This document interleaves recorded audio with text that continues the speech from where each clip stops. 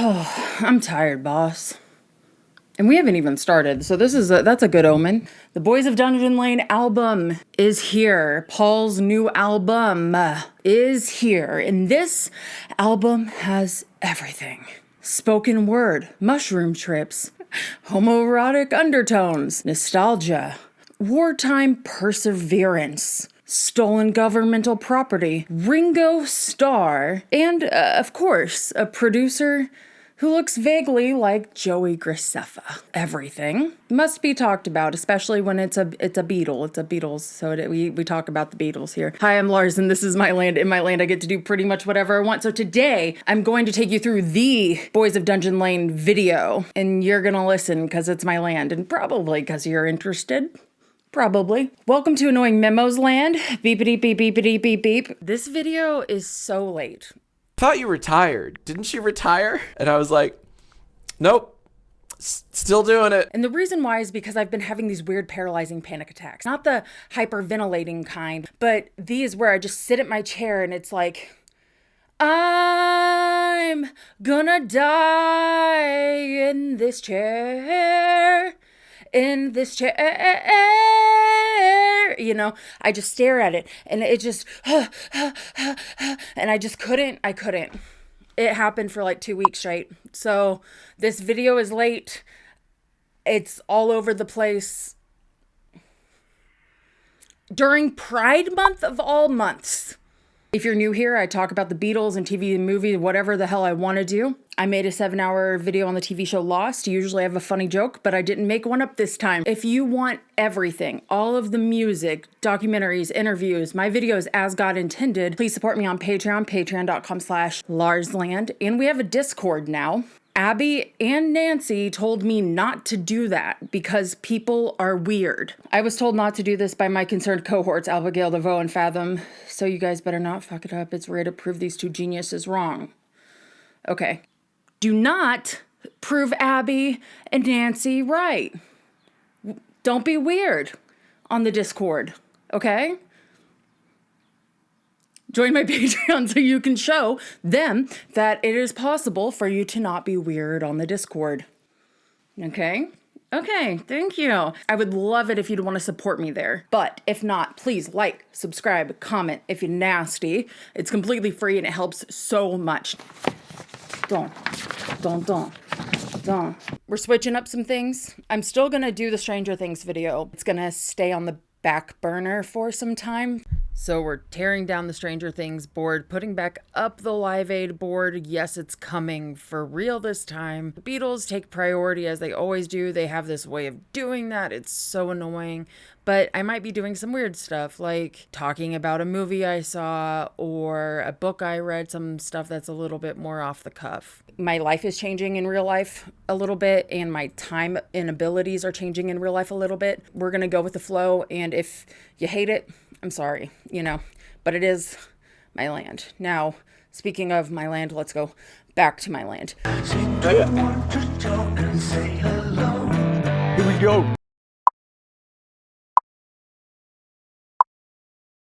I'm one of them. I've got my non-binary flag over there. Hello. I'm part of the club. I have been threatened for my life for hanging these, by the way. Fun fact. Love America in 2026. But this chair's driving me nuts. Such a trash. Didn't worry where the road was gonna take us to. We're going to talk about it. We're going to go through readings and reviews, and we're going to listen to it. This is a full-blown album video. Okay, yeah, okay. Earlier, Lars read the press release for the Boys of Dungeon Lane album, and that's kind of an overview, so that's going to go right here. All of that comes flooding back. It's like a dream. On March 25th, 2026, Paul McCartney announced his 19th studio album, 18th. I screwed this up.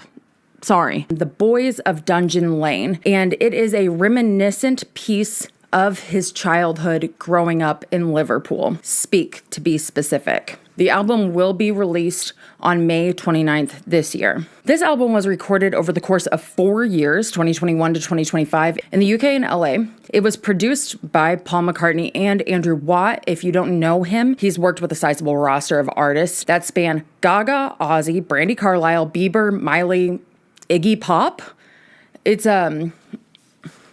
that's a collection of people. The record's runtime is 47 minutes and 7 seconds, so it's a pretty good length. I find it interesting that this project seems to be rather multimedia. There's obviously an album trailer, but also there's a Google Street View available of Dungeon Lane on the album's official website, theboysofdungeonlane.com. Cannot believe that URL was available. Somebody surely would have snatched that up. Now I would like to read the press release from paulmccartney.com. The Boys of Dungeon Lane is not only the first new solo album to be released by Paul in over 5 years, it is a collection of rare and revealing glimpses into memories never before shared, along with some newly inspired love songs. With The Boys of Dungeon Lane, Paul McCartney turns the lens inward, revisiting the formative years that shaped his life. Paul now tells the most personal story of all, his own. It was where I used to kind of escape the housing estate and go down to the shore. Yeah.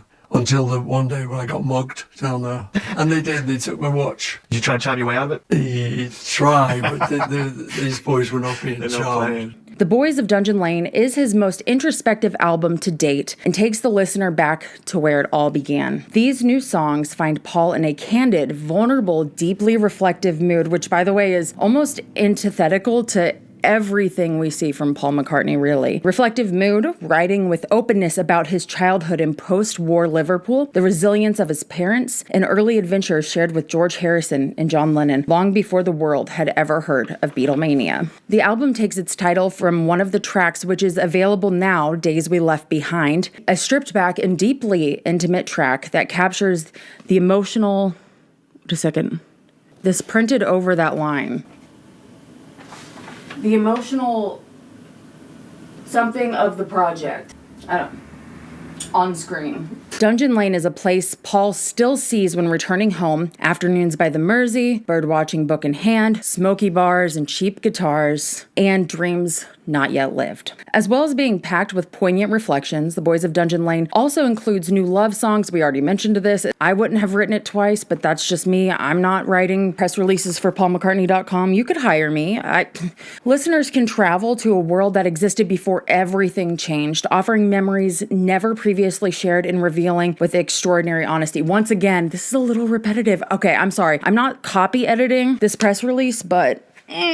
maybe a little bit. I don't know why I just did that. I have no balance. Why am I doing this? I like this line though. This is the story before the story. About the creation of the album. The Boys of Dungeon Lane was first brought into existence 5 years ago when Paul met producer Andrew Watt for a cup of tea and an exchange of ideas. While playing around on the guitar during the meeting, Paul happened upon a chord that even he didn't recognize, which is crazy, by the way. Undeterred and driven by his experimental nature, like a dog with a bone, Paul carried on changing one note, then another, until he had a 3-chord sequence, which Watt suggested they should record. The session yielded the album's opening track, As You Lie There. Encouraged by his new producer, Paul would flesh out the new track, playing the majority of instruments, much in the spirit of his 1970 solo debut album, McCartney. So began the journey of what became Paul's 18th studio album, credited solely to Paul. So why did I say 19th earlier? The press release says 18th. Why did I say 19th? Paul's packed schedule meant that the album, and I'm not going through and counting, okay? I'm not doing that. I'm trying to turn this over fast.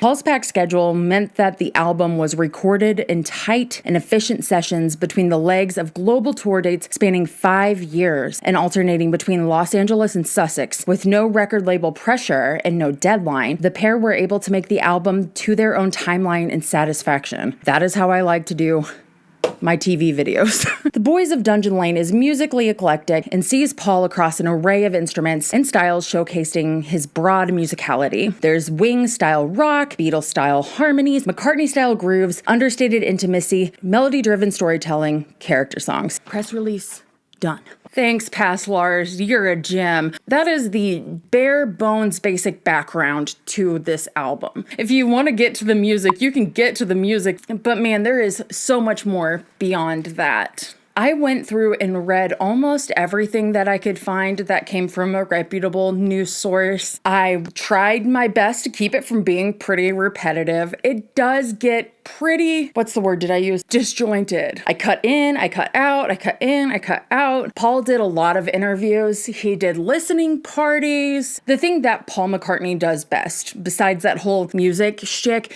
is telling the same story over and over and over again, which is what I grappled with during this entire music process. If I hear this story again, I'm gonna lose my shit. There's the titular album marketing circuit that all of our faves undergo these days. The podcast, the interviews, the aforementioned chicken shop. Not aforementioned. I haven't mentioned it yet. The forever popular chicken shop date. Do you think I should start taking drugs? Depends. We'll talk. Okay. Mushrooms? Depends. Okay. We'll talk.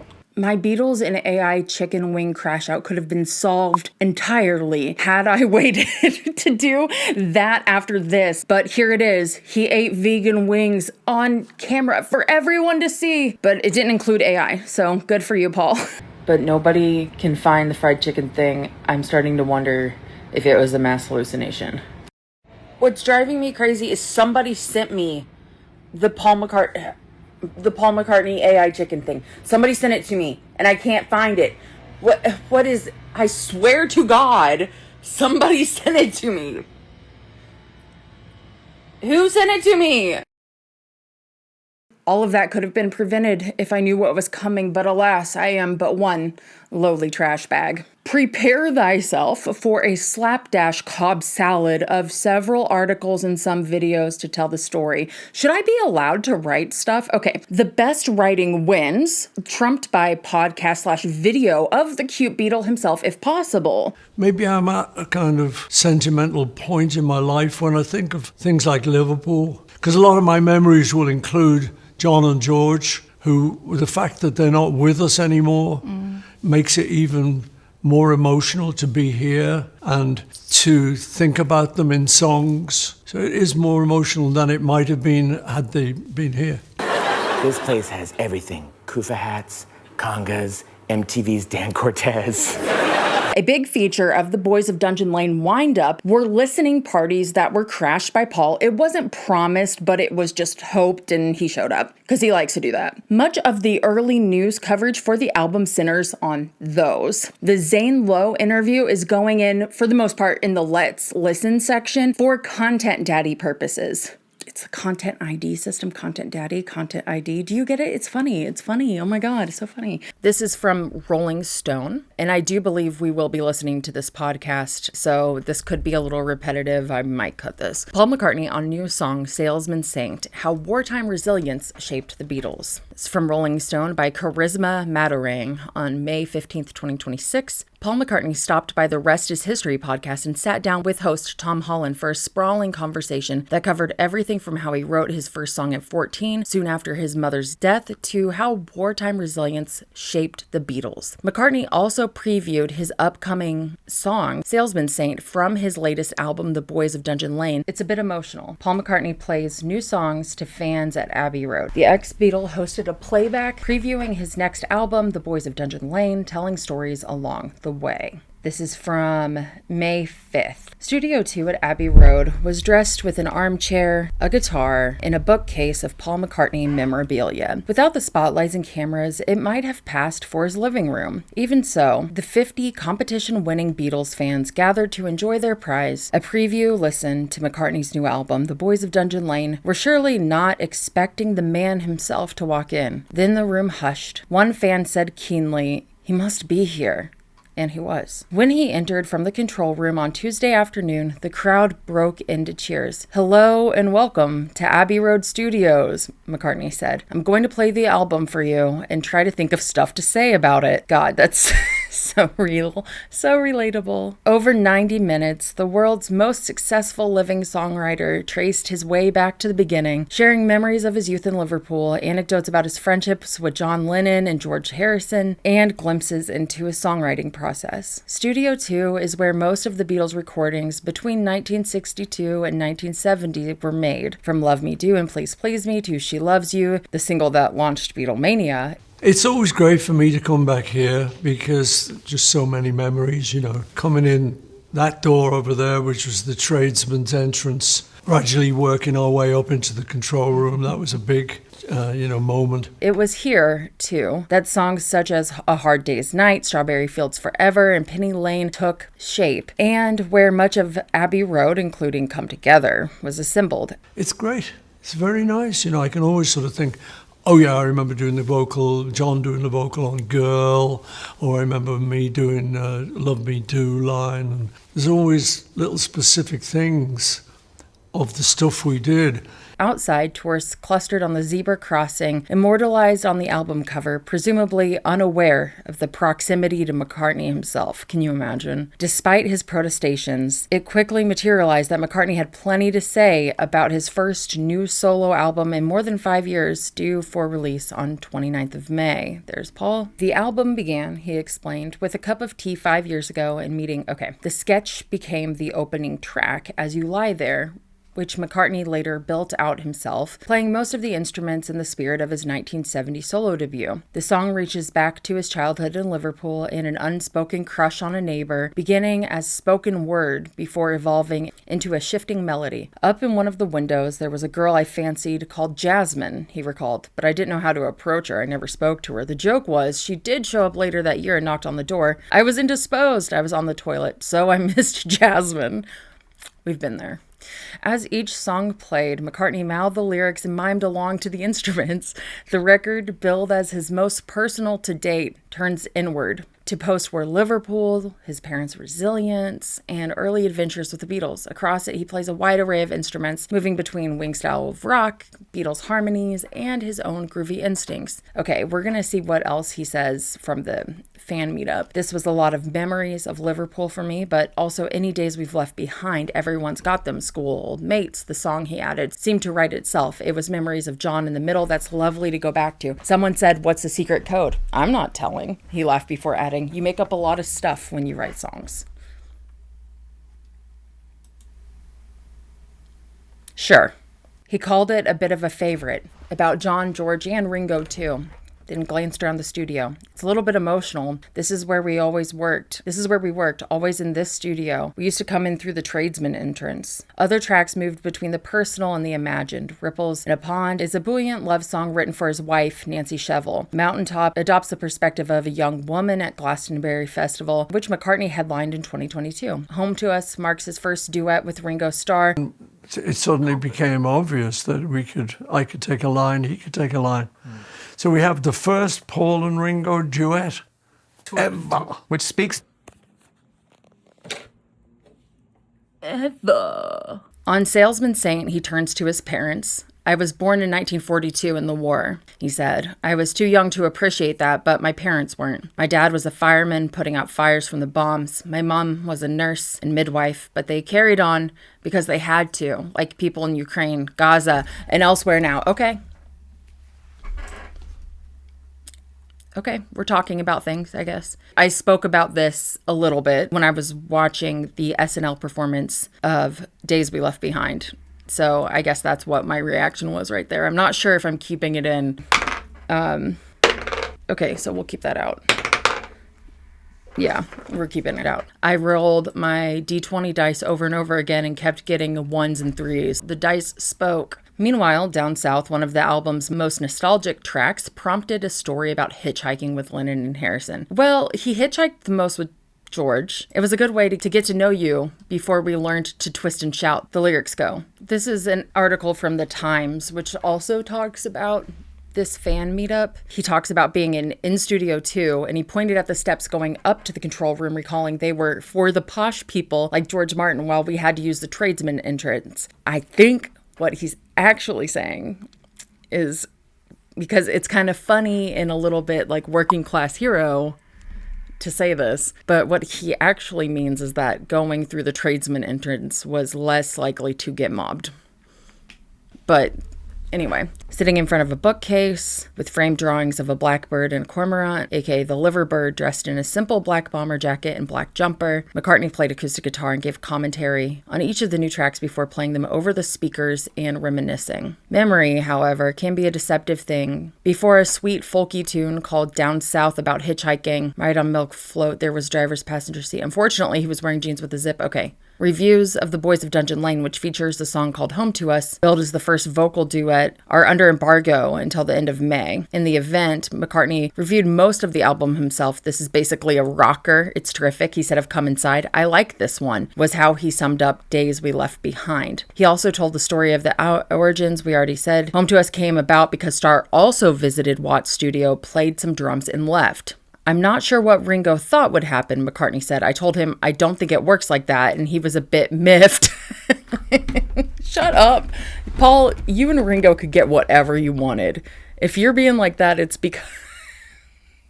asshole. From there, McCartney built up the track himself, adding the drums alongside Starr's before recording the vocals and then asking Starr to record a take of the vocals too. We had his vocal all the way through and my vocals all the way through, a Paul and Ringo duet. He added Chrissy Hind and Charlene Spiteri on backing vocals for good measure. Of a song called As You Lie There, which begins with a gentle acoustic strum before building up with a piano, electric guitar, and a bombast that recalls the Beatles' final album, Abbey Road, McCartney recalled walking from his house on Forthland Road and passing the tenement block where he spotted a girl called Jasmine gazing out the window. The man behind Here, There, and Everywhere and I Love Her, two of the greatest songs in the 20th century, had finally gotten around to writing about his first crush. Rather more poignant were the two personal songs to complete the album. McCartney said that being born in 1942, he was too young to remember the war, but his parents lived through it. And with all the turbulence going on in the world, Gaza and all these places, I thought of my parents. You're expecting the bomb to fall. Hitler was sending planes over Liverpool, and my dad was a fireman, my mom was a nurse and midwife who had to deal with all these injuries. That has something to do with you. The resulting track, Salesman Saint, is a brass-laden waltz with a big band war-era feel to it and lyrics about laughter and a song to make it through the night. Finally came Momma Gets By, a Broadway-style musical theater number with shades of Porgy and Bess about a matriarch holding it all together as her feckless husband enjoys himself. McCartney has certainly never described his own father as feckless, but the fictional portrait must surely have drawn on memories of his mother, who died when he was 14, served as the inspiration for Let It Be, and became something of a driving force in spirit, something that happens to many people who lose a parent in childhood. The Boys of Dungeon Lane takes an English psychedelia, acoustic folk, straight up rock, nostalgia, whimsy, sadness, and a big dose of hopefulness, as you might expect from McCartney. But there is a difference here from past albums. It has fallen on McCartney's shoulders to keep the flame of his old band alive, touring the world, playing Beatles songs, working with Peter Jackson on Get Back, and unearthing an unfinished ballad that John Lennon recorded in the Dakota Building in 1977 and fine-tuning it into Now and Then, which was presented in November 2023 as the final Beatles single. What McCartney hasn't done much of is look back on all that. By the way, Ringo was involved in all of this shit. Like, don't denigrate his presence. What McCartney hasn't done much is look back on all of that happened before he was famous, what it all means, and how it shaped the songwriter we all know and hold in great affection until now. Okay, so this is an article from Billboard, and this site has given me nothing but crap, so we'll see what happens. Paul McCartney walks us through every track on new album, The Boys of Dungeon Lane, and lovingly shares Beatles stories. So this is a listening party that he had in Los Angeles. This article came out on April 17th, 2026. We talk about how he sat down on April 16th at Andrew Watt's newly christened studio, Diamond Dust, where they talk about the making of the album. He told stories. Overall, delightfully Beatlesque in parts in terms of melodies, instrumentation, bold tempo, and stylistic changes. Of course, McCartney's vocals. Watt stressed that for the most part, other than strings and orchestration, McCartney played all of the instruments on the album, including drums, though he got a very able assist from Ringo Starr on one track. I said to Watts, "Are you going to get Chad Smith?" And he said, "Why don't you have a go?" And I did. "No one else can do that," Watt said of McCartney's multi-instrument prowess. Modest McCartney replied, "A few people can do it," before taking a beat and cutely tilting his head and adding, "But not many." The superfans were shuttled from the Capitol Records tower to the studio, and while McCartney's presence hadn't been promised, when the fans and 3 journalists entered the small room and saw 2 burgundy velvet chairs with 3 acoustic guitars lined up behind them and flanked by 2 large speaker stacks, anticipation rose that McCartney would definitely make an appearance. Shortly before 7 p.m. Pacific time, Watt, McCartney, and McCartney's wife, Nancy Shevell, entered the room with McCartney miming playing the guitar. "We're going to play the album and we're going to explain how we made it. Welcome, my Mrs. Nancy." And that's exactly what happened. For close to 90 minutes, a delightfully loquacious McCartney dived into making the album, starting with how he met, ba ba ba, ba ba ba. Went for a cup of tea. It wasn't that good. When I first met Andrew, I thought he's a bit pushy, McCartney said, and he is. But that's what you want in a producer. You don't want a shrinking violet. Okay. The upcoming article is The Guardian's post-album release article. It starts out with some production notes from Andrew Watt in telling his experience, which I thought was interesting. But then it goes into Paul's conversation on politics, and I at first was thinking, should I include this? Not because I'm afraid of talking politics, obviously, but just because I was like thinking about the time and all this stuff. And then the more I reread this article, the more I thought, yeah, let's do it. And then he gets into kind of this curmudgeonly, adorable thoughts on technology, and it's kind of endearing, but also lots of sharp thinking from Paul. Whether or not you agree with what he's saying, it's not super hot takes or anything. It's just kind of like, you have Donald Trump as your president? Kind of stuff like that. I've been asked about his politics before, so I'm not going to explain them. I'll let him do it. McCartney's collaborator on The Boys of Dungeon Lane was the producer Andrew Watt, a 35-year-old American famed for his work with Elton John, Lady Gaga, Ozzy Osbourne, and for helming the last 2 albums by the Rolling Stones. McCartney even appears on their latest out in July. Watt had never been to the Chester Road, but somehow they found common ground. Indeed, he encouraged a greater specificity in McCartney's lyrics. I was writing a bit in Days We Left Behind where I was saying, "We met at Forthland Road," McCartney recalls, and I thought, should I put that in? I know where Forthland Road is, but does everyone? Everyone has a Forthland Road, Watt assured him. You don't have to know or have been to the place, but you get it, McCartney says. Watt and McCartney first met over tea. We already know this bit. We've told this story. He plays the chord for me. I wonder what emotion it conjures for him. Sort of a little bit of strangeness, he says. A little bit of romance. Stranger than fiction. Watt describes working with McCartney as the greatest experience of my life. He was a lifelong Beatles fan, but the singer made sure he never felt overawed. He knows exactly who he is and what he's done. And when he comes into the room, he comes with no ego. It's as if he invites you to come up a little bit to his level and he comes down a little bit for you. He makes it very open. Watt has an abundance of memories from their time in the studio, how he was brought to tears by the vulnerability of Days We Left Behind, and how Home to Us, a duet with Ringo Starr, which began with a Ringo drum track, came to sound so strikingly fierce and loud. We did not have pretty childhoods, McCartney told Watt. It was important that the song should be just as tough. In the middle of the song's recording, McCartney went to see Oasis and was inspired by the enormity of the band's sound. Forget about Spinal Tap's 11, he told Watt. The amps are on 12. He sought a similar immensity. As we sit on the sofa, McCartney's conversation flows on from the album's other guest turns, Chrissie Hynde, Charlene Spiteri, to midwives' housing in 1950s. How Liverpool's bus network was arguably as transformative as the railroad in the time of Lincoln. Okay. I'm not saying anything. I'm just like, how did we get there? How sometimes he thinks about his parents caring for him as a newborn in the war, how it became impossible not to relate it to the current situation in Ukraine or Gaza, where any second the bombs could be dropping and you have to cope with that knowledge. Such dark imagery hangs in the shadows of Dungeon Lane, a sense of life pressing hard, with rent to be paid and no food in the larder. Husbands getting high, families who couldn't take any more but they had to. The album seems to draw a line between those febrile days and our own fevered times. McCartney is confounded by much of the current age, its politics, technology, belligerence. Whoever would have thought you would have had an American president like that, he wonders. You wouldn't have thought they could get away with it. Or the Secretary of War? That I can't believe. I still think humanity's got great resilience and great spirit, and most of the people I meet are cool, good, nice people. Family people, he continues. And I think we all have reasonably similar values. And often if I'm writing a love song, I think, oh, this is not local. They're doing this kind of thing in China. They're falling in love and having babies. It's a human thing. So I have every hope that we'll get through it. He pauses. My way is to kind of ignore a lot of it, he admits. So there's a lot of things I don't do, such as he looks animated. Cookies, he says, referring not to biscuits, but to the eternal internet vexation. Everyone accepts cookies, and I go, no, I'm looking for reject all. He actually mentioned that in the Stephen Colbert interview. Recently, McCartney played at gigs, Apple II as we call them. He talked about this during his other interview. He chided Tim Cook. Yeah, we already went through that. I don't want updates. I just learned this lot. My feeling is, look, I bought this device. It's mine, so I should kind of be able to do what I want. He picks up his phone and he shows me a picture he took of a vase of hydrangeas in his house. Mainly it's a camera for me, he says. Does he use emojis? Yeah, I like emojis, he nods. What are his favorites? Thumbs up is a big one, and I have the little cowboy face. And then I get a little bit creative. I will have strong arm, heart, strong arm. He smiles, hopefully. I think it looks a little bit like a person. What a dork. I love that. So normal sometimes. He's so normal.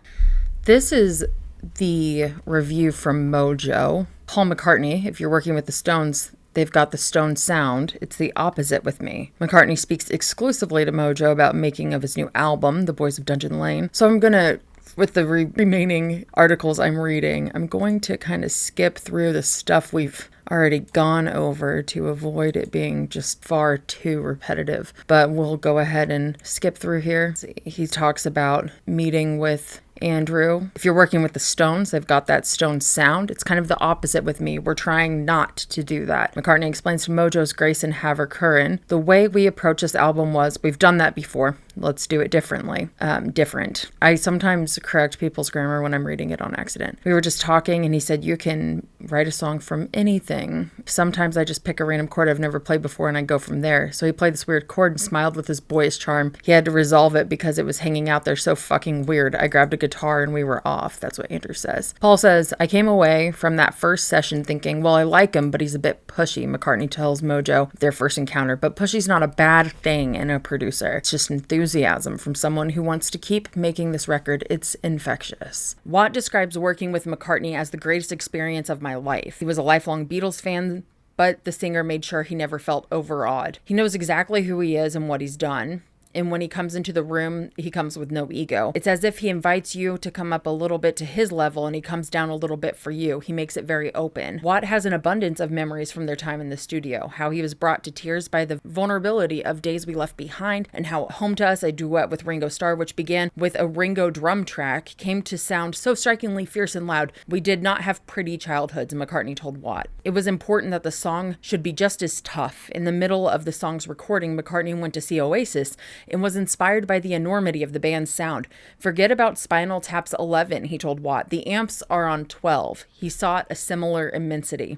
Unlike 2020's McCartney 3, which he wrote, performed, and produced almost entirely alone at his studio in Sussex during the pandemic, The Boys of Dungeon Lane features a number of guest contributions, including, in a subtle nod to Wings, his wife Nancy. On the upbeat Home to Us, McCartney sings not only with the Pretenders' Chrissie Hynde and Charlene Spiteri from Texas, but with Ringo Starr. McCartney's first actual duet with his former bandmate. Okay. Things people write often do refer to the past, but it's hard to just refer to tomorrow. We don't know what's going to happen then, he says of the album's reflective themes. But the past is even just talking about yesterday. It's full of stuff. It's a rich place to mine for ideas. There's the cover here. Is that it? I don't want to get depressed, so I fight it. It's not always easy. In fact, it's never easy. Okay, so this is all the ones that we can read here. I'm not going to be buying that magazine just to read it. So anyway, that's what we got from Mojo. Yo soy Costanza, weeknights at 6 and 6:30.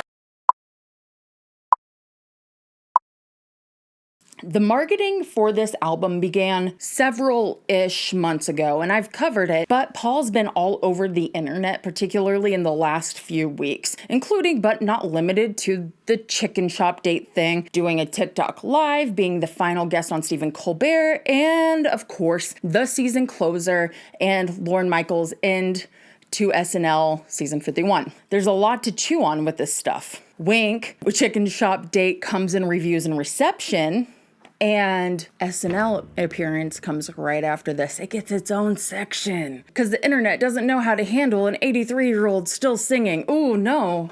Oh, no. Sounds like an 83-year-old. Due to sound issues and almost worthless reactions on the Stephen Colbert interview, I'm sorry, but it's not going to be in the video. If you want to watch it, it will be linked below. It's fun. He says the exact same stuff in a couple other interviews about technology and not wanting to have to upgrade his phone, and something about Tim Cook, Tim Apple, all that stuff. Are you good with change? No. He can do change if he's the one controlling it. I like things to just stay the same. You're like the iPhone. I know how to do it, and I say, update. I don't want to update. I say, I bought you. I don't want you to change. As this was the last show of Late Night with Stephen Colbert, R.I.P. in peace, he was able to talk about the Sullivan Show because this was in the Ed Sullivan Theater, but also they stood together, quote unquote, flipping off the switch, ending the show, and they had this really neat moment. I thought it was a really fun little interview. I love Stephen Colbert in general. I like his energy, so when we're putting these two together, you're gonna make me happy anyway. One of the appearances was at the diner used to make the album trailer with Paul Mescal, who will play Paul in the 4-movie Beatles biopics. I made a scorching video on that. One of the best comments was along the lines of, "This is silly, you're being silly, you're going to watch them and you know it." Oh, am I? I still will not be going to see them, paying for them, watching them at home, pirating them. I'm not gonna watch them. I have never been more dead set on something that's not related to my marriage, okay? I did love this meetup though. It's 11 minutes, but you know that the conversation went on forever. It's clear that Paul Mescal really cares. He's got his own little notebook. I think he took these notes for himself. I get the vibe that he's really, really, really invested in his character, and I totally support that. I'm just not gonna watch the movies. Okay, anyway, I got a little too involved in breaking down body language during it. And I was gonna leave this whole clip in here, but something happened to the audio. I don't, listen to this. Days We Left Behind is I love so many songs with that. I still don't know what that was, what caused it. Everything's fine now. I just don't know what happened. It's a problem here. It's a problem in the Stephen Colbert interview and the listening party. So I had to change like a bunch of stuff up, which was really frustrating because I sat my ass down and filmed all of that in 3 hours. Like all of the readings, all of that stuff is a mess. I wrote, I can't do that. Do you want it? Great, it's linked below. But there are 2 bits that I want to show. One of them is going on in the Days We Left Behind section. The other, the over analyzing thing, is going right here. Just gonna narrate this little bit because of Content Daddy. Thank you, Content Daddy. Paul Mescal says that Days We Left Behind is his personal favorite. And then Paul McCartney makes this face. He looks extremely touched about it. So I'm like, oh, that's really cute. Great. He says that the song isn't attempting to be overdramatic or melancholy, but there's a feeling of pride and warmth about having John in his life during that time. Paul Mescal then says, it's the warmth that I find upsets me when I listen to it because it is so beautiful. And I will try to add what Paul McCartney says right here. Yeah, It's so kind of a beautiful. funny thing, that, isn't it? Yeah. Yeah, it's kind of a funny thing, that is. Yeah, it's like the first time he's ever thought about this from an emotional standpoint, where Paul Mescal is, what's the way to say it? Like, he has the notoriety for being a soft boy. He always plays really emotional roles, you know? And Paul McCartney, this is the first time he's ever thought about it emotionally ever. To quote exactly, the collaboration you have with them all and the relationship you have with John, it's such a full, brilliant, complicated thing. He asks, where's your heart at with all of that now? And I really liked Paul's face during this, and this is the part that I kind of analyzed body language wise, but it's just Paul is being kind of confronted with sharing all of this with all of us, the whole world. Look at that face. He's so happy. Oh, he's so happy. Hang on. Look at Paul's. He's not. Look at his hand. He is squeezing. He's coping. Just Look at so that. Not in a bad way. beautiful. Yeah. It's so So he goes from this, clock this wrist, squeezing the fuck out of it. Where's your heart with all of that now? This upcoming rant is going to seem like it's out of nowhere.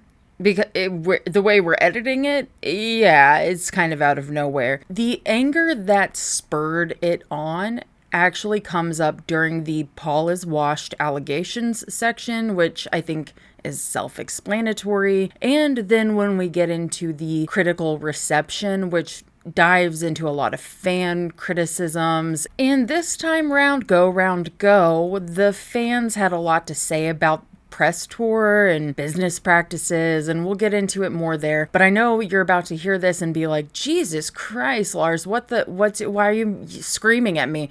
And basically, like, I was mad because of stuff that hasn't been explained well. This is not a well-produced video. Shocking. The Times article winks at the malleability of memory. Probably one of Paul's biggest criticisms is that he lies. And I don't care that Philip Norman is an old, raggedy man. I am prepared to drop kick him for that shit. IYKYK. And actually, all of you who say... I'm reading straight from this. This Lars might disagree with what this Lars wrote, but we're just going to go with it, okay? I was so mad when I wrote this. And actually, all of you who say, did Paul make that one up? Mark, that includes you. It includes you. Maybe it's only you, Mark. Sorry, Mark. Because what Paul has done for decades is what we call media training now. And that's true. Being careful isn't a sin, and the man doesn't owe us his dirty laundry. Plus, we know most of it anyway. I really appreciated this NME interview in spite of it dropping the day of the album release because of the through line of Paul talking about how he writes with John in mind or sort of consults with John at times, which has been something that he talked about in his Zane Lowe interview, in the Guardian interview. And then when it came to writing, that kind of relationship stayed there. I might even refer to him in my mind. Yeah. You know, as if we're still writing together. I'll write something and go, what's that? You know, is that any good? And you're talking to him. Kind of. You know, sometimes I get away with it. Sometimes you say, no, it's shit. But, you know, his spirit's sort of still in me. This is nothing new for Paul. He talked about it in his Stephen Colbert appearance in 2019 when he was talking about McCartney 3.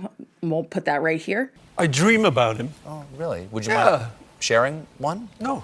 Okay. Yeah, sure. I mean, the thing is, you know, when you've had a relationship like that for so long, it's such a deep relationship. I love it when people revisit you in your dreams. Paul says that he's always got a really good beat. He remembers his memories. No, he remembers his dreams. But also, Paul has always kind of had a little bit of a ghostly saying that he's got some sort of connection to John. And I come to get my Hofner bass ready to play, and it's covered in sticky tape. You know, dreams. I'm picking all this stuff off, trying to talk to him. I had a lot of dreams about John. They're always good. One time he said that he's never had a sign from John, even though they agreed when they, like, if one of them died first, they would send each other a sign. And then his ass went on TV and did this in 1995. You know, I remember John most days anyway, you know, because he was such a big part of my life. And it was something I'll never forget, obviously, you know, it's the fondest. What was it? No, it was just a weird blue flame. That was John. I'll tell you something, man. He's there. Weird, man. That's all right. It's okay. Leave it in. It was John. He's around again, you see.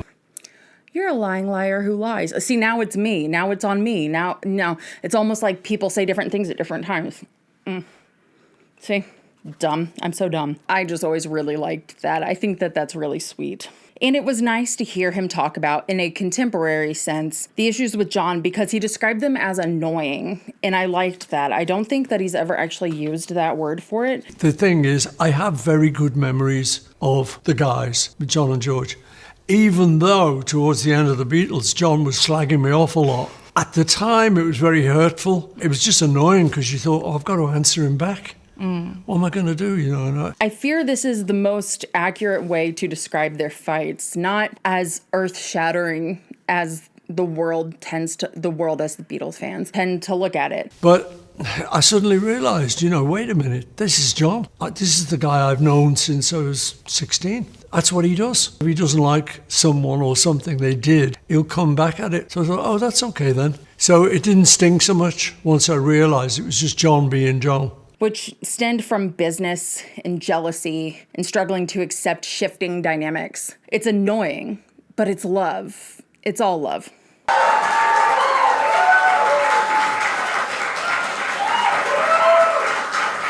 I digressed. This is actually a perfect example of how memory changes because we just heard the George Zipper story, right? Oh, we haven't. Okay, well, here it is. And it was a little a milk van. George was sitting on the battery. Suddenly George goes, ow! And he jumps up. I said, what's up? He said, I fucking know.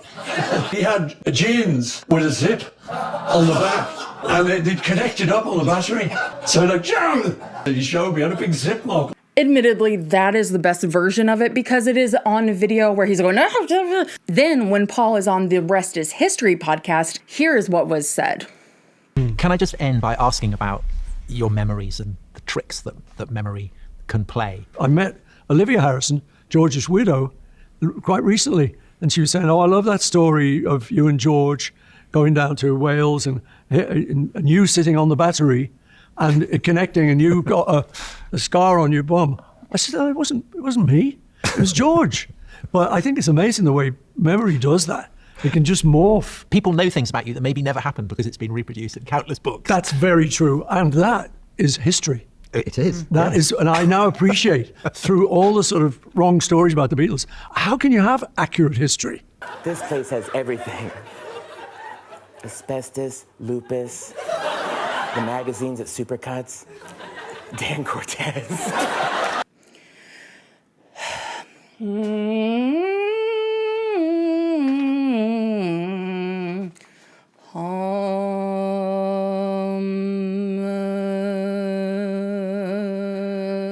Paul has washed allegations. So every time Paul McCartney appears in public in any sort of beyond regular fandom way, the world freaks out because he's 83 years old. Psst. I'm about to discuss Paul's performances on SNL, and I might include a little bit of Hello Goodbye on Stephen Colbert, and because Content Daddy doesn't like fun, they're gonna be smooshed in here in places. That's just a thing. The Paul has washed allegations. This is nothing new, okay? But he went on SNL and he performed 4 songs: Help, Drive My Car, Band on the Run, and Days to Be Left Behind. 3 of 4 of those were from his prime time, 2 Beatles songs. One of them is John's song, so it's not technically even one that you can compare apart, but people really picked apart Band on the Run. Even I did. When I was watching it, I was like, woo, girl. Ooh, girl. That does not sound that great. Because Band on the Run is a choice, by the way. That is an extremely intense sounding song. It's a choice, I feel like. I don't know why I guess it's just because it's super popular. What else is he gonna sing? Like silly love songs? He's not gonna sing that shit. Anyway, and there was a bit of outrage at an 83-year-old experiencing vocal twink death. Sorry, what that means is that people were like, take him out back, shoot him. He's not my president, not my Beatle, He doesn't sound good no more. I saw it going down on threads. Future Lars is going to read them out, but unfortunately we can't get super pissed because every little hater got super squashed and dogpiled on by the rest of the internet. Everyone that got mad about his voice, it was just like, I read a couple of angry ones, but people were just like, you're stupid. I can't believe you're talking shit about a Beatle. And that included me. I was like, I think people forget that Paul McCartney, a Beatle, is a Beatle. It's a crazy take to have where it's like, somebody needs to tell Paul to stop singing. He's not going to stop singing. So he did the Chicken Shop Day interview. Yes, I keep talking about it. But Amelia asked him, can you still do a headstand? Yeah. Really? When was the last time you did one? Last week. Oh, wow. Like, he's not done. One of the interviews he was in, he talked about retirement, but I think I'm going to put that in a different place. So either it's here or it's in a different place. Why did I do that? It's unpopular to shit on a Beatle like that, period. You can probably get away with talking crap about Ringo. You can get away with saying certain things about John, not about his music, but about his personal life. You can watch my Beatles and domestic violence video if you want to deal with that. But anyway, a bunch of us high horse jabberjaws are going to show up to defend young Paul's honor. He can still do a headstand. Shut up, it's a Beatle, let him perform. But yeah, I did have to go watch those 4 performances. Sometimes the music is going to be sped up due to Content Daddy. If the music is sped up due to Content Daddy, this will be at the top of the screen. This little red text at the top of the screen. If I miss it a couple times, I miss it a couple times, okay? Okay. For the purposes of the YouTube version of this video, I'm only including Band on the Run because I feel that is the best example of Paul's vocal twink death. And I'm also going to include the end of Drive My Car, just this little clip, you know, for funsies. Everybody in the world is like, put the bass down. Stop throwing your bass around like you did for Ringo's birthday party. Don't put the bass down. Paul, I don't know which year this one was. I know that it's not the Lost Bass, but he's got 2 backups too. So it's not, but everybody's just like, put it down. Put the bass down. This is absolutely psychotic behavior. Look at this. Like, put the bass down. Oh my God. Once again, Paul McCartney.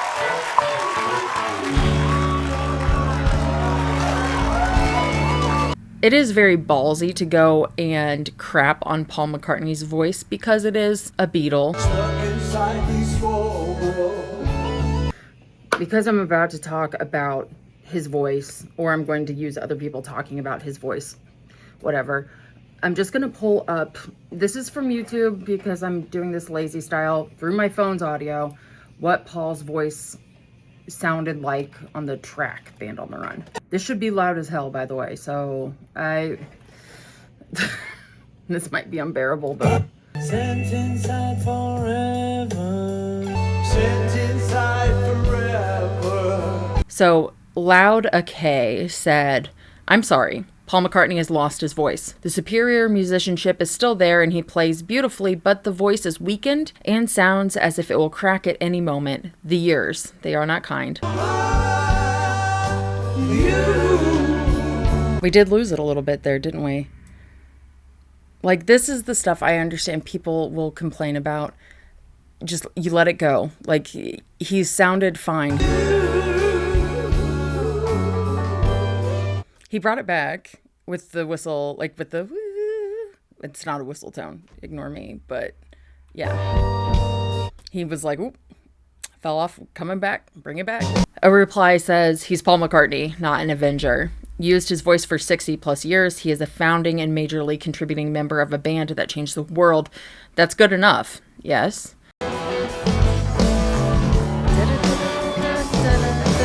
Gotta wonder if he's wearing these Cuban heels because he's doing Dungeon Lane now, so he's feeling very sentimental. It's also an interesting choice that those are matte Cuban heels because right now really shiny shoes are in. See? These are Cuban heels down here. That being said, though, I don't know how high up they go on the ankle, so technically could be cowboy boots. Back to show the middle section of the song here. Might I remind y'all that I did make a Band on the Run video, is like the last normal length album video I made. If I ever get out of here, Here we go. gonna give it all away. To a registered charity. Stop singing. Okay. It's not helpful. Stop singing.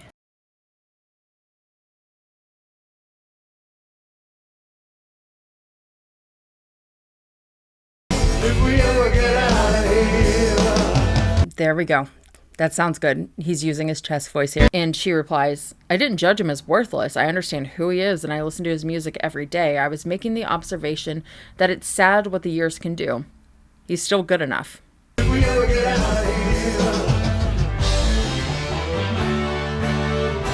Then here's Uncle Dis, who said, "I'm sorry, but someone on Paul McCartney's team needs to tell him that it's time to stop performing live. He had a great run."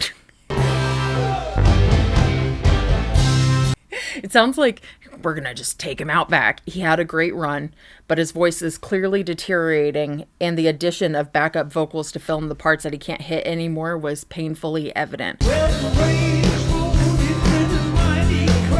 And then here's some other things that are very nice. Paul McCartney being the person in 2026 to end Lorne Michaels' run on SNL and The Late Show in the same week is really something to wrap your head around. SNL saying "fuck the time, Paul McCartney gets one more song" is the real definition of respect. I'm being an asshole. But here's the thing. It doesn't fucking matter. It doesn't matter because, let me see, when did it changed here? Okay, sorry, I was looking at the photos in the back. It doesn't matter because it's Paul. It's him. It doesn't matter how he sounds. I wanted to put in more, so we're back. So here's the thing. Like, let's say that you're not an avid fan of Paul McCartney, which, missing out. Major problem on your end, okay?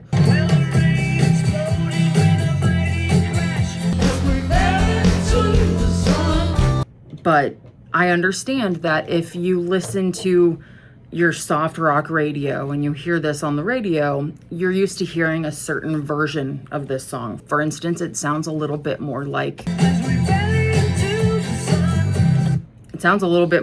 Beatle Paul, okay? And that's fine. That's fine. But if you're one of us, this is how Paul has sounded. Well, I mean, shit, I came onto the scene in 2022, so I'm still very much like a novice fan of the Beatles. Claim.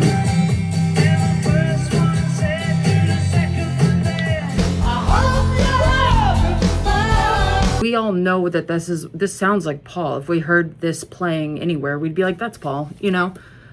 It doesn't sound old to us because we've been, you know. So if you're hearing this, then maybe you're out here with the balls, the gall, and the gumption to say that Paul should pack it in. But anyway, so let me play a little bit more of this so we can have just, I don't know why I'm getting angry again on my fourth, count 1, 2, 3, 4 copyright. Dun, dun, dun, dun. Okay. It's a good song. It's a good song. It's a good song. But anyway, that's how he sounds there versus how he sounds during the SNL performance. It's different, you know? Different. He's older now. But what I said earlier when I filmed this in the dark, it was better anyway. I'm just being an asshole because I know him too well. It's fine. I just can't get past it feels like, is it vitriol? It's not that. That would be a little too strong.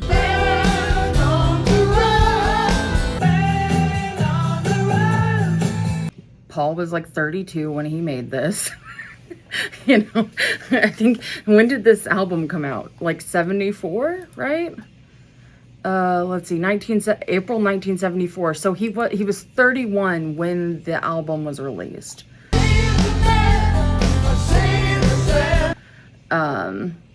In the UK. And I don't have all my notes in front of me, but like 31 versus now, but when recorded 83, he's 84 now. So there is going, God, I hope, to be a big difference between the way a person sounds and ages. Otherwise, we have a vampire problem, and we need to discuss that a little bit on a higher priority schedule. I really loved what Tay Music had to say. Paul didn't lose his voice. He gave it to us. A response I saw online to those complaining that Paul McCartney can no longer sing like he used to after his recent appearance on SNL. But I'm like, we're being a little, I don't know if it's recency bias of forgetting who this is. This drives me crazy. Paul McCartney? Your last guest is Paul McCartney? He is so dull, I can't take it. eating up all of the airtime. Airtime. Are you watching this on TV? That's nuts. That's nuts. It's nuts. Are you watching it on TV? I gotta know if you're watching it on TV. There's stuff that I wish I could read that I feel like I can't.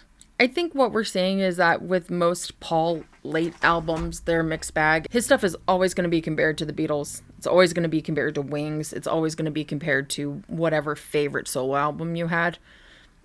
It's a mixed bag.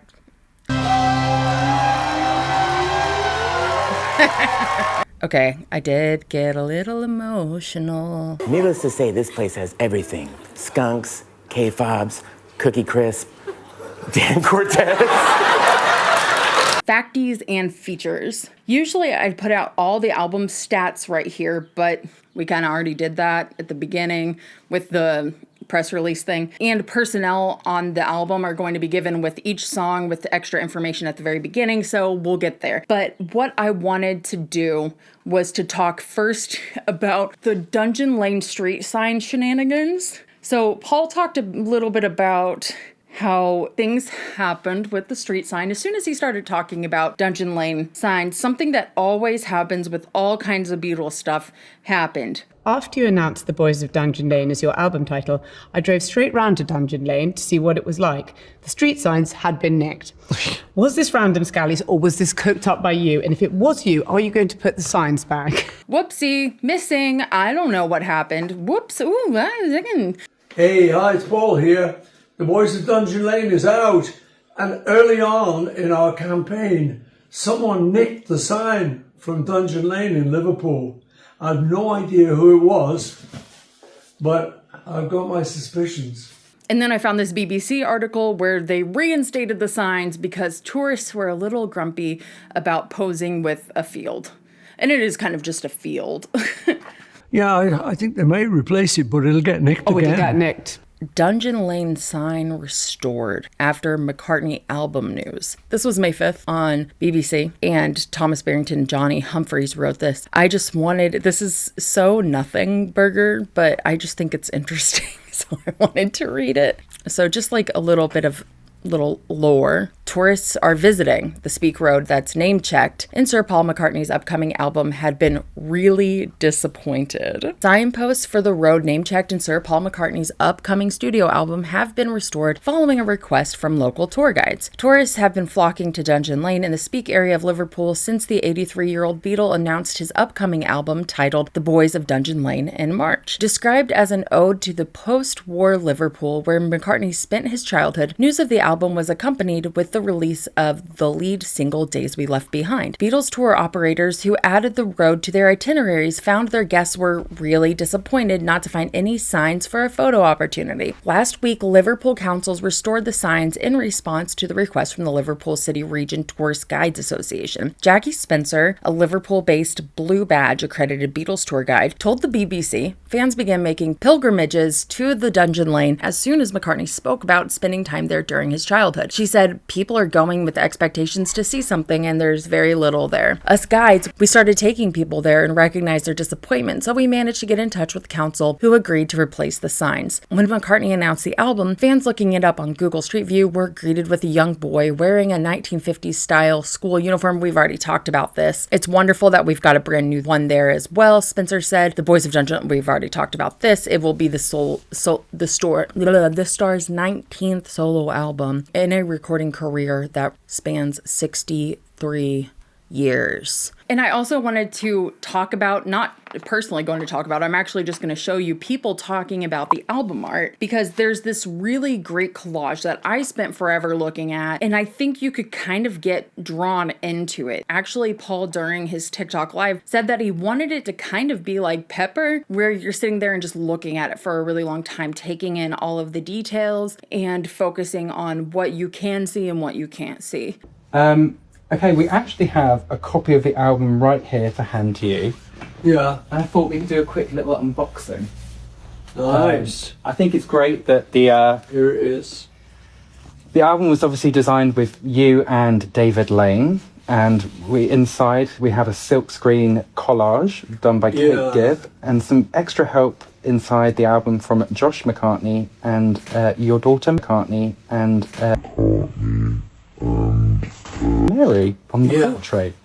Yeah, it was nice the way it all came together, really, because I asked Mary if she'd mind taking a portrait of me that we could use, because we knew Kate, the girl who did all the screen printing, would take that picture that Mary took of me and make it into that, which I love. I love the treatment.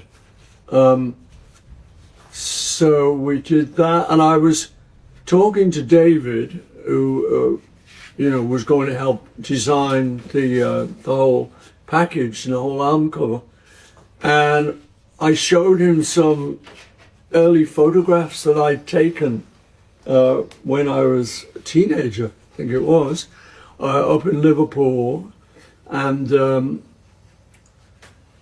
so I said, well, we should use all of them. We should get Kate to silk screen them, screen print them all. And so the thing I like about the idea is that it means you can look at this cover forever, which is, I remember trying,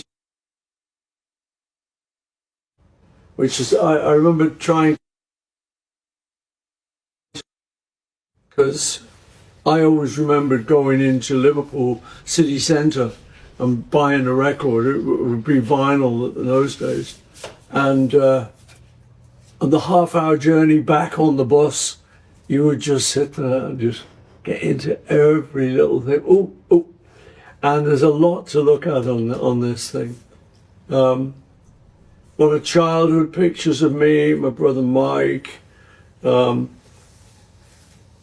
various friends. There's John here, George, and we went on hitchhiking trips. And one of the songs on the album just called Down South, and that's about me and George. I don't need to put it away. Me and George going hitchhiking from Liverpool down south. So I had a lot of nice memories of that, and that's all incorporated into this. And there's some Hamburg shots. I have a very important question. What is with the birds? The birds, okay, so Dungeon Lane, I was talking to David about it, and he said, well, what is it, Dungeon Lane? I said, well, where we lived in a place called Speak in Liverpool, there's like millions and millions and millions of council houses, like one of those big, house the people projects. And right next door to it, because it was right on the edge of Liverpool, you walk a mile outside our council estate, and there would be like deep countryside, and people's accents would even change. It'd be like a bit more Lancashire, Well, it's like you go back into Liverpool and so like that. All right, lad, how you doing? Bloody Liverpool. So anyway, the way you could get out was via this lane that led down to the shore, to the Mersey shore, the River Mersey shore. And so I used to go down there often, and I had a little bird book, which it's called the Observer's Book of Birds, and it had all the birds, and it's a pocket book, So I used to take that out. If I saw a bird, I'd kind of look it up and try, read about it and stuff. And my great memory there. So that's what the birds are all to do with in here. So these are all birds from the Observer's Book of Birds. But my beautiful memory that I still have, every time I think about it, it's like, we're seeing a skylark in a field. And I say to people, have you ever seen a skylark rise? And it's a great sight, because they go up like in a perpendicular sort of column. It's tweeting away till they get to the top, and they sort of stop, and then they sort of glide away It's really great sight and a great sound. They glide away to a different part of the field, and you're supposed to think, oh, that's where the nest is. Well, that's actually, apparently, that's the opposite place to where the nest is. The nest's over here, and that's his job, distracting you away from the nest. Amazing. I can take that off you if you want to. Yeah. It together, just some extra stuff that I found on social media. And then, of course, he does talk about photos. I can't put the background noise in because it's copyrighted, but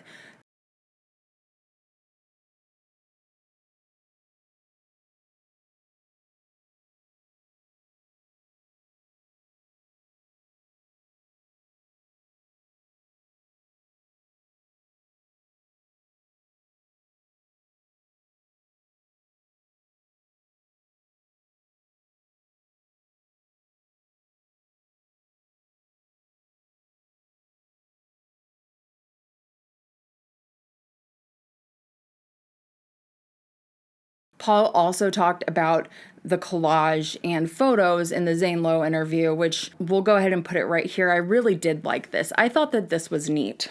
Collage you've created is beautiful. I know you did that, picking and choosing and putting it all together for the artwork. And Because of Days We Left Behind, we started to look at memories from the past.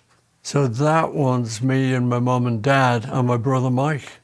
It's funny, we look at photos now and obviously we take so many of them and probably don't even look at 90%. Well, that's the thing about it, the phone, isn't it now? Yeah. I often say to people, when are we going to look at these? Yeah, but it does make these even more precious, when you do look at them like this and you realize that this photo took a lot of effort. This old wet Band-Aid found in a jacuzzi is the kind of place that makes you feel weird the next time you see your parents. Yeah. But I don't mind, it's their job, and so as long as what they're writing about you isn't too bad, I just think it's occupational hazard. Reviews and receptions. This is where I get angry. If you don't want to watch a 35-year-old obese bitch have a temper tantrum, then I invite you to skip to the timestamp labeled professional reviews. You're welcome. I don't think I'm going to have that big of a temper tantrum because when I wrote it, I was really mad, but I'm not. Why are you angry, Lars? You might be asking. Thanks, Lars Landians. I knew you'd want to know. I hate myself. I knew you'd want to know because I started saying, okay, well, there's a couple of things. This note is directly for people in my life. Okay, I'll just say this. Don't send me your reviews. Don't send me your opinions. When I'm working on a video on something, don't do that because I got too many of them this time. Next thing, Threads is an interesting place to exist because it's like a chiller spot and I like it so much more than Elon Musk's Twitter or whatever. But the thing that I saw that pissed me off were mixing album reviews with weird criticisms of how Paul did press and or how Paul does business. If you're going to let the press tour impact the way that you see the music, did you already decide before you listened? Because that's kind of how I'm feeling. I have established, and likely will continue to do so, that I have a Reddit problem and perhaps Reddit has a me problem. So the best and most brand accurate thing for me to do is to slide into some fan reactions from Reddit. So I love a good hater. I really do. You can't shit on me for loving a hater. Oh my God. And it's basically because I get a lot of haters. No, it's just because I've always been a little bit of a hater, always been a little bit of a bitch. So this actually came out on Thursday, which would be May 28th, the day before the album came out, which I thought to be annoying. My not so great thoughts on the Boys of Dungeon Lane. So I've been going through the Boys of Dungeon Lane over the past couple of days, and here are my thoughts. I'm going to massively go against the grain of people that will inevitably glaze this album no matter what, and say that this was kind of a slog to get through. There were a few decent standouts. Lost Horizon, Come Inside, Life Can Be Hard, Momma Gets By. But in my opinion, there's not too much here beyond the kinds of generics mid/back half of album filler songs. Also, his voice sounds weak even for a pro-recorded album. And there are some spots that sound very processed, and the auto tune is more obvious than perhaps it was intended to be. I know, he's in his 80s, and that's just his voice now. But for me, it just doesn't hit the spot. I have to wonder, because OP posted this, as mentioned, May 28th, the day before the album came out. I'm not sure what file size or compression OP was dealing with when they wrote this. It's very different depending on what version you're listening to of the songs, and we'll talk about that in the production section of this video. I'll force myself to have a few listens, but my own first impressions are that this isn't a great album by a long way. Each to their own. Okay.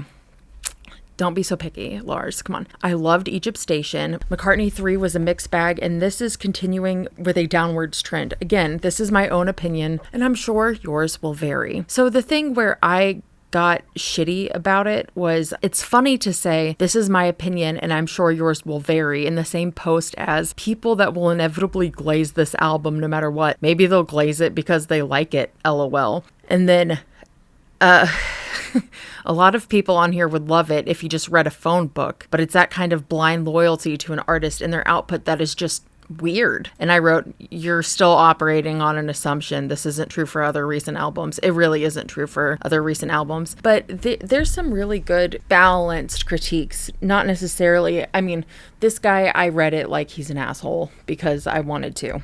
And because the rest of my reading in this entire video is like, I was going through and editing it. I'm like, God, I just wish you didn't suck so bad.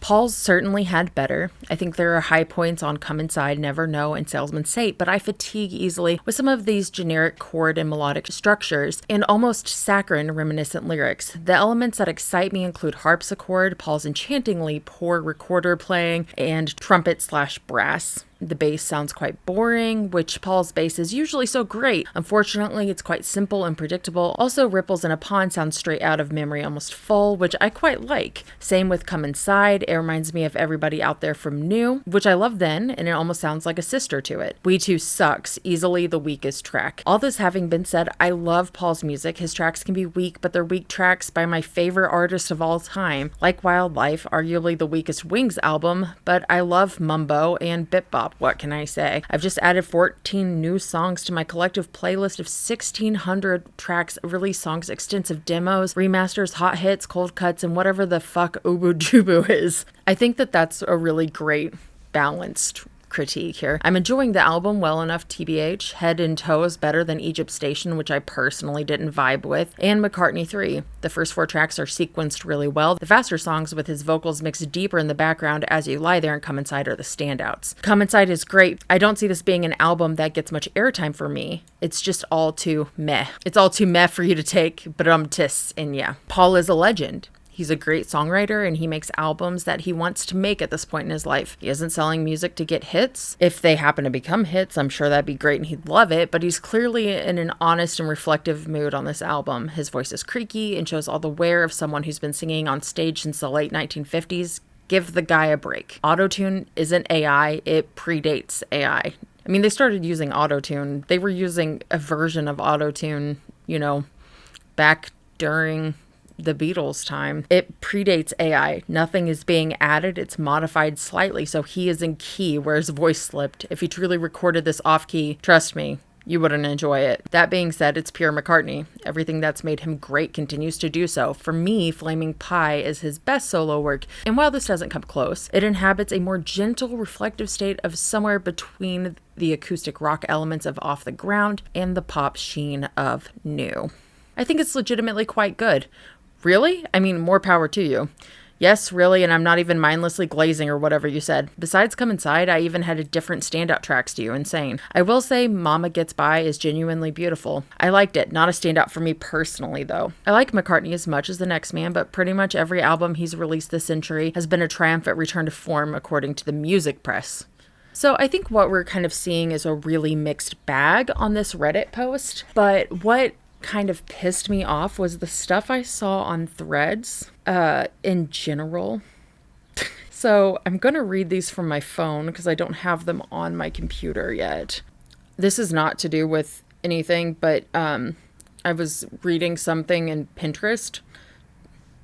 and somebody was talking about something they disagreed with, and they go, "Did you watch the show with your ass?" And it has been my favorite thing since Big Dog. Okay. You've been through a lot in the face of success. You know, you've lost people and it's come at a cost. And I think people know that and respect the fact that you keep showing up and wanting to give us music and give us this gift. So thank you for that. Yeah, I say to people, my pleasure. Because it really was, you know, it sounds a bit glib, my pleasure. But really, doing that music, being that guy, was a pleasure.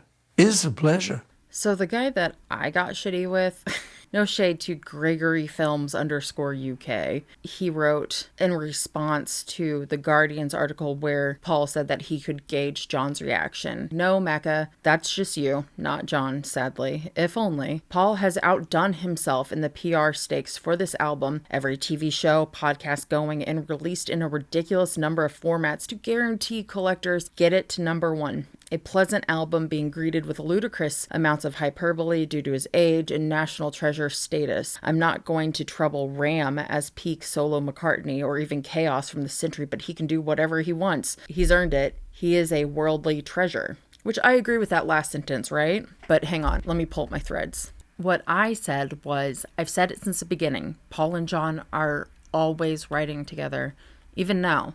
I've been watching the reception come in, and it's interesting to see which people are angry and what the gripes generally are. I wonder if people are criticizing the album or that Paul had the audacious nerve to do press.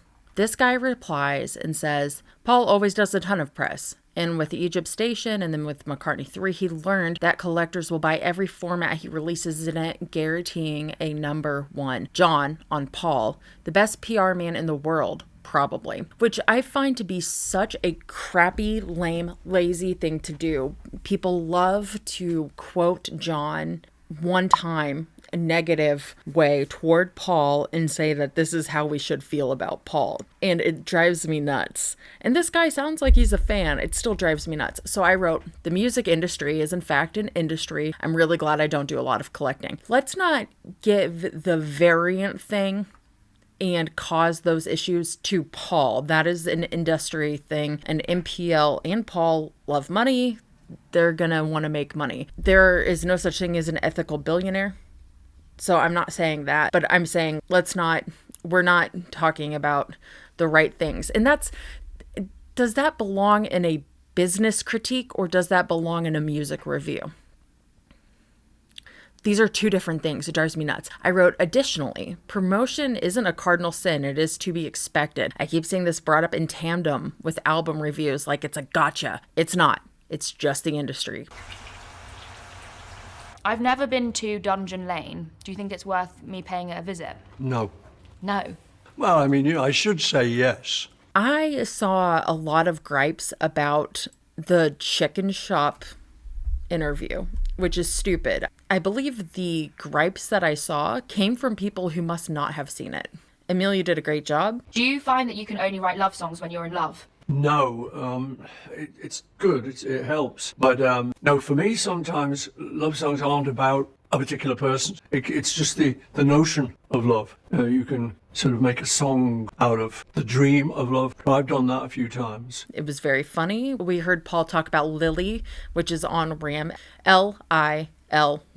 Linda, I love you, and the origin of that. I haven't heard that story either in ever or in a very, very long time. He also talked about burning the condom, which is an old story, but it's something that got cut from Anthology.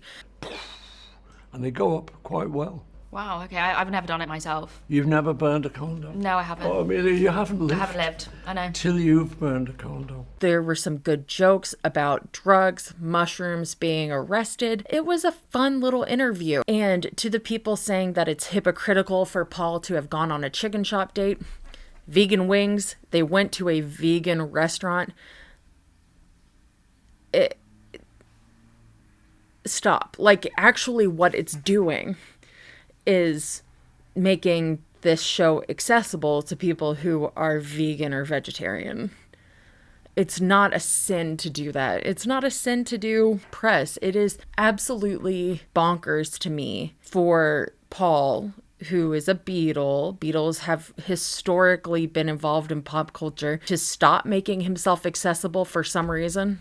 It's so silly to me. But I saw a lot of stuff that I was like, is this a music review or is this like a weird morals review? Are we talking about the album or are we talking about something else? Because there are criticisms that hold water, but are we talking like your criticism is going to lose its power if you're bunching it in with the Boys of Dungeon Lane review? These are two separate topics. Is that exactly what I did with the SNL thing? Did I do exactly what I'm critiquing right now? Oh my God. That's so embarrassing. But I did see a lot of positivity. I saw a lot of people saying that they are excited to hear this. When I listened to The Boys of Dungeon Lane, I couldn't help but cry with emotion. Paul's invitation to listen to it read, "I hope this album takes you to a place where you love to be." Could an invitation be more Macnarian? Tell me how you think you'd pronounce that. No, it couldn't. And from the bottom of my heart, I take the hand Paul offers me and join him on this journey that fills me with nostalgia, joy, and wonder. I'm not going to write a review. That's what experts are for. I'm just a fan in love. Hanging on his arm, I can only reply, this album is the place where you and I quietly meet, the place where my dreams somehow become real. Every song feels like a moment where I can truly see you, and maybe, in some impossible little way, you can see me too. Every time I listen to the Boys of Dungeon Lane, it feels like we have our own secret date there, my Polly. I love you, Mecca, with all my heart.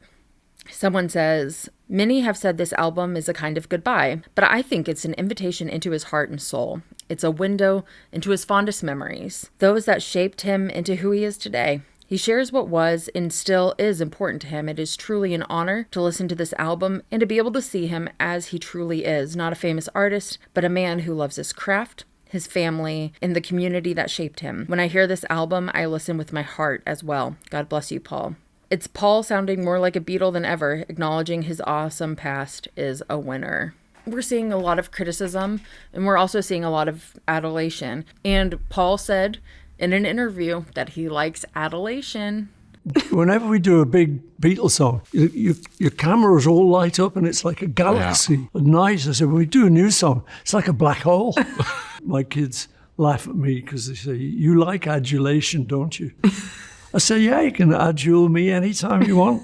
Here from The Independent, this is a review on the album by Rajan O'Connor.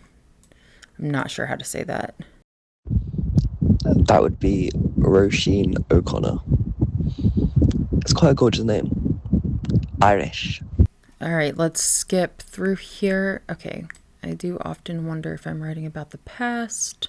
Okay, one of his most insightful records. There's less of the technical showmanship we heard on 2020's McCartney 3, which opened with an extraordinary display of blues guitarmanship on Long-Tailed Winterbird, but with help of 35-year-old producer whose other recent credits include the Stones, Elton John, and Lee Ozzy. It's McCartney's songwriting that sounds particularly rejuvenated. He writes about Schoolboy Crush. Don't mistake nostalgia for twee either. There's a heady slice of Sgt. Pepper's psychedelic rock, replete with reverb-soaked guitars, silky drum beats in McCartney's distorted yells. Do I ever cross your mind as you lie there? It's a far cry from the disaster that was for you. Okay, I love that song. I don't give a shit. A misguided, creepy attempt to blame producer Ryan Tedder to make a modern pop hit. No, As You Lie There is a brilliant opening salvo, and dare I say it, quite sexy for an octogenarian. He's a Beatle. He'll always be considered sexy. There's plenty of variation across the record, from the trippy mountaintop, inspired by McCartney's love of Glastonbury Festival, to the romantic pop of Ripples in a Pond, which he dedicated to his wife, Nancy Shevell, during an intimate playback earlier this month at Abbey Road Studios. Beatles fans will find much to love in Down South. It's that blessed relief that this is not another innuendo-laden misfire, but rather a jaunty rock number about McCartney's hitchhiking adventures with late bandmate Harrison. It was a good way to get to know you. Okay, Lost Horizon is a blues-soaked jam about the unassuming sounds, laughter from a children's playground, the chimes of a clock ticking on the tabletop that whisk him back to another time. You can't even begrudge him the teeth-grittingly cheesy Home to Us, the first duet with Star, a disjointed pub piano sing-along on which both artists sound as though they're a few pints down. Well, don't say this about Ringo.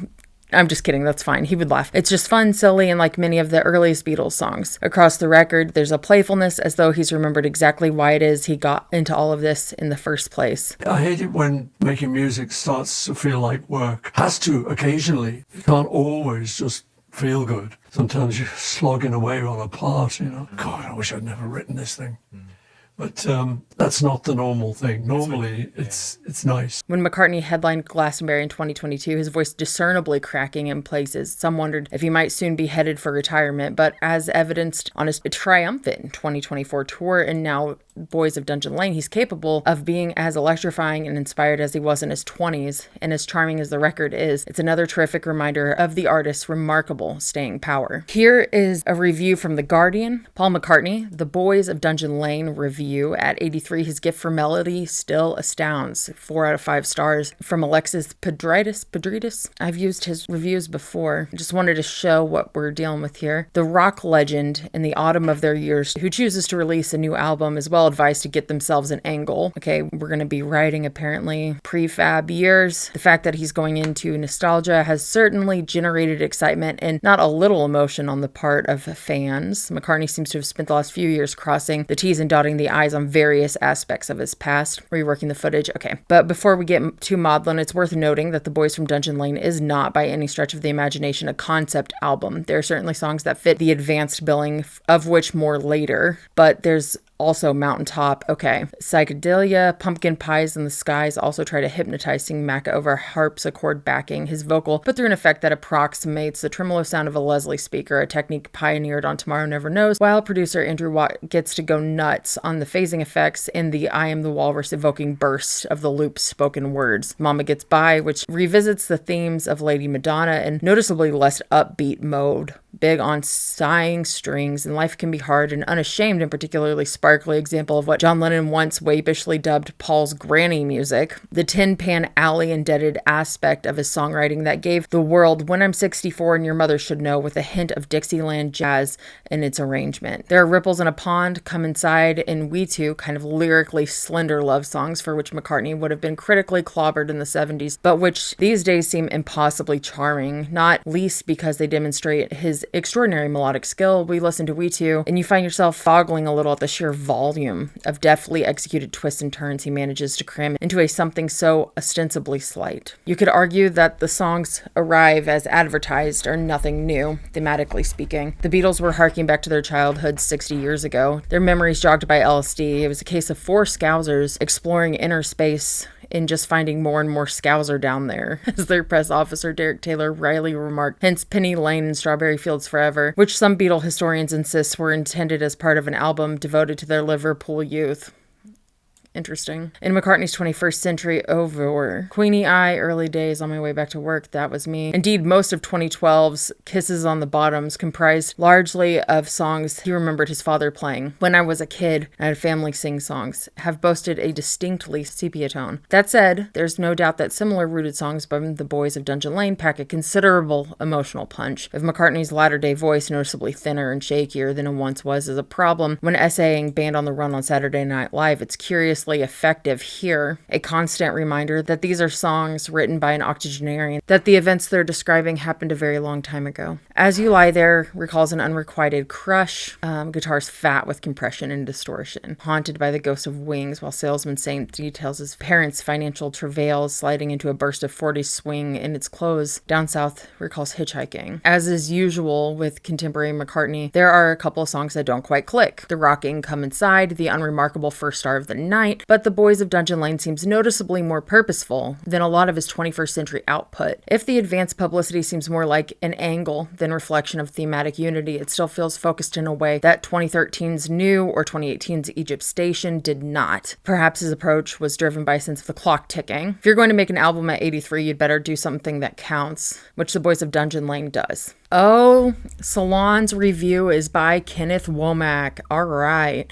Paul McCartney's The Boys of Dungeon Lane turns memory into melody. If you don't know, Ken Womack is a Beatles scholar. He's written 2 volumes on George Martin. He wrote the recent Mal Evans' book, and he's written, I mean, dozens of Beatles books. He's very, very academically inclined. The Boys of Dungeon Lane, Paul McCartney's 27th post-Beatles studio album, is the 27th, okay, is the portrait of an artist in his twilight, a rich assortment of storytelling and befitting.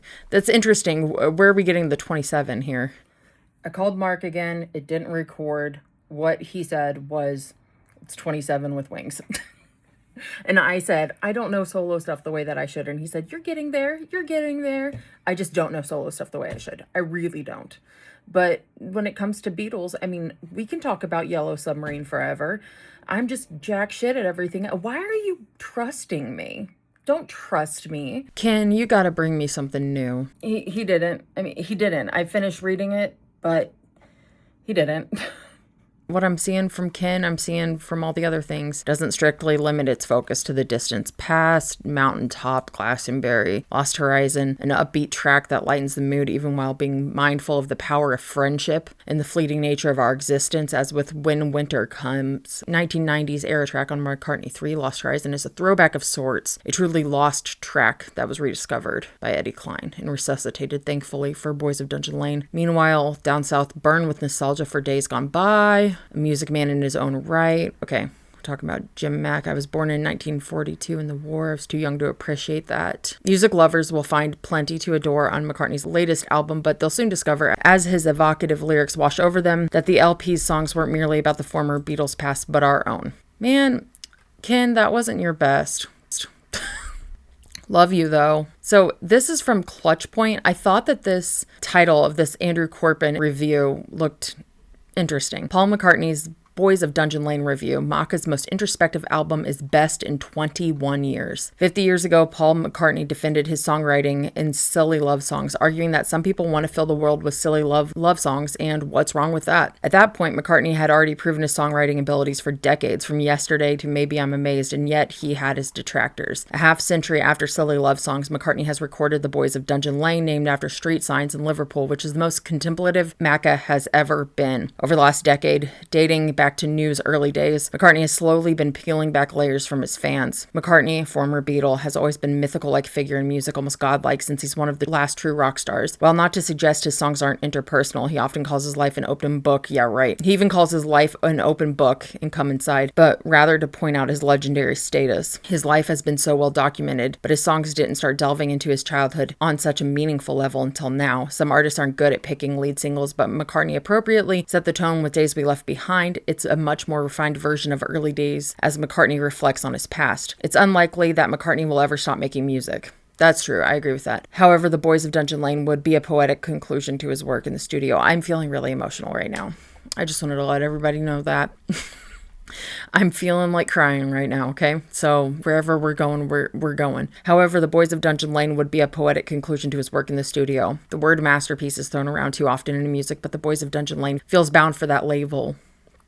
The album begins with As You Lie There, which begins with a Patti Smith-like spoken word intro before kicking into one of McCartney's classic rockers. Stop picking apart the way people write when you're reading. It's so rude, Lars. You've got to stop doing this. People are going to think you're so pretentious. And I am, but like, at least have a purpose behind it, right? The Boys of Dungeon Lane's opening trio of song runs the gamut of McCartney's songwriting. It begins with the rocking As You Lie There, before going into the poppy Lost Horizon. Then you get Days We Left Behind. As noted, this is the songest track on the album. While he doesn't name drop the Beatles, it feels like McCartney's reflecting on those early Fab Four days and his childhood. Looking back at White and Black, reminders of my past, McCartney begins. Smoky bars and cheap guitars, but nothing built to last. Here he is, decades removed from those memories after building a monumental legacy. Reflecting on those days, against all odds, McCartney made it with the Beatles, Wings, and as a solo artist. McCartney has never been one to preach, but he still imparts wisdom on his listeners. In Lost Horizon, he advises listeners to remain in the moment, which is something worth listening to considering he's 83 years old. Returning to his early days. Early Days on New provides insight into McCartney's earliest memories with John Lennon. He talks about walking the streets with guitars around their backs and their hair slicked back with Vaseline. While Days We Left Behind may not be about Lennon specifically, its story feels similar. Time waits for no one, and McCartney knows it. Down South is almost set to the tune of Confident. Makes mention of things he and his buddies did before they learned to twist and shout, which seemingly alludes to the Beatles. This is perhaps the most intimate performance by McCartney on the album. It's just him and the guitar. The strumming pattern lays a backdrop for his vocals to take the lead. In a way, Down South is his Bobby Jean. Bruce Springsteen's Bobby Jean was written about Steven Van Zandt. In their younger days, they'd ride the bus and talk music. We liked the same music. We liked the same bands. Could it be about the late George Harrison? McCartney had famously met the quiet Beatle on the school bus. If so, it's a beautiful tribute. The morning bus was where we two could meet. I sat beside you on an empty seat. We talk about guitars and rock and roll. They were subjects that would never grow old. McCartney doesn't name drop anyone in Down South, but he's talking about the development of one of his closest bonds as he sings it was a good way to get to know you before we learned to twist and shout. His voice is in top form. That's an interesting argument to take on here. This is the most consistent McCartney's vocals have sounded in years. Yes, there's some strain on the high notes, most notably on Days We Left Behind and Life Can Be Hard, but it gives songs character when it happens. That said, his voice is strong throughout, as his recent performance of Every Night displayed. McCartney still has his lower register at his disposal. When he's not pushing it, McCartney sounds as good as his vocal peak in the Flowers in the Dirt era. If nothing else, it's consistent throughout. Whatever he started to do to help his voice in the last 10 years has gone a long way.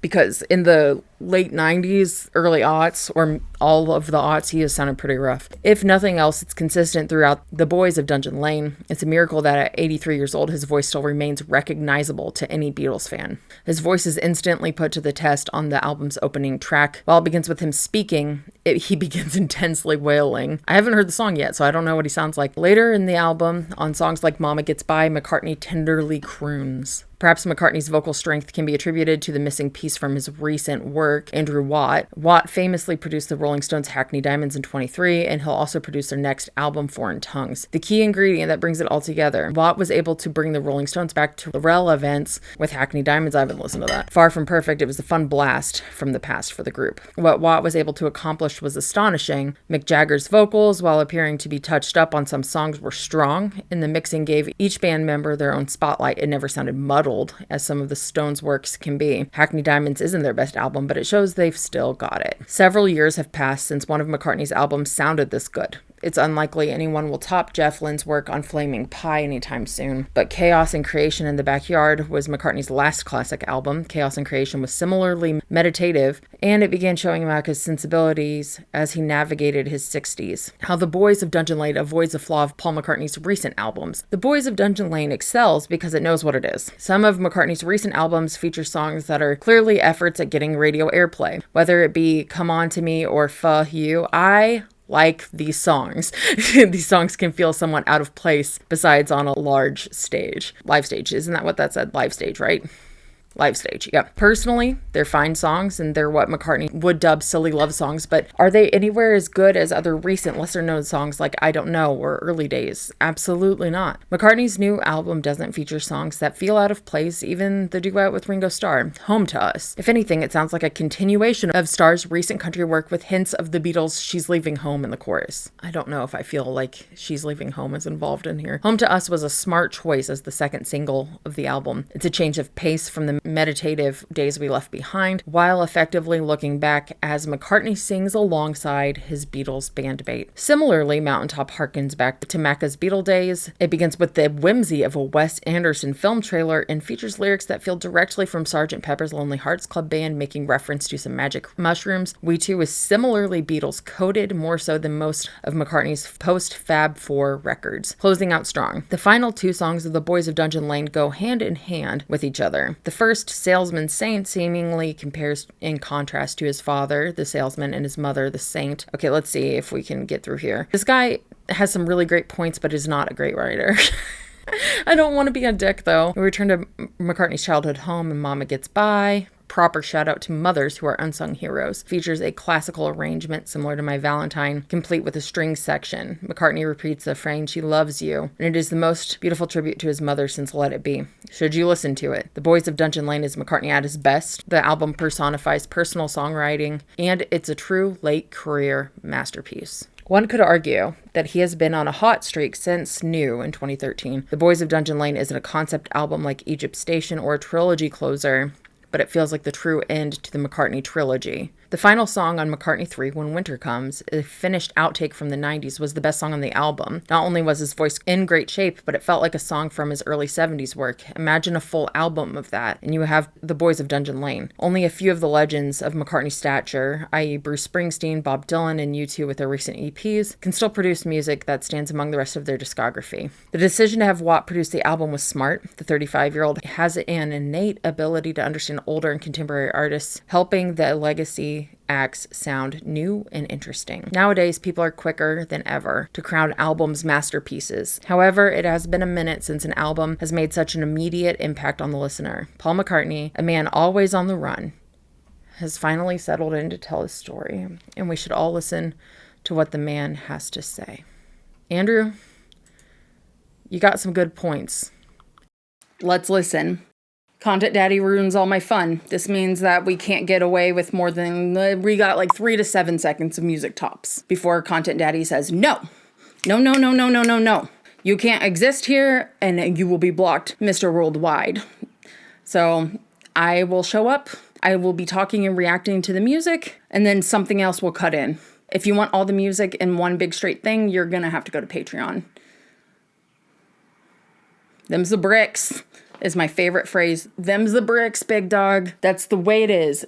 This is just a little reminder that if the music has been sped up, this is at the top of the screen. That is due to Content Daddy, not Lars Daddy. Okay? Thank you. When we're talking about credits, mixing, Paul LaMalfa and Steve Orchard. Mastering, Randy Merrill, Ryan Smith. Recording, Keith Smith, Neil Dawes. And as we go through credits for the songs while I'm listening, Paul is on vocal and production for all tracks. Andrew Watt did production for all tracks.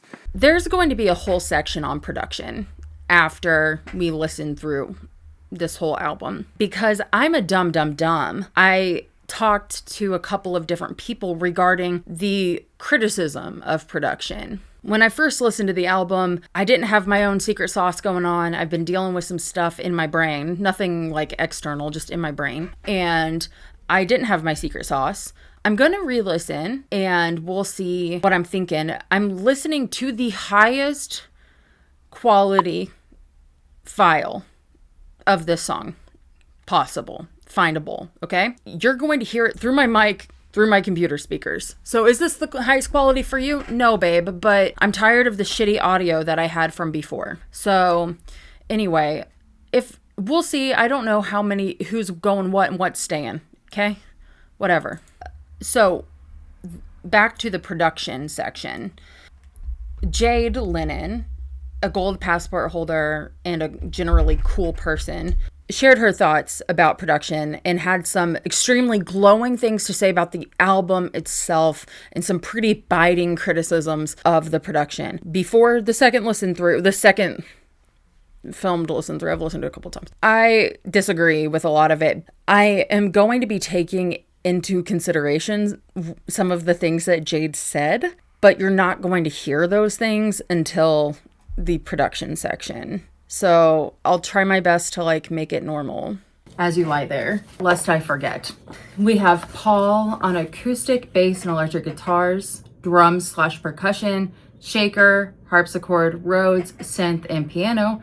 Andrew Watt on electric guitar, synth, and Wurlitzer electric piano, and Ringo Starr on tambourine. Additionally, writing credit is shared with Andrew Watt. Do I ever cross your mind?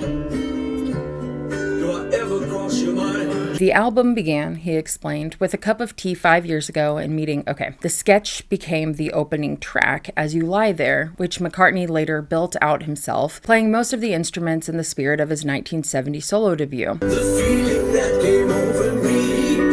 The song reaches back to his childhood in Liverpool and an unspoken crush on a neighbor, beginning as spoken word before evolving into a shifting melody. Up in one of the windows, there was a girl I fancied called Jasmine, he recalled.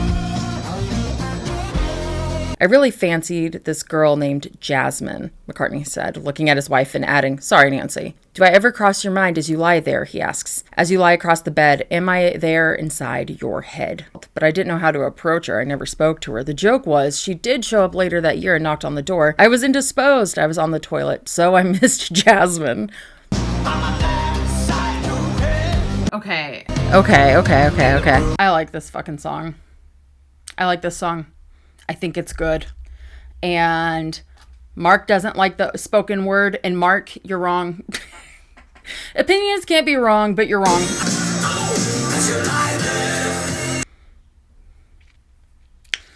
This is one of those songs where I first off disagree about Jade's biggest criticism was using As You Lie There as an example. And you'll hear exactly what was said in a little bit. But it was that this song was mushy. Not in this version, not in this file. I don't think it's mushy. I think it sounds great. This is one of those situations where the music tells as much as the lyrics does.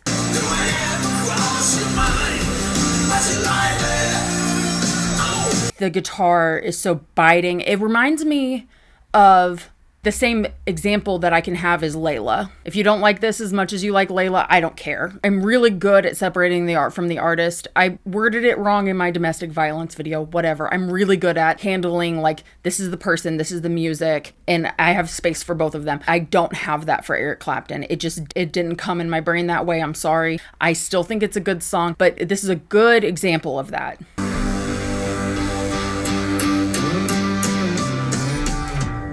The guitar makes this much more powerful than a junior school, whatever crush. This was built for Paul's 83-year-old voice whenever they recorded this. So like somewhere between 79 and 83. In every film you've ever seen. Oh, you're so cheesy. That's Wings. That sounds very Wingish to me. Hang on. I swear this thing looks so dirty. Ugh. Okay, whatever. Nobody cares. Lars, you're the only one who cares. Okay, actually, this is really interesting because so you can hear what Jade was talking about because I'm using this sometimes like the good reactions from the first time I listened to it. So you can hear it right here. The 24-bit FLAC. In the center on your screen. In every film you've ever seen. There's the clarity there, and once again, you're hearing this through my computer speakers through a Blue Yeti mic. Okay. And then you're hearing this from the Apple Music, which I believe is lossless, files through my headphones directly. That's OBS. That is mushy. That I really do. Okay.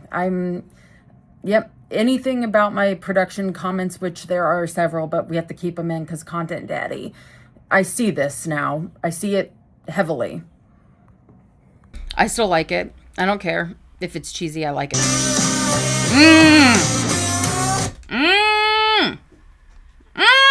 If you see me cleaning up my nails, it's because of this reason. I said it earlier. Or later. It'll be in the video later. I'm painting my nails, not all of them, just these two. I've been doing that since around the time that I started doing the Live Aid video. When it starts to chip away, like once a week, I have to remember, oh yeah, I gotta repaint. I'm still with Live Aid. It's still with me. It's still there. Paul is so insanely good at layering a bazillion things on top of a bazillion things. He's like, oh, can we add this too? As we're doing the repeat melody on the way out for too long. People would say too long. I never think it's too long from the Beatles generally, or solo Beatle projects generally. This is how it stays fresh, and he just keeps adding more shit.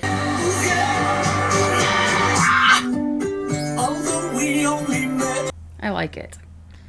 That is such a 14-year-old crush thing to have, where it's like, I met you once, I'm in love with you. Do you want to make babies? Lost Horizon. The late Eddie Klein, who worked at the Beatles' Abbey Road and then with McCartney at his studio in Sussex, found the track that McCartney said he didn't remember writing or recording. In England, we produced it exactly like the cassette, McCartney said, and then brought it to Los Angeles to add the guitar parts. The chugging mid-tempo track is a nostalgic look back with lyrical reminders that time makes every moment count and you gotta live for now. Lost Horizon. Are we gonna forget the song credits every time? Lost Horizon, the hitchhiking song. So this is just a Paul song. So Paul is on acoustic, electric, and bass guitars and drums. I'm going to talk a little bit about Lost Horizon, which is great. And I know it was a song that had been sitting in the can and you just didn't realize it and someone reminded you. That's right, yeah. It's Eddie Klein, a tech guy at Abbey Road. He was actually changing things from an old format to a newer format. Admittedly, these are not Paul's best lyrics. It's not bad. It's very sweet. I think the more of the love letter to his days, particularly with George, is more in the sound toward him, but these are not his best lyrics, admittedly. I will say that. At least here. He was changing. I know what a DAT is, Paul. Don't worry about it. I know what a DAT tape is. Not everyone does. Clearly, because there was a period when you were changing cassette tapes over to DAT. What's that? What's that? Exactly. I wasn't aware of that. What's that? Poor DAT. It was not long for this world, the DAT, was it? No. It wasn't a sticky format. No. DAT was what was wrong with it. I like that dirty guitar, though. I like this, though. I want to be clear that that's not me not liking it. You know what I'm saying? I'll tell you if I don't like it. Yeah, no, Eddie just saw it and he listened to it. And he said, do you remember that Lost Horizon? And I said, what? No. He said, oh, there's a song of you with Lost Horizon. He said, it's pretty good. So let's play it. I like this better now than I did. I do see what we're hearing a lot about Paul being a little lost in the mix here. Instrumentation being a little loud. I guess I don't mind a big full picture, a big full blast, but we could use some more clarity. I will say that vocally between the two. So what I liked about it, it was finished from A to Z. It was all there, lyrics, tune, bridge. Is that rare for you to have a song completed, structured, and finished and not do something with it? Yeah, I just forgot it. It's on a cassette. And I've just been doing other stuff on the cassette and so on and so on. So I forgot that one. It just got in the crack somewhere. Yeah, so I was very happy when he said, I think it's good. And if Eddie thought it was good, it was good. Yeah. He was a great guy. I really always like being able to hear this. I'm not sure if this is like the right word for it, but the string squeaks from an acoustic guitar. I love that. I've always really liked it. The first time I noticed it like heavily was Brand New, Deja Entendu, or probably Bright Eyes, every album by Bright Eyes, but definitely Brand New, Deja Entendu, where it's like, this could be a really heavily produced song and then you can still hear that. I always really like whatever the term is for that. I used to play guitar, actually, poorly, but I did. I always liked it, and I like it right now. And I think it is grounding. Hearing that is grounding to the message. And the message here of saying it's the first day of the rest of forever, right? I think that's what the lyric was. I can't see it here, which is actually, maybe I should be doing this more often, of listening to songs without looking at the lyrics as we go, but whatever. I gotta have my thing in front of me. Just Paul on vocals. Okay. Isn't it crazy that this is all Paul? I mean, that's not crazy because that's what he does, but it doesn't sound like someone in their 80s. Like, this is all Paul. I think I listened to McCartney 3 recently, and this sounds so much less varnished than McCartney 3 in a good way, positive. / pause. It's good, we'll fuck with it. Days We Left Behind. Prepare yourself for like so many inserts and interviews and stuff because the song was so heavily talked about. But what we have for it is Paul is on acoustic and bass guitars, piano, and pump organ. Looking back, like white and black.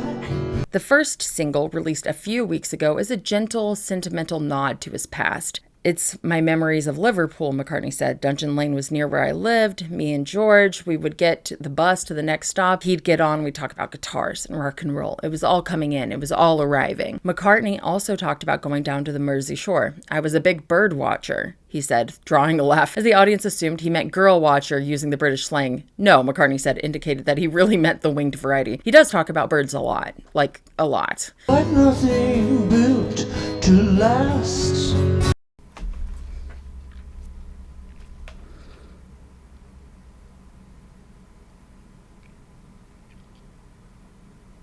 Okay, we're ready. We're ready. Yeah. When you're writing about John and George, do you feel kind of a sense of responsibility, I guess, to honour them in the right way and kind of represent them as they were to you? I suppose so. I never think of it like that. No one can erase the days we left behind. I hope it is responsible, you know, and I hope. I think the thing is, I have very good memories of the guys, John and George. This is a lot harder when you're seeing him in the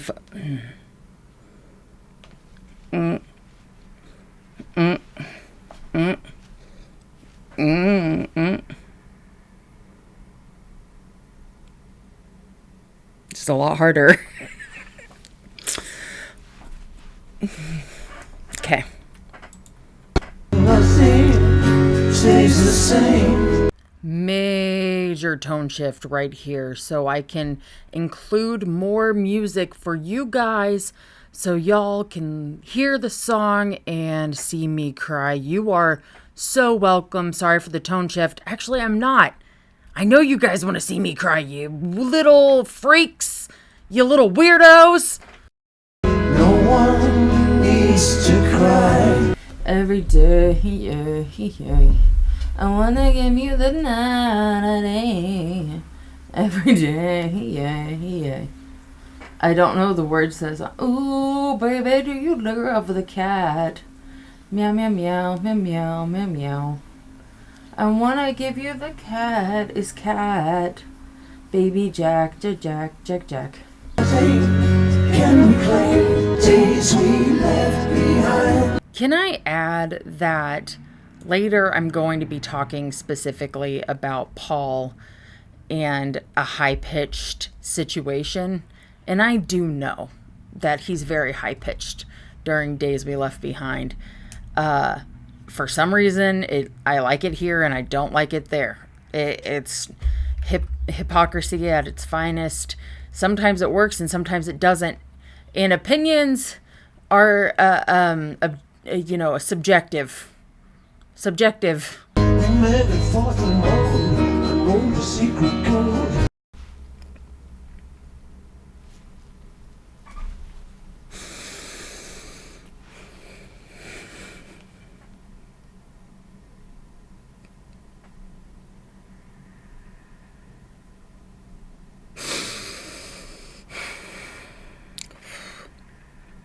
Come on, idiot. Bring it together.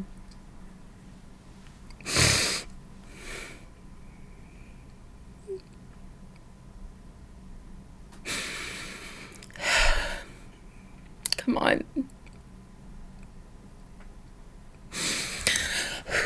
Okay. I've been so good about not crying lately.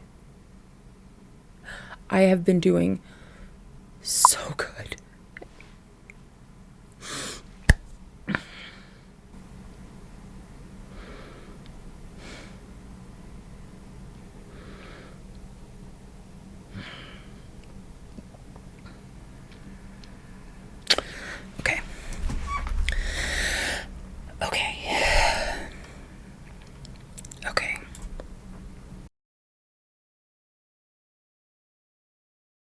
I do fuck with Chad Smith. I do. I don't always fuck with the Red Hot Chili Peppers. I used to love them growing up. I really did. They were like one of my favorite bands. But look at him back there. He's like, he's like, I got a maraca or something like that. And I am playing my fucking heart out. And good for him. We met at Portland Road and wrote a secret code. Oh, you guys are a dirty little freaky weirdo people. I know you want to see somebody suffer, and that person is me, and probably deserve it considering my upload schedule or lack thereof. I'm not a weekly person or a monthly, I'm just here to show up, cry, and leave. Just fucking kill me, man. This was rude. This was unnecessary. This was brutal. This was cruel. This was diabolical. Will never be broken. Someone said, "What's the secret code?" I'm not telling. He laughed before adding, "You make up a lot of stuff when you write songs." Sure. But I just think, I mean, there's in one of the songs, "Days We Left Behind," I talk about we met at Portland Road, which was where I used to live in Liverpool, and we wrote a secret code to never be spoken. La la la. Nothing comes to mind. So. Yeah, I don't feel like I have to be respectful. He's just a mate. He's just this guy who I met, and we did stuff together. We wrote songs together. Sure. So I don't feel like a sense of responsibility. No one can erase. And personally, I think that's reasonable to show up, drop a 3-hour video and dip for 2 months. Oh, unreliable as hell. Make promises and disappear. Stay in school, kids. The days we left. Hold it together. Just pull it together. This isn't even that long of a song. Pull it together. You're so stupid. You're so stupid. Okay.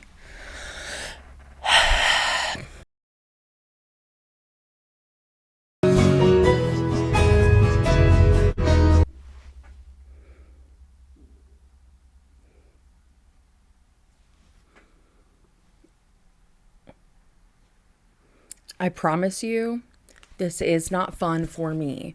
I remember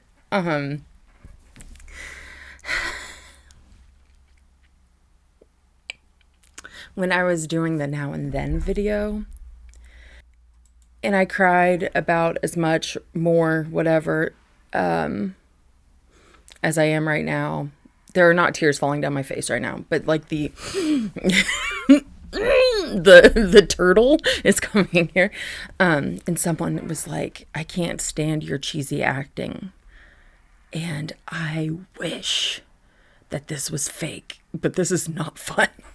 And I've been doing so well not crying lately, and it's just like, stop it. Okay, I'm backing it up again. No one can erase. Okay, shit on his voice as much as you want. Fine, whatever. Just be a bitter little bitch that you will never, ever, ever mean as much to the world as the Beatles do. You just deal with it. And this happens to be a Beatle.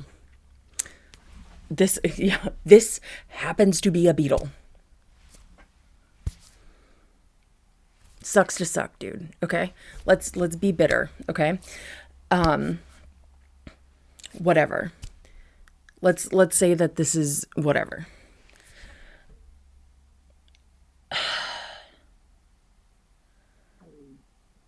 He sounds good right here. For this song, with this vibe, with this backup, it sounds good. It sounds good.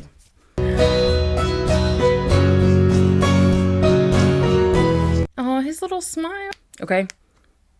Is it winning any awards? I don't fucking know. In our hearts, it sure is. But like, it sounds good. Be a bitter little bitch. That's what you are. That's what all of you are. And you don't have fun or any whimsy in your life, and you suck for that. At least I'm consistent. I do appreciate deeply that Ringo is here. I just really do.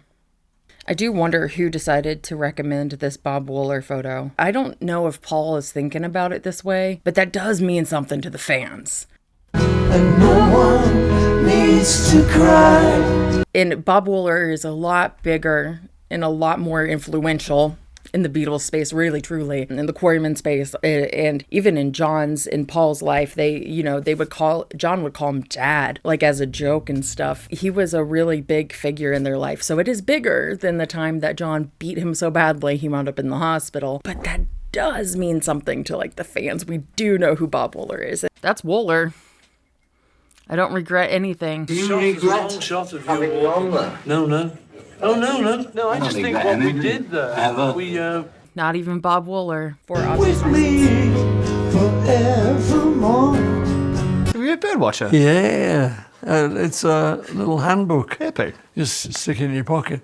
And so I would go around and see, that bird. So I would do that down Dungeon Lane. That would be my sort of thing. Walking along one day, and these two kind of big Liverpool scallies, they said, what are you looking at? We had a little encounter. He said, give us that watch. I said, half-heartedly tried to resist. But they were big, and there was two of them. But so when I say the boys of Dungeon Lane, I'm thinking of those two boys. Yeah. The days we left. Aw, Neil. We don't have a lot of young pictures of Neil.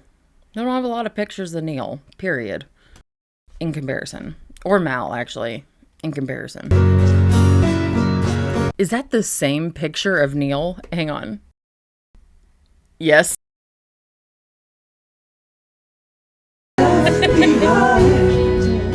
Point stands. It was really sweet. That was really good. I got emotional listening to Days We Left Behind. I'm sure many have. What about you when you were writing it? How does it feel when you're writing something like that? Yeah, no, I enjoyed writing that one. I pretty much enjoy writing all of them because it's a thing. It's like playing a game. It's a fun thing to do, that'll go with that. Oh, I can rhyme that with that. Oh, yeah, that's good. And you're always figuring out fun little things. Ripples in a Pond. A very upbeat song with McCartney's vocals pushed front and center with a bouncy pop production before delving into a spacey, inventive bridge. Written for and about Chevelle, McCartney changed the song from third person to she to second person you to personalize it more for his wife. During the playback, McCartney even looked straight at his wife of 15 years and mouthed the lyrics, including I love you more than I ever did before. McCartney recorded the song in England and then sent it to Watt to make it bouncier and dancier. I really like them as a couple. Of course, there's nothing to compare between Paul and Linda. There's no comparison. But I love his relationship with Nancy Chevelle. She seems to really be able to put up with Paul. I think he's very difficult. And that's not a bad thing. I'm difficult. I think he's difficult to manage and difficult to put up with. And, I love her. She seems like she kind of is like, yeah, I know, honey. And she's obviously gorgeous, but she's got a really great sense of humor. And just for a fun fact, love a good photo of Nancy walking with Paul and having her hand on his ass. She does that a lot. It's great. I think it's iconic. Okay, back to reading. Ripples in a Pond. We've got Paul on acoustic, electric, and bass guitars, drums, maracas, piano, Andrew Watt on mellotron, synth, and tambourine, and Mike Davis on trumpet. Once again, I can see that Paul might be getting lost in the music a little bit, or not lost. No, I wouldn't say he's lost, but I would say that the music is just as loud it's pretty close to the vocals. And I do think that in general, that's like a newer production change. I don't find that offensive, but I think some people really do. It's all up to personal interpretation.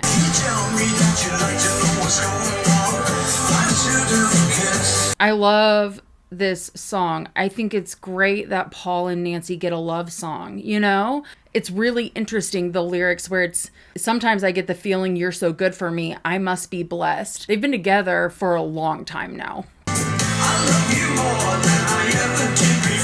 I don't even know. I should probably find out how they got together. How do I not know that? I don't know how they met, actually. I'm sure it's somewhere. And you know what I'm not going to do? I'm not going to go find out, and I'm not going to add it in here. We'll do it some other time. I can't.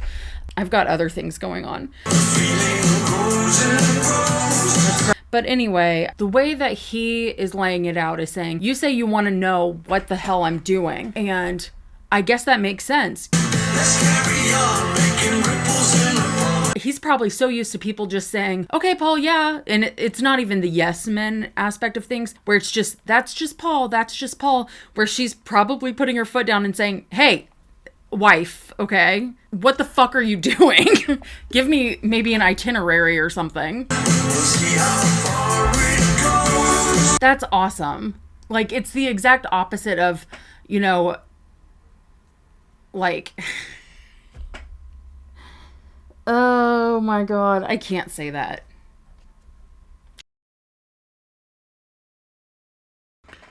That, my friends, is the face of someone who's thinking about saying it. But I'm not going to say it. I'm actually going to look it up. That's the face of someone who's looking it up so they don't have to say it. Hang on. I'm gonna say it. I'm not actually gonna specifically say it. I'll just play it. You're asking me where my love grows. You didn't say I couldn't sing it. Okay, sorry. I don't know. Exact opposite of that. God, I want to keep playing that song. Anyway, it's the exact opposite. Okay, I said grows when I was singing. But yeah, it's like, he's like, hey, you know what? I love you more and more. Let's just indulge it. But also the song is really good. It's a good song. Really blew it for the rest of this song because I wound up kind of jamming out and internalizing and not externalizing, meaning there's nothing that I said. So after let's carry on making ripples in the pond, let's see how far it goes. Then there's this shift and it's like, big guitar, down, down. Reaching out to the universe. Like, I'm just putting this in here so I have more space, okay? But it's, I can't talk.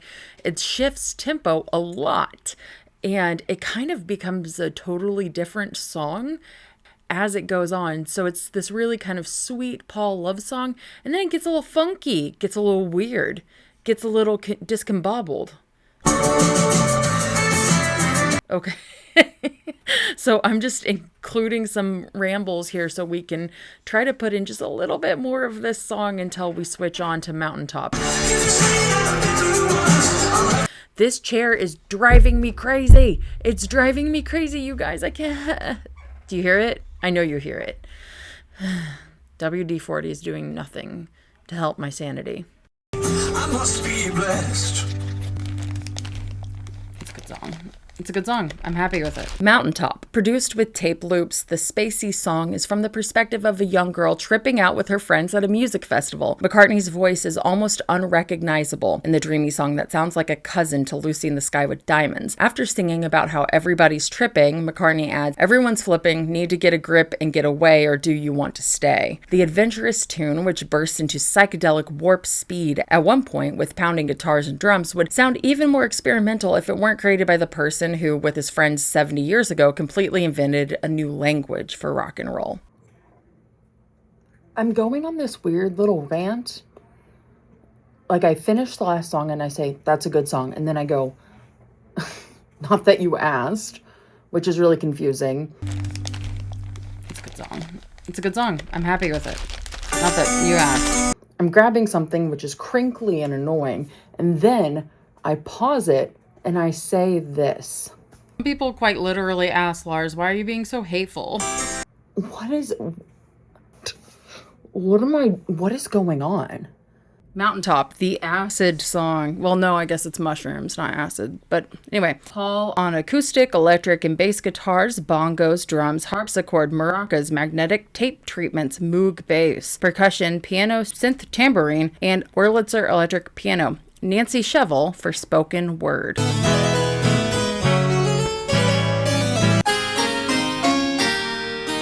We can always find solace in my eyeliner looking really good, right? That's what I was thinking. That's, at the end of the day, good eyeliner. I didn't do myself a lot of favors when it came to my second listen of this song, probably because I was, once again, a little too busy jamming, which, you know, who can blame me?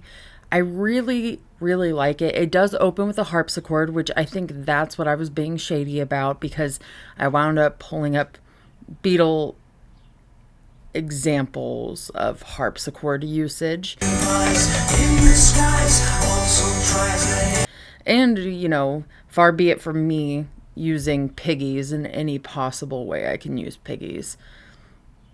White Album still runs strong in Larsland blood.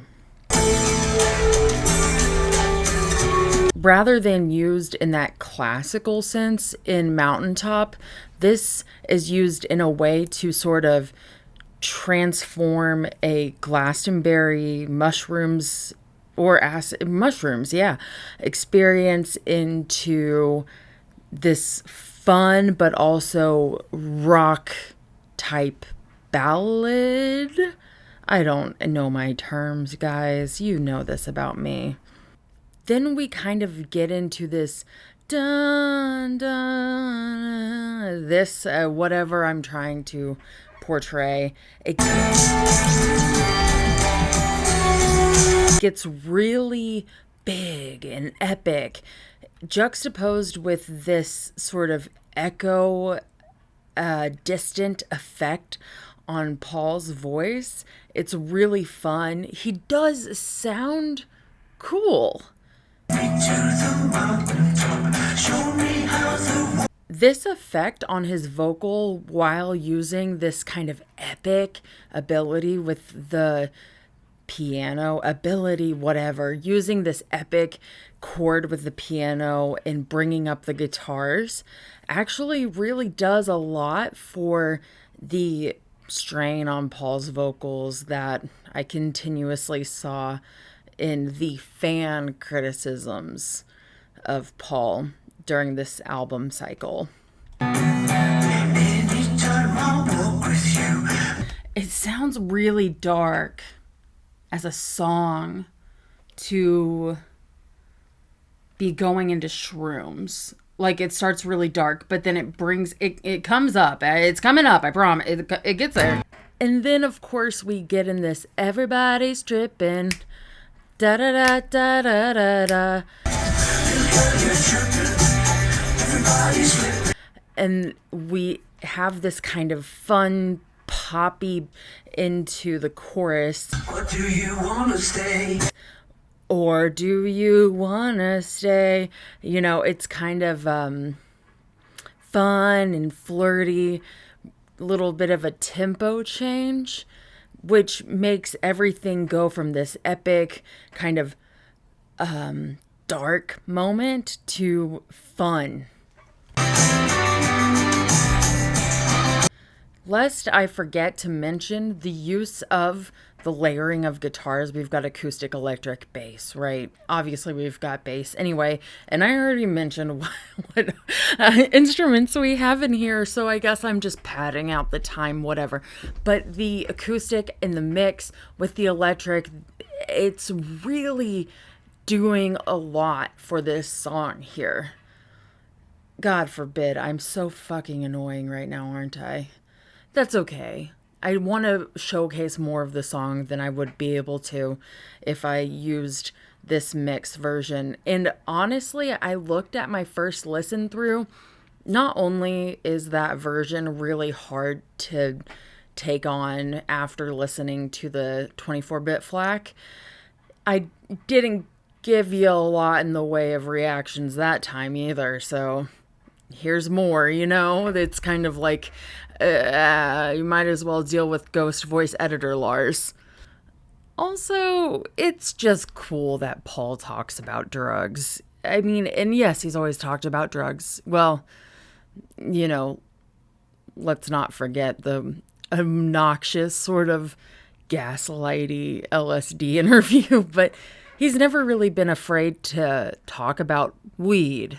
But this isn't weed, this is mushrooms. And he's 84 years old. I think it is kind of fun. Whereas Jagger just put out this, I don't know if it was with, I'll put it up on screen, because when I read that, I was like, sure. Okay, sure. And I do think the melody throughout the vocals and the verses, it's a little much, not much, a little repetitive, right? That's fine. That's fine. But the effects, the production on this, not the mix, I'm not talking about the mix, because I'm totally neutral on that. I think it's neutral to positive on that. The effects and you know what's coming with the tape loops, it's really a solid song. The continuity of these cool, fun electric guitar, sort of rock guitar throughout this album bridges the album together in a really nice, cohesive way. But it doesn't get old, not for me personally. Maybe it's getting old for you guys.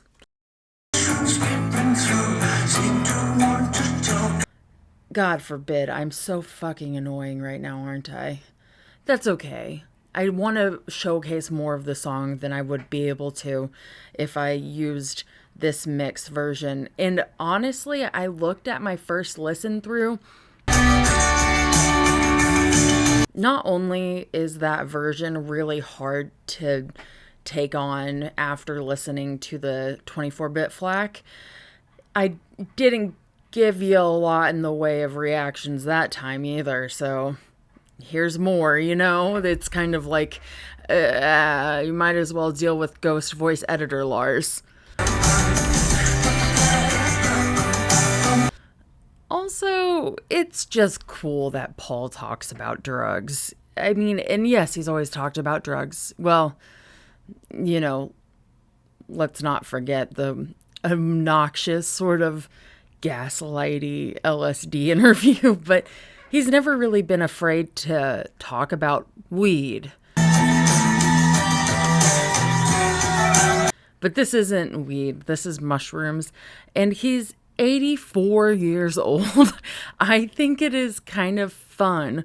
Whereas Jagger just put out this, I don't know if it was with, I'll put it up on screen, because when I read that, I was like, sure. Okay, sure. And I do think the melody throughout the vocals and the verses, it's a little much, not much, a little repetitive, right? That's fine. That's fine.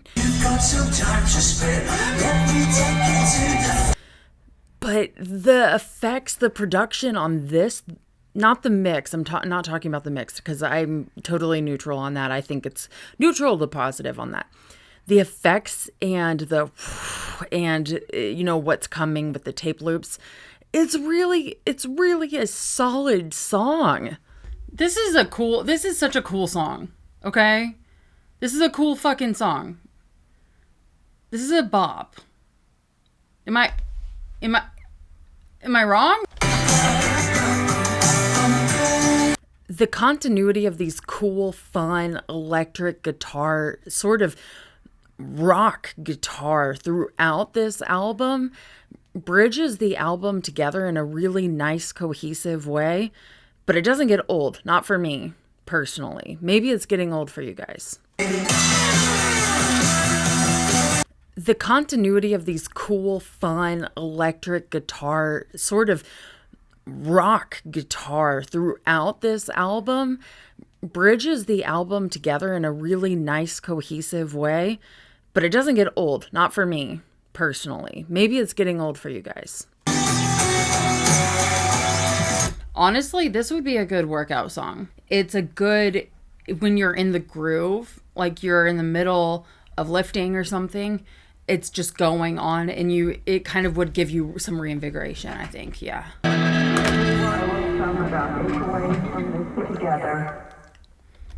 And that was Nancy. Down South, perhaps the most nostalgic song on the album, promoted a revealing story about how McCartney used to hitchhike with both Harrison and John Lennon. I'm so stupid. That is not the hitchhiking song. This is the hitchhiking song. Down South. We've got Paul on acoustic and electric guitars. And I wrote in the Enemy interview, Paul talks about this. Okay.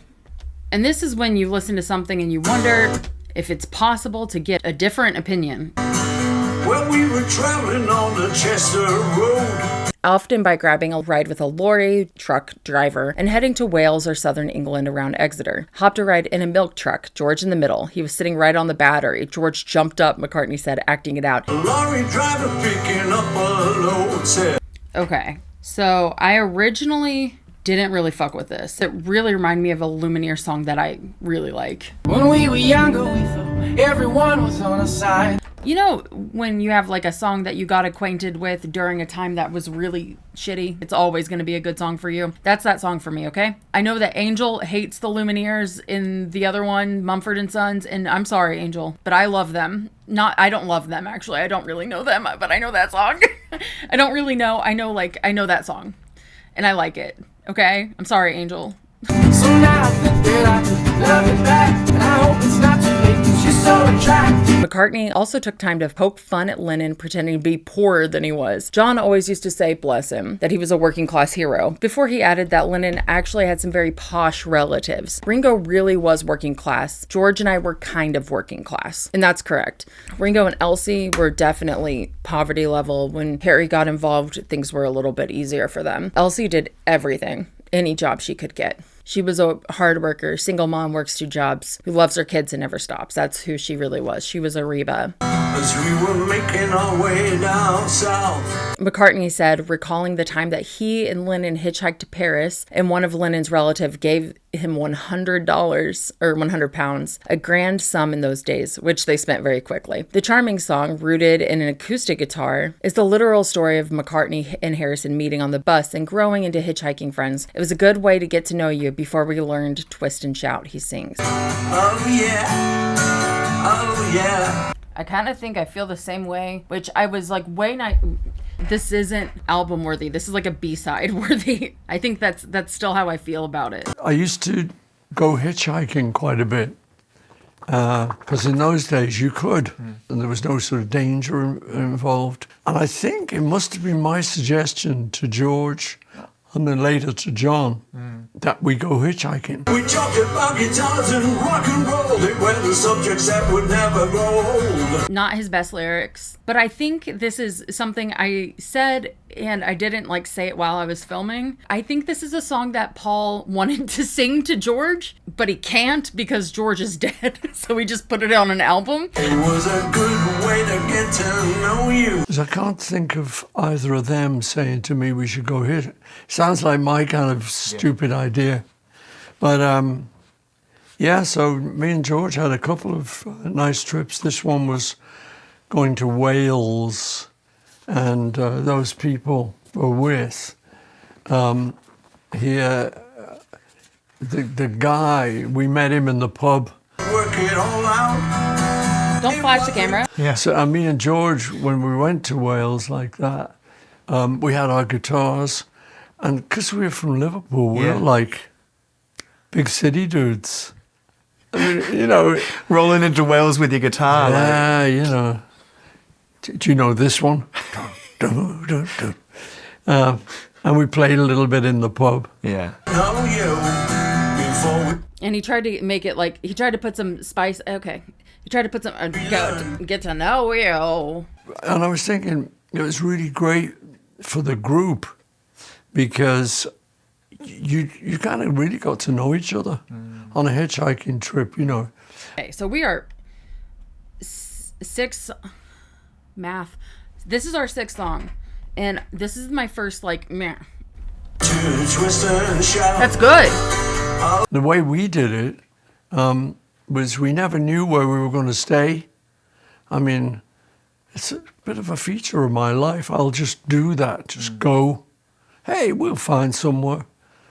And so, you know, about 5 o'clock every evening, we just said we better find somewhere now, you know. Before we learn to twist and shout. And I got several texts. It wasn't just one person. I got several texts about that line. And I'm shitting on other lines of this song, but that one doesn't bother me as much. It just really doesn't. Like, it's okay. Let him poke fun at it. Go around looking for bed and breakfasts. And that's how you got to know that family. And that family, yeah, through John, the son. Yeah. And we were saying, we're still looking for somewhere to stay. He said, yeah, well, my mum, you could come and stay with us.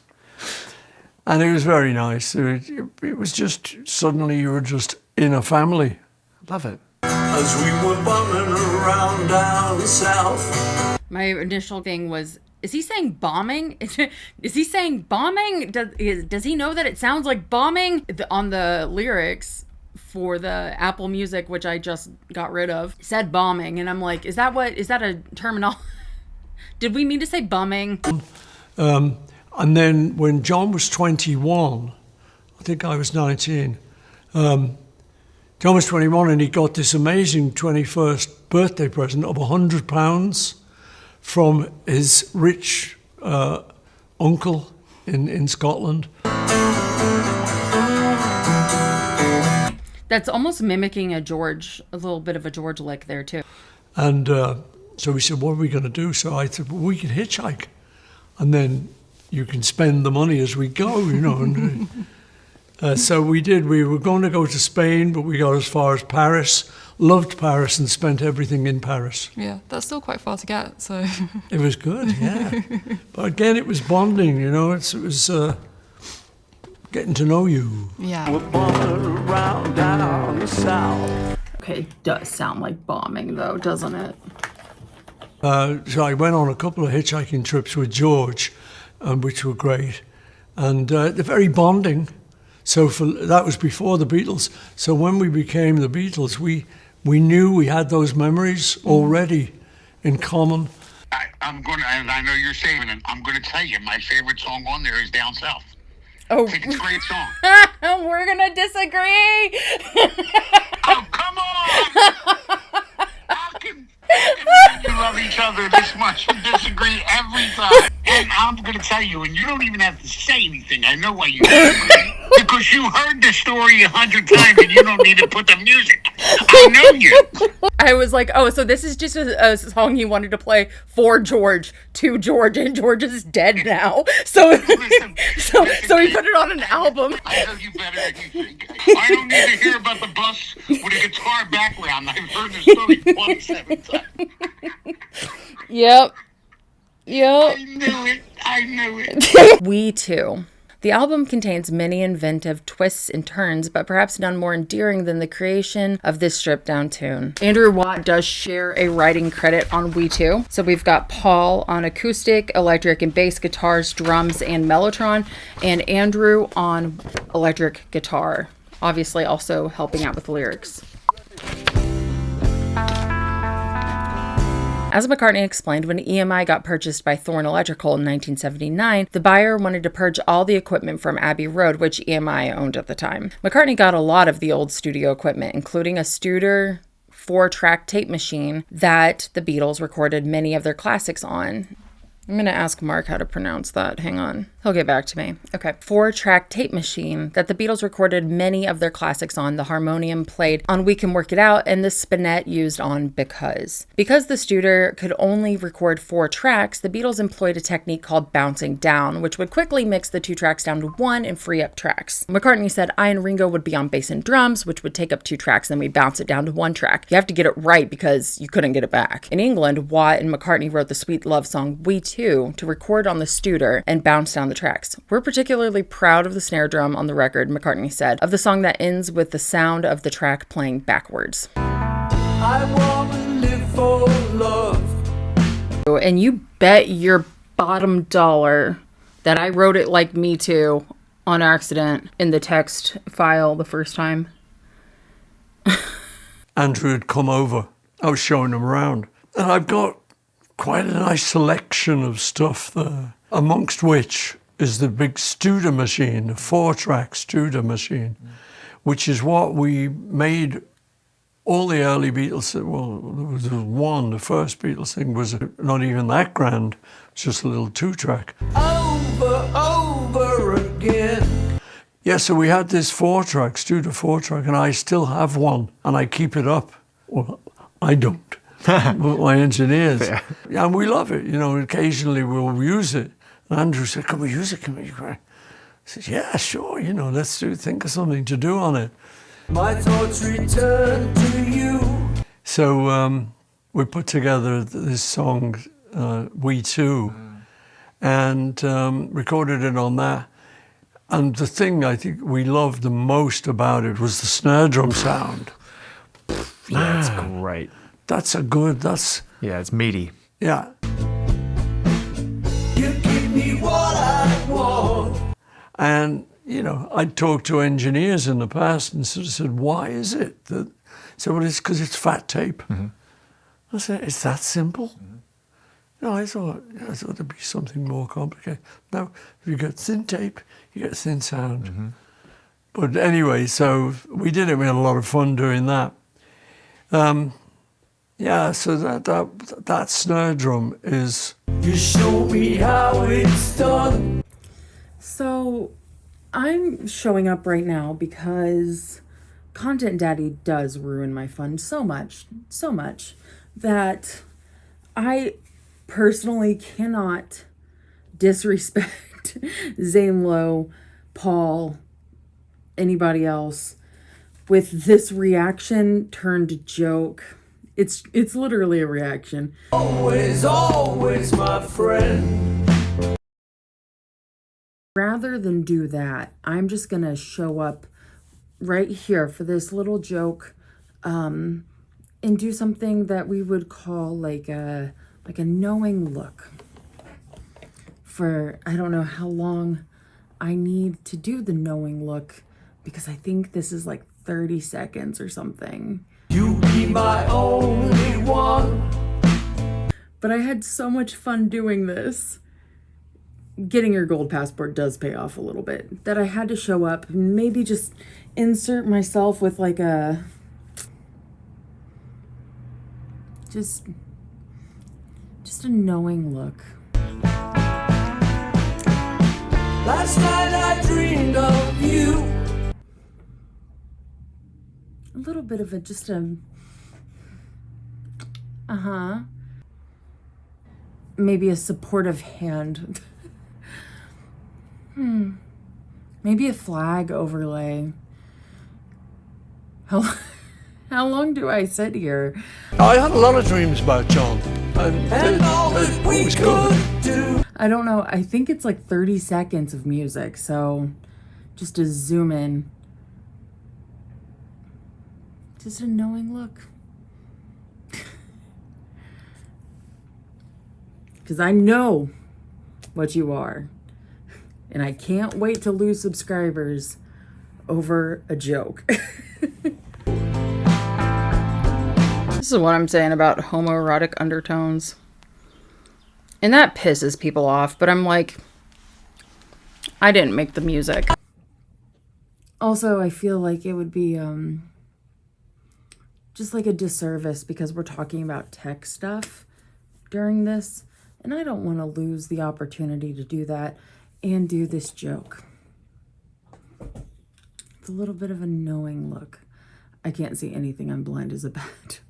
Knowing look. Flag. I wish I still had my little pride flag. It died. It died. It's gone. Whatever we decide is right. A good snare drum sound. It's an amazing snare drum sound. I love the guitar line on that song. I just love how it brings just a dark wistfulness to it. It floats up and down and in and out. And you can hear the two of you obviously laying everything down, printing everything, committing to everything. It just feels committed, that song, in a really lovely way. Paul's out here saying, I dream of John. I think about John. Let's see if I leave it in.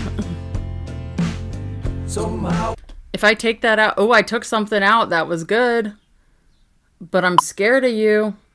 In Pride Month, too. In Pride Month. I'm just saying that it is Pride Month. Everything is being read through a gay lens, and these fuckers need to stop saying my friend in all of their love songs, because we too can do whatever we decide is right. Fellas, is it gay to kiss the homies goodnight? I'll be there till the end. I'm gonna piss people off. People get so mad whenever I talk about vaguely gay shit. Go watch my Backbeat video and just deal with the fact that you did have a crush. You did have a crush on Jason in high school, and that's okay. Jason probably would have kissed you if you kissed him, but you're too much of a pussy to kiss Jason. I'm sorry. He would have kissed you back though. He would have kissed you back. Critically thinking is dead. We're bound to know. It is burdensome knowing. Shout out to Matrix, another queer film. The red and blue pill, like honestly, I'll be there till the end. a lot of people make it seem as though they want free will. They really don't. They want to be free. They want to get out of their chains and whatnot. You can kiss 100 boys in bars, shoot another shot, try to stop the feel. They don't necessarily want to be free. They just want better chains. I never need to go. Initially, a weird aside about being really out of control emotionally, wanting to quit YouTube, and finally coming to the conclusion of I'm not going to hold back from talking about gay stuff anymore, feeling like I've been holding back to please a certain subset of fans, and I think that's inappropriate now. They just want better chains. I understand that this is uncomfortable for some people. I advise you to do some inner work. Queer people deserve to have their interpretations heard. And I don't want to quit yet. So I'm going to honor myself for that. This song will make it on a playlist. Actually, a couple of these songs are going to make it on a playlist. I got to tell you. You know, Down South, no. Ripples in a Pond, probably not. Lost Horizon, yes. As you lie there, definitely yes. We Too's gonna make it on a thing. Days We Left Behind, like I don't need to emotionally flagellate myself all the time. That would be like a standout solo listen. We Too came through. And with the 4-track, you've got to wipe things. Yeah. Because there's only 4 tracks, and you may want to do 8 things. Yeah. So not many people know, but you take 2 tracks where you've got, like, say, drums and bass, and you reduce them to 1 track, which frees up these tracks. We wanna live for love. So you can keep recording. But you're on the hook for these things. You can't change anything. But that's actually a great thing. Yeah. You know, I say to young bands and nowadays, don't rely too much on the sort of gadgetry. Just play it all, learn it all, write it all, because it's better. Like other people do. But you love the gadgetry too. I mean, I do. Feynman. I mean, come on. I love how you dabble in these. Yeah. Yeah, no, I do. I like it. But I think the thing is, what will happen is a lot of people rely on it. Yeah. I'll be in love with you. So you get records that sound like they've been made by gadgets. So, I don't like that. But I do like to use that. I like odd things. I like tape loops. I like to work with tape loops. And again... Banana. I like I fuck with this so hard. You might as well make it weird. Like, hey man, if it's your land, you know? Like, do what you want.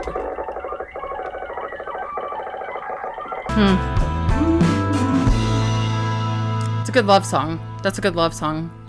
Come Inside. This is another shared writing credit with Watt. So we've got Paul on acoustic and electric guitars, drums, hand claps, piano, Wurlitzer electric piano, Andrew on maracas, synth, and tambourine.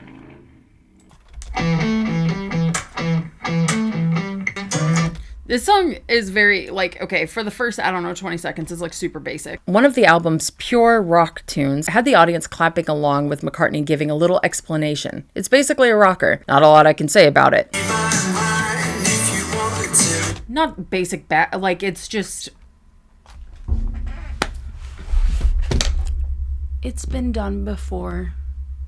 By Paul, by a lot of people. Anyone that's been doing rock for a while has done this. Just play it, he said to Watt, who was calling up the songs on his laptop. The driving tune includes the message, open up your mind, open up your heart. Nothing else is keeping us apart. That sounds nice, McCartney said, occurring with the audience. Completely unrelated interview clips from The Rest is Entertainment and probably other places here, because sometimes I just didn't have anything to add, I guess. When you were writing songs about the past, how do you make sure the music stays present? Well, because it is present. You don't really have to think about it too much. And because it's me writing it, so I'm writing it on a guitar or maybe a piano, and I can't really do much more than what I do. Mm-hmm. So, it's always going to sound sort of present-ish, no matter what the lyrics are. It's just the way I write. I write in all sorts of different styles. Yeah. But they're all joined together by the fact it's me. Yes, they're all Paul McCartney. It's all Paul McCartney. To do 2 listen throughs because the mic was so bad the first time around, and I didn't go through and watch or edit the first listens at all. I just gave up. But apparently I only have 2 brain cells rattling around in my mind. Okay. Here's where we're going to start taking umbrage, right?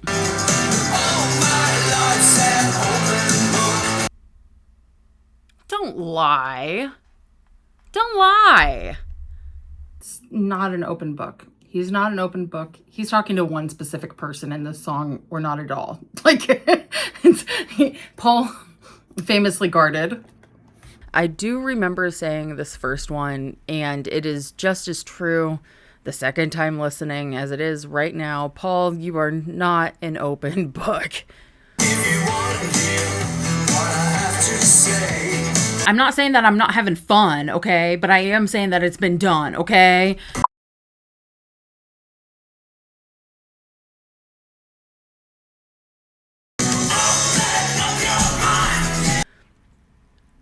But remember what I said about being predictable? I had no idea that this was going to be a thing. So I'm reacting to the same clip. And this is the clip that I'm reacting to. And here's what I said the first time. Okay, we're only like a little under halfway through the song. So, could be wrong. This, I feel like, is the most predictable Paul song so far of this album. Where it's kind of like, this just sounds like a rocker. Nothing wrong with that. It's just predictable. It's like mid-level, average Paul. Here's the thing about Paul McCartney. Here's the thing about any Beatle, but Paul McCartney, okay? Because this is the Beatle in question, okay? It's been done. Oh my God. Couldn't find a single thought in that brain, huh? Open up my mind, open up your heart. Nothing else is keeping us apart. Okay. This is actually funny that I was saying that this one's kind of gay. I think because I was insinuating on the first listen, on the second listen through of We Two, there was so much gay involved. Maybe let's see if I can find something that I said from We Too that I'll sneak in here.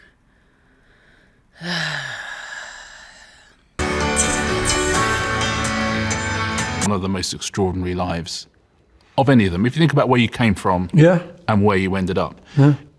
This is just philosophically, what is it like to be Paul McCartney when you wake up in the morning? If you know what I mean by that question. What do you think about the life that you've lived and what happened to you and how it happened? It must feel extraordinary. Well, you know what? I think my shield against that is to try not to think of it too much. Yeah. All right, due to the gayness of my come inside reaction, that doesn't track unless you see my second listen through of We Too, which is too inappropriate to exist. So you know why I was being so unhinged during come inside. Yeah? Yeah. Okay, cool. Just reading my notes. Because I often think, well, wait a minute, I'm looking for sort of one little success. Great. But then if I've got a few. Yeah. I've got that and I've got that song and I've got that song. If I really, Paul, you've great, man. I think my head would explode. Yeah. Okay, so much for me saying that he's good at keeping it not for... Okay, we're getting like a little lost in the sauce, Polly. How long is this song? It's only 3:13, but it feels like it's been going a while, doesn't it? Is that just... Edit! We need to learn how to edit, says me. Says me. Hypocritical. The hypocrisy. Yeah. So I kind of try and sort of dampen it down a little bit and sort of think, yeah, that was okay. That was a good one. And I don't really feel like him. Yeah. He's the famous one. Yeah. I'm sort of the guy who has to go up and have breakfast. We could have like taken out a couple of bars and gotten here, because here's good. The hypocrisy. Well, that's it. But when you're watching, there's so much footage of everything you did, and that must feed into it a bit. You have to watch some of it, presumably. Yeah. And just a constant reminder of what's happened. Yeah. We're here in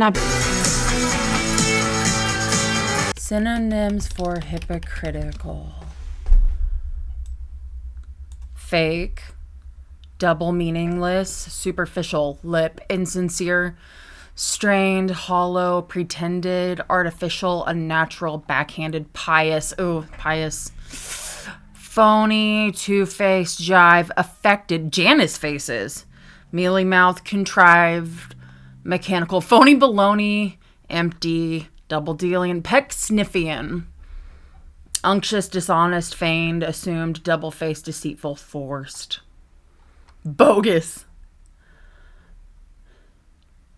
sham, self-righteous. Yeah, we can, yeah. Unfortunately, a lot of those fit.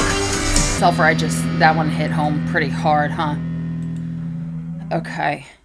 Never know. I was out in California. I've always loved that Laurel Canyon vibe of the 70s. I was playing guitar track to get that vibe. This is me trying to do that. McCartney said of the dense, heavy tune that then veers into a clarinet and then turns heavy again, with McCartney sounding a little like Lennon vocally. He does that sometimes. I don't catch it as well as a lot of people, which I think says I'm stupid, but we'll go with it, Never know. This is also a McCartney-Watt combination. So we've got Andrew on writing credit as well. Paul on acoustic, electric, and bass guitars, drums, magnetic tape treatments, mellotron, organ, recorder, piano, Wurlitzer, electric guitar. I am looking forward to hearing him on the recorder. We've got Andrew Watt on drums, electric guitar, magnetic tape treatments, and tambourine. You rode. I mean, obviously, you have to come in and you go past the crossing and there's a massive queue outside today, every day, of people waiting to do it. When you drive past that, do you just think, I remember doing that once? I don't like the idea that you've been striving all your life for success and fame or whatever it is the success is, and then you turn around and go, nah, don't like it. I think that's churlish. I love you, but you know my heart is breaking for you.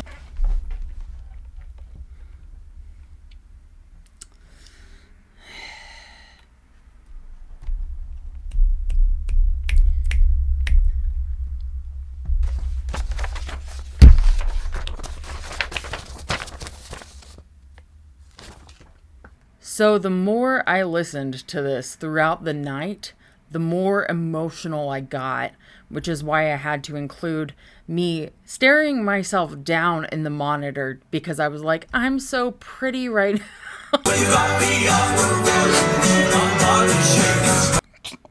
No, I was very sad. Not sad.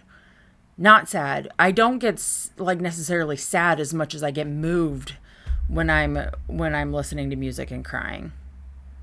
You dig, big dog? You digging?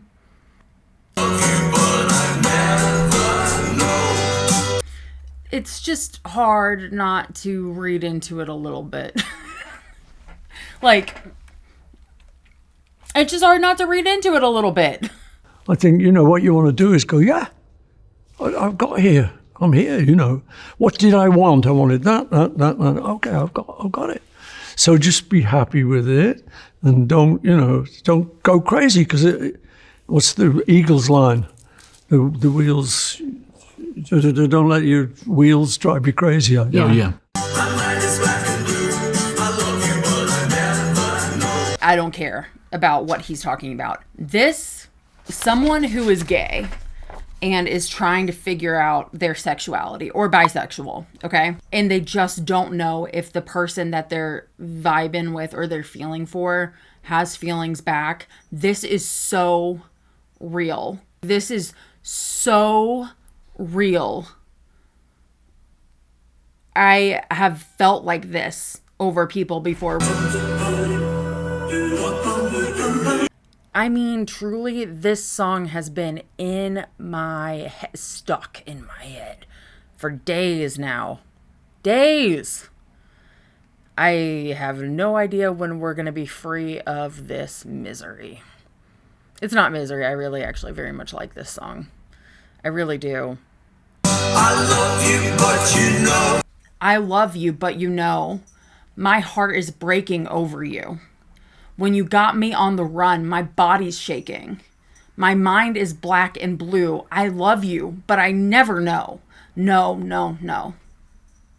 Like, I don't know. I don't know. And it's such a risk to love you,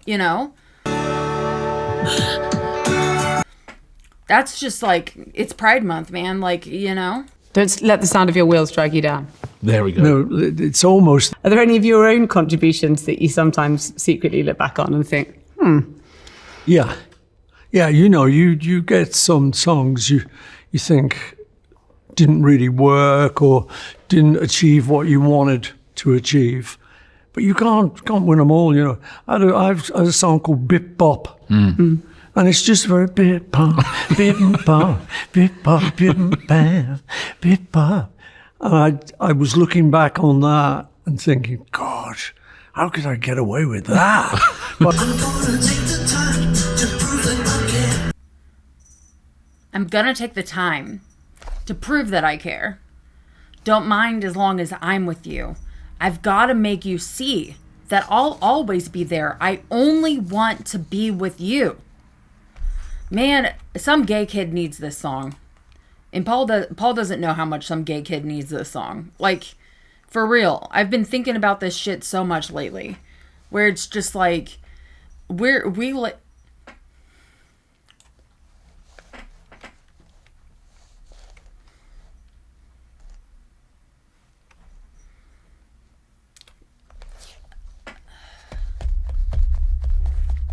and this is the kind of thing that little gay kids need. Even if it's not written by a gay person. You know what I'm saying? Like, a song that can resonate with you.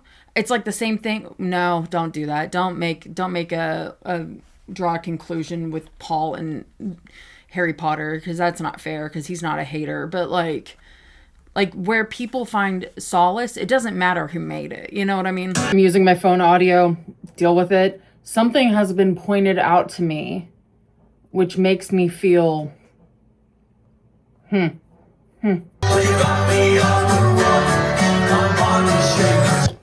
you got me on the run, my body's shaking.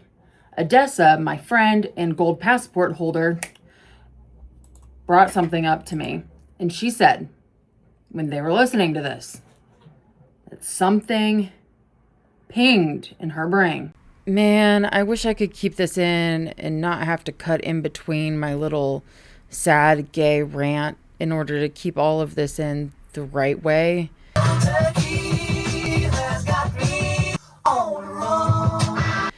It sucks because it was so impactful the way, and this is why I have to call these the versions for my gold passports on Patreon the as God intended versions, because they're made the way that I intended them to be.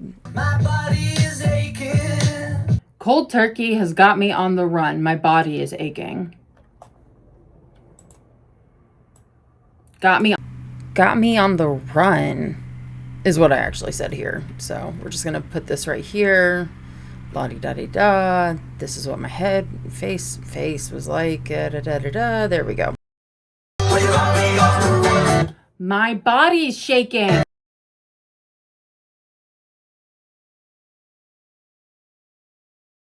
I never know.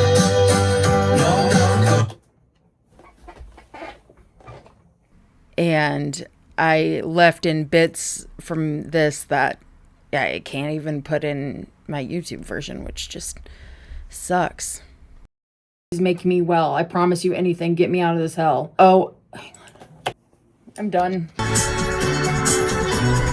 It's really reminding me of Strawberry Fields. Fool on the Hill. I meant Fool on the Hill here. God forbid we make a little mistake. A little mistake. I know that this is just Paul playing the recorder, just the recorder, but it does give Strawberry Fields. It really does. It's very nostalgic. I didn't make the music. Once again, Fool on the Hill. There's a recorder. There's a recorder. Remind me of that. Blah, blah, blah, blah. Fool on the Hill. Okay, it got to be a little bit more than a handful of jokes, but whatever.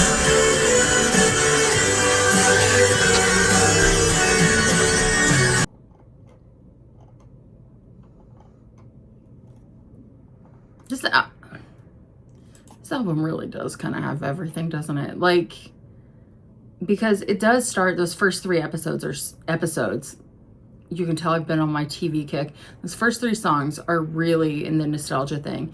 Ripples in a Pond is so crazy good love song. Mountaintop is just very weird. Like, it's very weird. It's good. Home to Us. Beatle fans will go nuts for this nostalgic track, which features Ringo Starr on the drums and Starr and McCartney trading vocals line by line as they sing about growing up, but it didn't come together without some confusion, McCartney said. It is getting increasingly harder to react to first time watching things, filming, to be like, this is genuine. You know what I'm saying? Used to live and you could say it wasn't much, but it was home to us.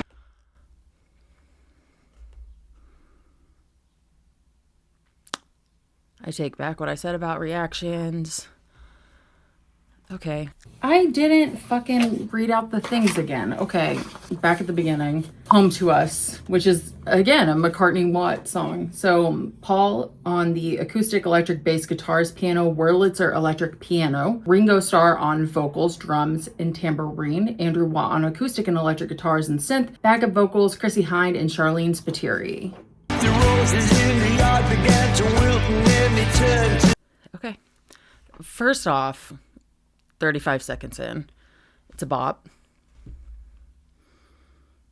It's a bop. Guys, don't judge the background of my shit, okay? Don't judge any of this. Like, we can't judge any of this, okay? Okay.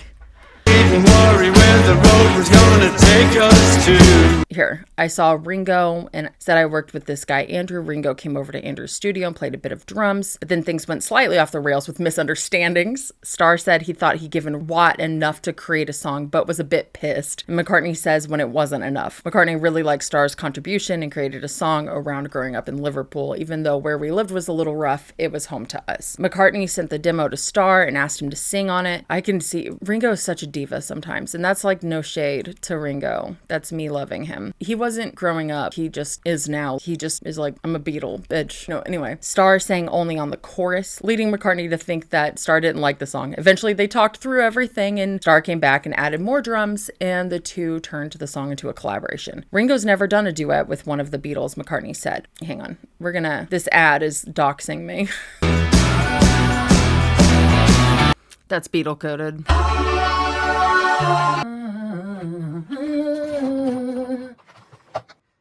Because the world is round. Ringo's never done a duet with one of the Beatles, McCartney said with a laugh. Not surprising. It's probably the most Beatle-esque track on the album, with tempo shifts, key changes, later vocals, with assists from the Pretenders' Chrissie Hynde and Texas's Charlene Spiteri. When you hear it, you know it's Ringo. You always be knowing it's Ringo, man. So the bomb damage in Liverpool, it took a long time to repair, right? And then you went to Hamburg, and Hamburg also was a city that had been wiped out. So when you were kind of making your music, were you thinking of, was the fact that the war had passed, Liverpool was starting to get back on its feet, was that something that kind of served as an inspiration? Yeah, I think so. You know, as I say, all of us grew up expecting to go in the army or national service. So we were all kind of coasting through our teenage years thinking, oh my God, it's going to happen soon. Yeah. And then suddenly, it was as if God opened the waters and the Israelites could just go through. And that was us. Suddenly, all of that had gone, except for the evidence of it. Yeah. So where we played football would be on what we called the Bommy, which was the bomb site. And we didn't think anything of it. It was just the Bommy. Later, then you go, why did we go into the Bommy? So that was all around us. But we just lived with it and kind of made it part of our lives. And then we were able to, like our parents, able to kind of laugh at everything.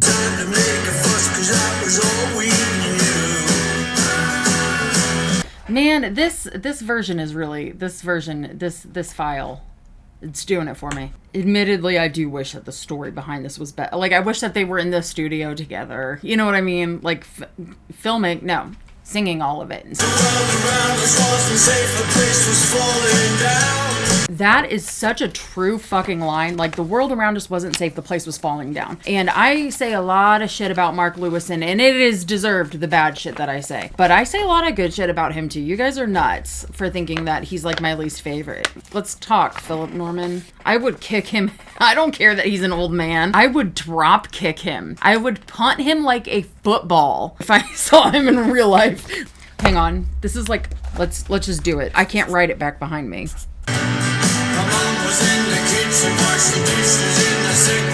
Okay. Right. If I saw him in real life at the grocery store, I wouldn't even talk to him. I wouldn't. I wouldn't introduce myself. I wouldn't talk to him. I don't think that there is a productive conversation to be had between the two of us right now. Right now.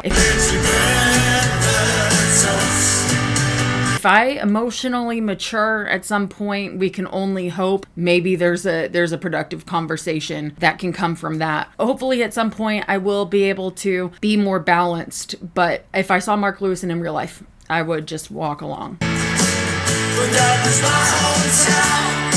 My White Album video was very heavily helped by his work. So Mark Lewison, thank you for all of the work you've done, because it's a lot. It's a lot. Philip Norman, if I saw him in real life, I would violently attack that man. And I don't care if I'm going to fight a geriatric man. He deserved it. He deserves it.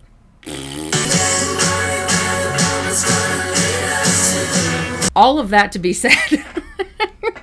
All of that rant to be said, that his work in Tune In really went into the bombies and explained how Liverpool did not rebuild post-war, and kind of all of this stuff that is really alluded to in this song, that he did a great job talking about Liverpool and like setting the scene. And it was really like, I really appreciate that. You know, like if we didn't like a song, we would try not to do it. And we had quite a sort of good vision of who we wanted to be. And then the personalities were pretty strong personalities individually. Yeah. I'm still like that. You know, I think Ringo's still like that. Yeah. Don't mess with Ringo. No. Yeah. And why? People say, why is it? Because he's Ringo. Yeah. You know, he's just himself. And again, you know, he had a lot of problems when he was a kid. He was very ill when he was very young, 3, I think. And his mum was told he might not live. And so he had all of that sort of stuff and didn't go to school much, you know, because of all of that. So again, you know, it's built a sort of shield. I think we all get shields.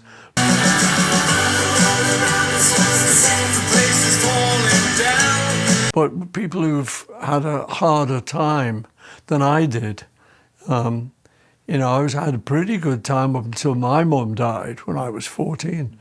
But yeah, no, Ringo is still very much his own man, which is a great thing if you can keep that alive, you know. It sounds to me like you experienced that even though you've known him most of his life, and they were the only person alive who could even share what you've had to, you know, these incredible experiences.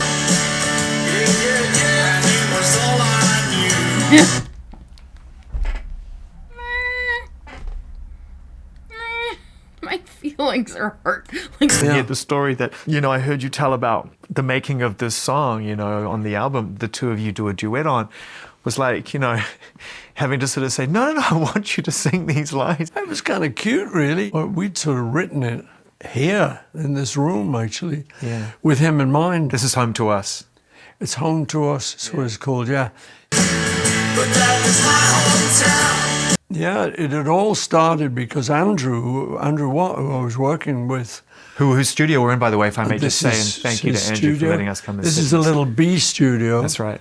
Where we did a lot of the work. And Ringo knew that I'd worked with Andrew, and we'd done one track, which is the opening track of the album called As You Lie There. So he went over to see Andrew. Then I was working with Andrew, and I said, "You remember that Ringo came over and did some drumming, didn't he?" He says, "Yeah." I said, "Let's hear it." So we got it up. I want to die. It was my hometown, and then yeah, and then I want to die. It's really feeling duet-y. And I said, "Oh, it's good. It's nice drumming." Because Ringo. So I said, we should write a song around that. Yeah. We had some time, so we did it. And I wrote the words about where we both came from. I came from a place in Speke. He came from a place called the Dingle. Yeah.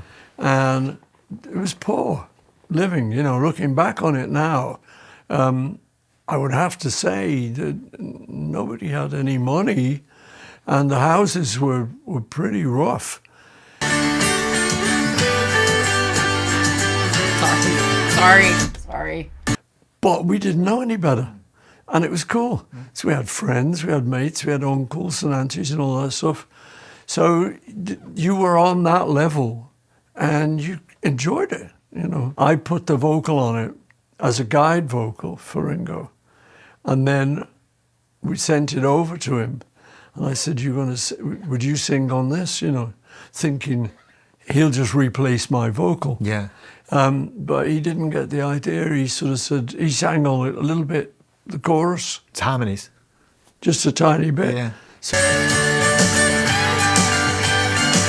So I rang him back up and said, you know, didn't you like it? Didn't you want to sing the whole thing? He said, I didn't think you wanted me to, you know, whatever. This is hilarious. These are two guys who have known each other their whole life, still circling one another, trying to figure out how to get it done. It's life, baby. It's true. It's how people do it, you know. Yeah. Anyway, I said, no, I'd love you to sing the whole thing. So he did very nicely.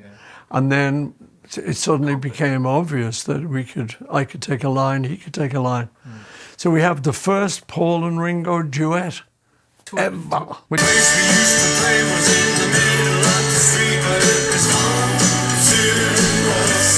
The thing I like about this is that it is a song that everyone can relate to. You know, it's kind of like, maybe it was this, but this was my home and I have ownership over this. Like, you didn't have to be from Liverpool to recognize, like, this is what our parents were doing. This is what we were doing. We got to play and we had childhood and innocence and all of this stuff.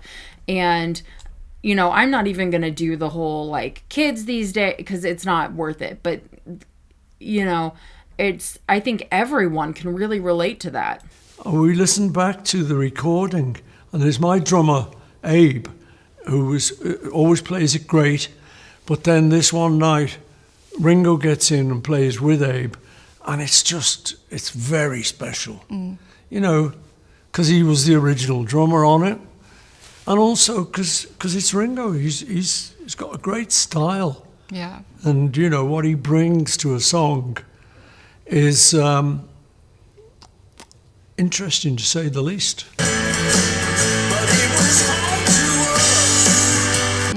What do you think that he brought to Home to Us then? Brought the drumming, all the drum track. And I think I like the idea that the two of us are duetting. Yeah. Because none of us ever did that in the Beatles. You never got John and George doing a special duet.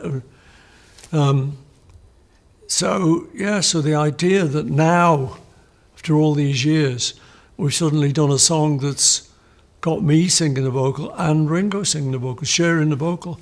It's really nice. You know, it's a first. And I think it kind of works because it's talking about how Liverpool was home to us. And Ringo is from a really rough area called the Dingle. And, you know, he tells stories. He would go to work, and then coming home, he would have to go past like a mob of guys on the corner, like Teddy boys, you know. And we'd go past these Teds, and he was kind of scared because you could get beaten up, you know. So he came from that rough area, but ended up, there was so much goodness. I hear the bass criticism that you'll hear about when Jade Lennon speaks later. But I don't mind it. Life Can Be Hard, a sweet love song written during the COVID lockdown, which McCartney and Chevelle spent with Chevelle's niece, her husband, and their new baby. We've got Paul on acoustic electric bass guitar, piano, Wurlitzer electric piano, Andrew Watt on acoustic guitar and synth. The co-arrangement is by Ben Foster and Giles Martin, and it was conducted by Ben Foster. All right, here is the song. Down South, I did better with. Life Can Be Hard is a song that I have only seen almost exclusively positive feedback for. I'm starting strong, right? Which is interesting because that is not how I feel. Can we change? It was nice. Every day Nancy would ask if she could wake the baby, McCartney said, once again grabbing an acoustic guitar. As the crowd cheered, he laughed and said, I haven't done anything. Let me try again. The audience again cheered, leading McCartney to very good-naturedly mutter, pathetic. Life can be hard, but then... He demonstrated how he created a gentle melody and then would let the baby strum the strings, leading Chevelle's niece and husband to declare that it's our song. The genial, simple song is meant to inspire hope for the future. I like that tune, he said after it played. It has very good memories. But that's when we start to put it together again. Went a little high. Coughing. Went a little high on that, Paul. I think maybe we could have done something else. So when you pick up a guitar and go to an instrument, you have something you want to say and you begin to write. Is the ambition and intention always to finish the song? Is that important to you, that it's not just a verse and a chorus, I'll come back to it? The trouble is nowadays with phones, you always had to finish a thing because there was nowhere to put it. You know, you had to put it in your mind, so you had to finish it.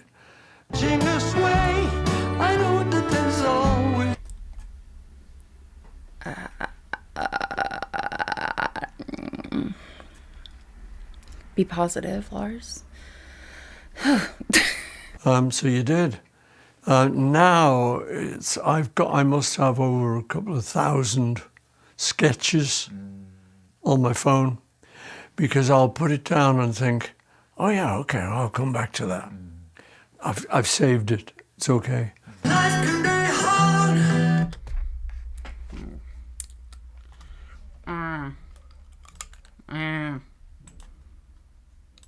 That if you don't have long, but you've got an idea, you'll put it down. I mean, it's okay. You know, there's certain ones in that list of sketches that I will finish, that I know, oh, that is a good one, so I will finish that.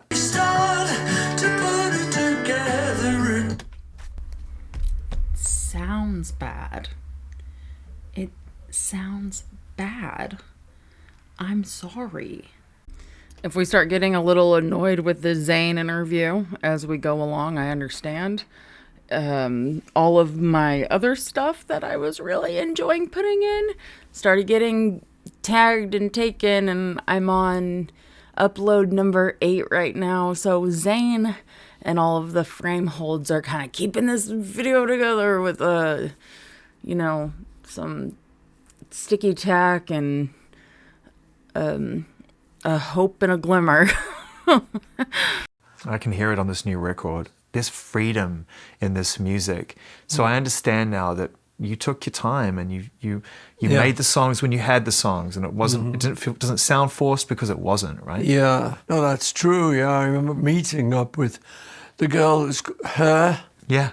She's terrific. She was rehearsing nearby where we were rehearsing.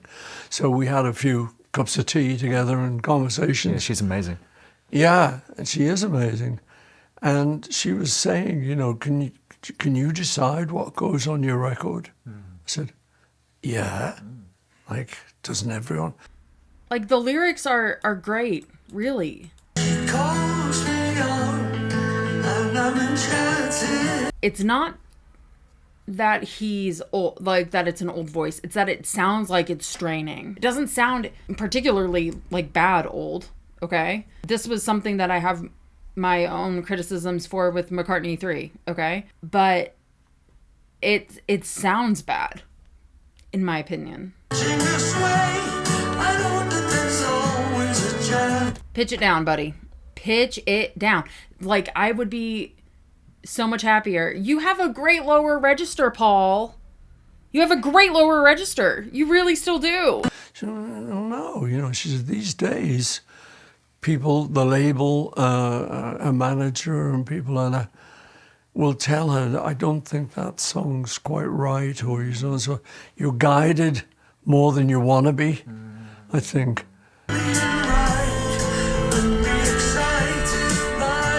So I remember thinking, I feel sorry for that. So I am free, I'm very lucky. But I would always fight for that. You know, there doesn't seem much point otherwise. Yeah.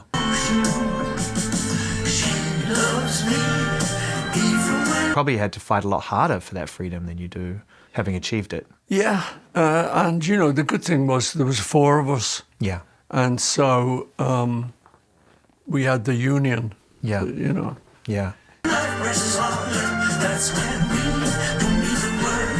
And I'm sure there were times in your career when you had to. I'm sure there were times when things were really successful and a lot of money, a lot of industry, a lot of pressure on you delivering music. Seems weird to even say that, but it is a reality. Yeah. Where you... It's impossible. This Jack. Dee dee dee dee. This Jack, he baba doo. To be so clear, I am very uncomfortable right now. Like, not because I want to glaze. I don't care. I really don't. I don't want to. This song is so, like, I didn't understand how good this song was the first time I listened to it. And I've skipped it every time I've listened to the album since because I was uncomfortable. This is such a fucking good. Please just sing it in a different. Please sing it live with your lower register. Sing it live with your lower register. Make me a happy boy. Do you want to go look at the birdies? Yeah, you're my boy. You're my little baby boy. You're my little boy. I've been having panic attacks. Just sitting here completely paralyzed from the panic attacks. Panic ajacks. Do you want down? That's okay. That seems valid. That seems fair. Loves me, even when life presses harder. See, like, this is more tolerable to me. Not your best. Not your best. Vocally based, it's just not your best, buddy. I'm sorry. I'm just not your best. Not my favorite, I guess. Who am I to say not your best? I'll say not my favorite. And vocals have something to do with it. The fight is so important, isn't it, to achieving your dreams at a young age? Taking that ambition that you have to prove something. Either the kids who tried to took your stuff, or the people in your own house who don't count you out, whatever. Like, that juice is crucial, isn't it? And it sounds like all four of you in your own way had that fight. Yeah, no, that was very important for us because, you know, like if we didn't like a song, we would try not to do it. And we had quite a sort of good vision of who we wanted to be. Ooh, I like it. I like it. I like the tempo change. Good time signature, fun stuff. We're playing around. It's a good, fun song. It's got a lot of richness to it, good tone. It feels like it's got a lot of history and it's grounded. I just don't like that he sang in such a high pitch. Why? I'm sorry for continuously asking why, but why? Why? And these lyrics are amazing. Maybe the starlight that shines in her eyes sings to the moon in her hair. Each time we meet, there's a look of surprise. She sprinkles love everywhere. What a great verse. It's a lovely song, except for that huge part that's not. Well, that's over. First star of the night. McCartney was touring in Costa Rica and had a day off, which he planned to spend lathered up with sunscreen poolside. Good skincare routine. But it was pouring rain most of the day, so McCartney decided to write a song instead and came up with Star, another uplifting song. The first star on the night is always special when you see it, he said. It always gives me a little hope. The sweet melodic acoustic tune stresses, I know my little world is still alright upon seeing the first star pop out each night. Okay, so first star of the night. This is a non-royalty bearing song. We've got Paul on acoustic, bass, and electric guitars, drums, percussion, and tambourine. Raining in Costa Rica. I love this, like, opening part of it. I think it's so nice. The next story is I was on tour and we were playing Costa Rica, beautiful island, you know.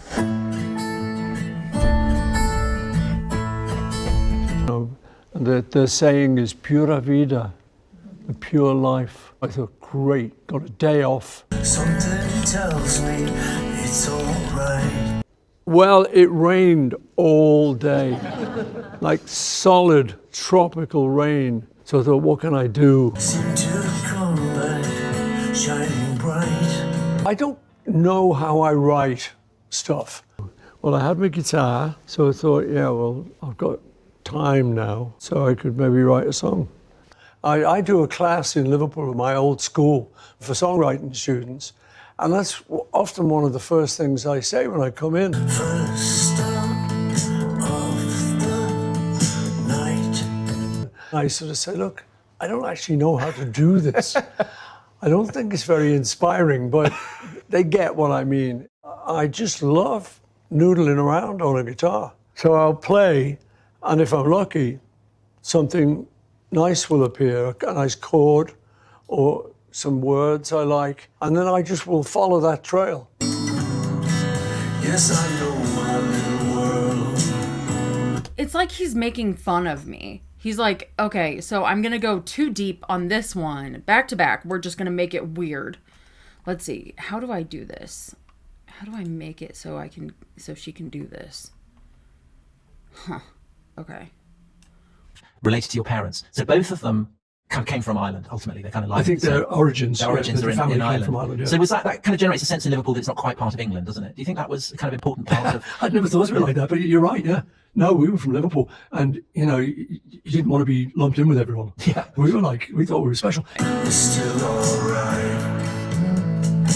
And I think at one point it was the second city to London, because it was a big port. Yeah, fabulously rich. Yeah. So, we had a great sense of importance, which waned through the years, Like the first storm. Like, it's like he's fucking with me. He's fucking with me.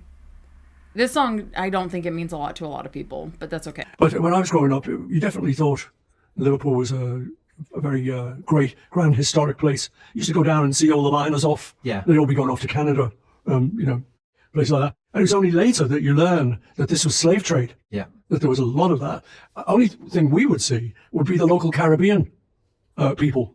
So we would know people that would be descended. We didn't talk about it then. But there was, I guess, a sense of Liverpool as being open to the world as well as to the rest of England. Yeah. So that what is often said about Liverpool is that it's more open to, say, musical influences, perhaps, than other places. Do you think that was true? Because, of course, your love of rock and roll was fundamental to what became the Beatles. Yeah.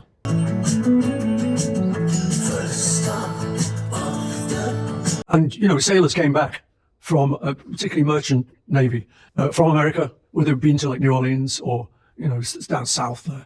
And they had records that nobody else had. So how would you get hold of them? So you borrow them off somebody. Somebody would know the sailor who had it, and the sailor would let them borrow it, you'd borrow it off them. So it was like a little culture where the record would go around, and we'd all learn it. Because I think for people of subsequent generations, it's hard to get our heads around how difficult it was to access music. Yes, I know my little... It's a pretty song. It's a pretty song. Of your childhood, what made you at this point in your career want to go all the way back to those days and tell those stories? I don't know, maybe it's just this point in my life, but I enjoy looking back. If you're lucky, like I was, you've got a lot of warm memories. Yes, I know my little world. It's fine. It's sweet. I like this better than Life Can Be Hard, but there's not, there's not much to say. It's just kind of like this is the elevator music. I'm so sorry. I'm not trying to be an asshole, I promise. Salesman Saint. We've heard quite a bit about this one. Another song that is extremely autobiographical, features McCartney writing about his father, James, the salesman in the story, and his mother, Mary, the titular saint and a nurse midwife. The couple met during World War II, and McCartney's dad was also a fireman. We've talked about this. Salesman Saint. This is just a Paul song here. We've got Paul on acoustic, bass, and electric guitars, hand claps, mellotron, spinet, tambourine. Mike Davis on trumpet and co-arrangement by Ben Foster and Giles Martin, and Ben Foster conducted. We moved outside of Liverpool with our parents, making sure me and my brother Mike did okay, McCartney said, praising the resilience that his parents' generation exuded during tough times. Father was a salesman. The track opens with a trumpet and builds from there into a heavy tune with time signature shifts, and the message of the lyrics is they couldn't take any more, but they had to carry on. My mother was a saint. I was thinking about that. I was thinking, well, why am I always doing stuff about memories and stuff? Working every God-given minute. Well, I didn't think I was doing that, but once I sort of looked at all the songs I'd recorded for this album, a lot of them are backward looking. But then I thought, well, what else is there? Making enough to pay the rent. It works. It works. I shit on it for not rhyming. I like it. The roads were going in. It's pretty good. I like this. I love that snare. Like a nice loose snare. War drums, battle drums, whatever the word is for that shit. I don't know. You're gonna look at a year ago and talk about that. You're gonna look at a love you had, or you're gonna look at, you know, your youth, your school, growing up, or whatever. It's so rich, that field of information. They had to.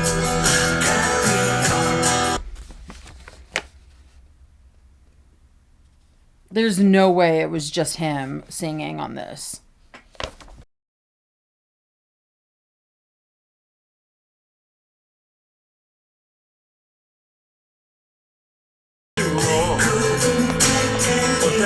They probably just fucked with it enough to make it sound like that. Okay. Well, my dad was a fireman, so he was having to put out these fires caused by these bombs, incendiary bombs. So my dad did that as if that wasn't bad enough. It's good.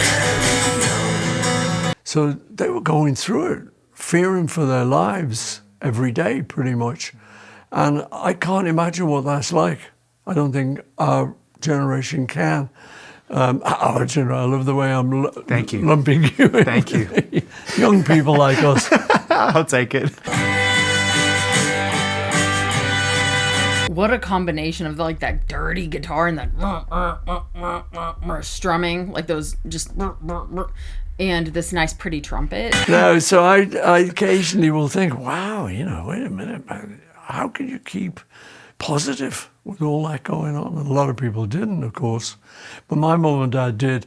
So I always give them sort of credit in my own mind for finding their way through that. And so I was writing a song in a minor-y kind of key, and that became the subject of the song, you know. Helped them through the night. This is good. It's good. Like, this is very nice and layered. Like, dun dun dun dun dun dun dun. Why am I okay? I hear this man say "carry on" so many times, but it's during like this album press cycle, but it actually fits here. Like, this is what he meant. We could have just listened to the song. Hot tea and cigarettes was enough to keep them on the go. I like that. It puts you in the place.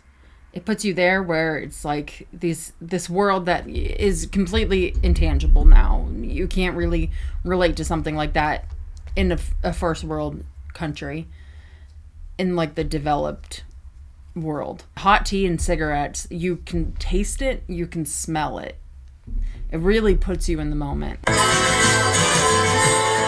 Another generation. I love the Glenn Miller horns. It blows my mind how the differing time signatures reveal themselves over time. Yeah. It feels to me at first like you've made the horns fit into the more four on the floor type thing, but then at the end I realized, no, they're dancing with each other. And then this big band comes in. It's Yearning to be free. And that really sets the timepiece. It's really puts you like, this is storytelling. And it's, where did you record those horns? In Abbey Road. They sound amazing. Yeah, they really came off. I think, you know, you got to get the arrangement right. And this guy, Ben Foster, is a really good arranger. And I said, I want it to sound like, you know, it's coming off the radio, 1940s or something. And so it does. And as you say, yeah, the song's in 3/4, but it's also, when you put 4 against it, that's very African. You hear African music doing that a lot. It's nasty. It's nasty. Yeah, that's right. Boom, boom, boom, boom, boom, boom, boom, boom. So I'm fascinated by that. Wait a minute, 3/4 against 4/4. That's great. Shouldn't make sense, but that's what happens in the song. Glenn Miller who? A lot of the songs are focused on your childhood, your teenage years, growing up in Liverpool. And I was wondering, is this telling us something about what made Paul McCartney who he is? In other words, could the Beatles have emerged from any other city apart from Liverpool, do you think? Was there something distinctive about Liverpool? I think so. Yeah, I was thinking about it recently. I do think the character of Liverpool is a very sort of strong one. I think with the Irish influence, and then coming through the war and having to be happy when bombs were falling. So there was a lot of music when I was a kid. My dad played the piano at home. There were a lot of jokes. And so they kept their heads, above water by laughing at the whole thing. And I think that was something that found its way into the Beatles. Very good. Momma Gets By. The closing track starts as a lush, dramatic piano ballad that expands to strings in an orchestra. Sometimes writing a song you don't draw on memory. You're making it up, McCartney said, referencing writing Lady Madonna. Same with Momma Gets By, which includes opening lines, Mama gets by while Papa gets high. Even though Papa is a wastrel, Mama loves him with all her heart and soul. Momma Gets By. So we've got Paul on the nylon string and bass guitars and piano, co-arrangement by Ben Foster and Giles Martin, and conducting by Ben Foster. Mama gets by, while Papa gets high. As they struggle to put food on the table, McCartney sings from the perspective of their young son, though he stressed again that this was not about his parents. Following the conclusion, McCartney noted how no one theme dominates the album, though nostalgia is a pretty recurring theme, and that he worried about the lack of cohesion. And then you remember the Beatles albums, we didn't worry about any of that. It makes enough to raise a family. We're recording this on International Midwife Day, apparently. Wow. And your mum was obviously a saint, but she was more specifically a midwife. Yes, it's true, yeah. We moved around quite a lot and didn't realise till we were much older that, that's why we moved. She's working all day. It was often on the edge of the city, but there were nice houses. It was always an upgrade to us. Because Northern Road had an indoor toilet, didn't it, I think? Wow, an indoor toilet. Yeah, no, it's true. So we thought we were going somewhere. Giving me every opportunity. And my mum was very aspirational, like a lot of good mothers. She just wanted her kids to succeed, do well. Papa gets back and heads for the sack.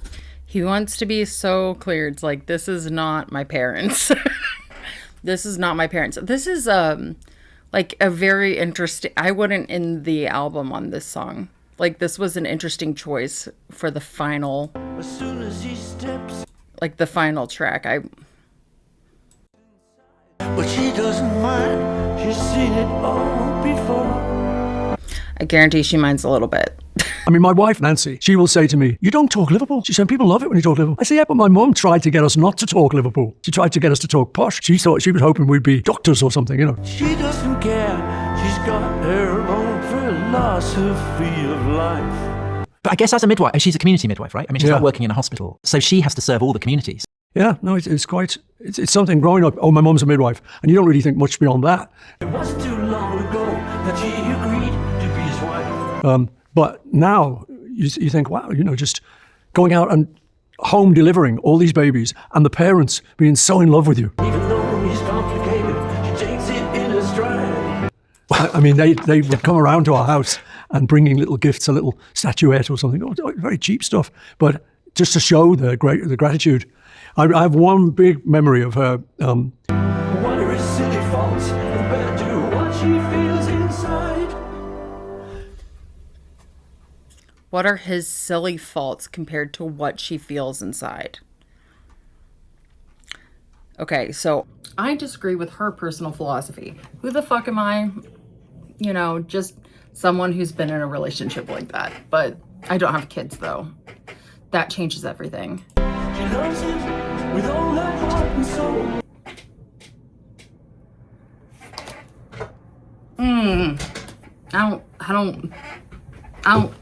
I don't want to be here for this. I don't want to be here for this shit. I don't want to be here for this. I'm uncomfortable. Can I just stop now? Paul, Paul, were you the one who had to sober you up after the Beatles breakup, or was that your wife, Linda? Paul, I know she loved you, but you weren't sober for that. Like, she had to get you through it. Paul. I thought about my reactions to this, and considering that I am the person who is, so vocal and so adamant about defending Run for Your Life, and you can't do that. I've been thinking about Run for Your Life and Girl and Drive My Car, and which could mean nothing. That I was just thinking, my God, I am so quick to defend Beatles songs. And now I listen to this song and I react, and a big reaction is fun to watch. We love it. We love a big reaction so much, obviously. But it's so hypocritical. It's so hypocritical of me to sit here and be like, Paul. All right, dearly beloved, I brought you here today to talk to you. Okay, that's fine. To talk to you about Momma Gets By and how we try here to admit when we're wrong. It's really cringe for me to show up during Momma Gets By and be like, I don't want to be here. Paul, who took care of you? Grow up. I saw this Reddit post. It was really what I needed to see that day. Paul McCartney defends lyrics to Momma Gets By. There's a lot of strong women out there. Hi, Jack. Okay, we're going to try for one better reaction.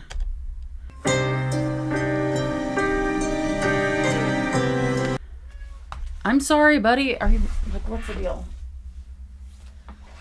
One more song, buddy, and then can we chill? What a bizarre thing to rail against Paul McCartney about. I have a feeling this is one reviewer's very particular perspective or a few stray tweets being inflated into a story. I realize we live in a world where divorce is much more commonplace than Paul's childhood in the 40s, 50s, 60s, but it's not alien that people stay with their other people who have some demons about them. It's a very common story, unfortunately. This song sounds like the scene of a movie, like a film score. It's so big and lush right here. What personal ambassador, I want to say, whoever you are, thank you. Tapping my depiction does not equal endorsement sign.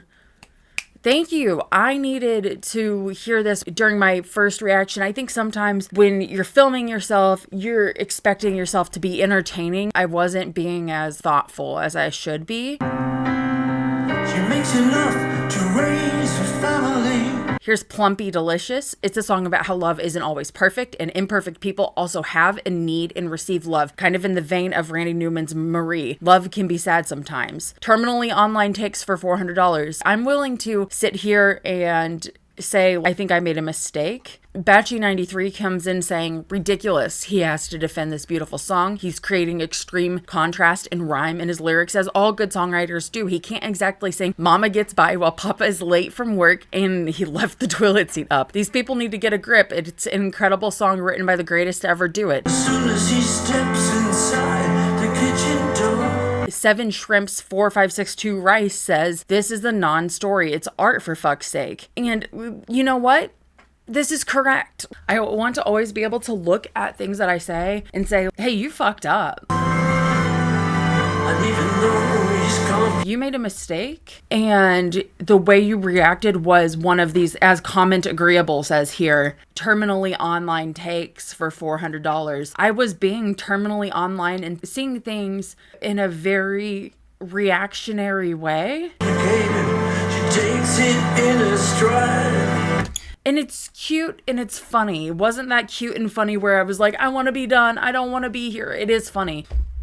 But it's really childish as like a journalist. I'm a journalist. Like, ugh. But seriously, I need to be more normal about things. BizK55. I love Paul, and while I wouldn't say I was outraged when I heard the lyrics, I was kind of confused why everyone was saying it's a beautiful love song, because to me it doesn't really explain why she loves him. It's just like, he's a deadbeat, he's a loser, but she loves him anyway. Like, was he thoughtful and loving before she fell in love with him? Maybe that goes without saying, but it could have used a line or two about that. People are free to have their own opinions, but I don't think it's his best lyric writing. I enjoyed Life Can Be Hard a lot more, but that's the song of the album for mine.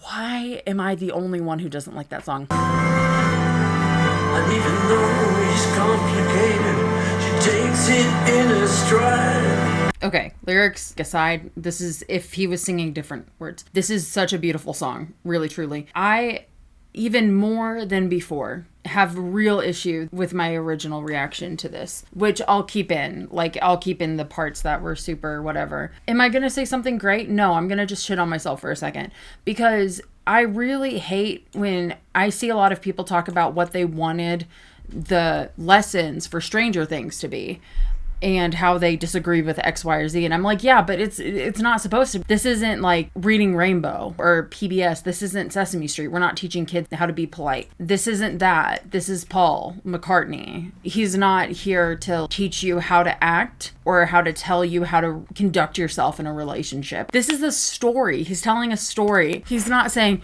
hey kids. Because she loves him.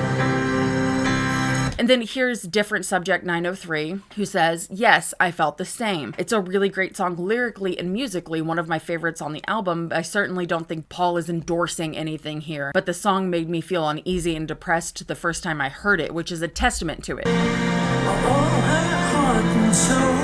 And that's a great point too, Different Subject 903. It is a testament to it, where I felt uneasy and uncomfortable the first time I listened to it, which is the point. Love is not always easy or comfortable. I think it's all going to come down to perspective. This song could be about a neglectful deadbeat and a woman who's somewhat browbeaten into thinking this is what love is. She doesn't deserve any better. Or it could be about somebody who loves their partner through thick and thin. Because she loves him.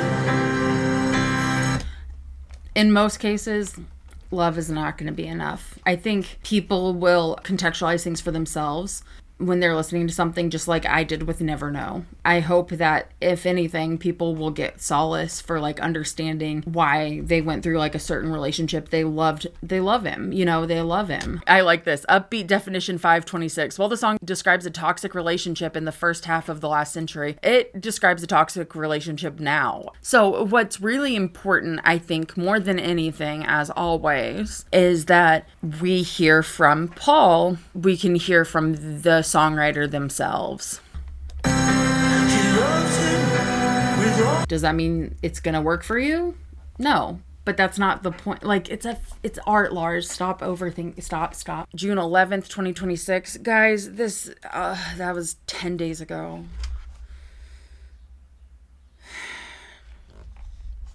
Okay. McCartney explained, sometimes you write songs about somebody you know or an experience you had, and sometimes you just make them up because you're in a more theatrical mood.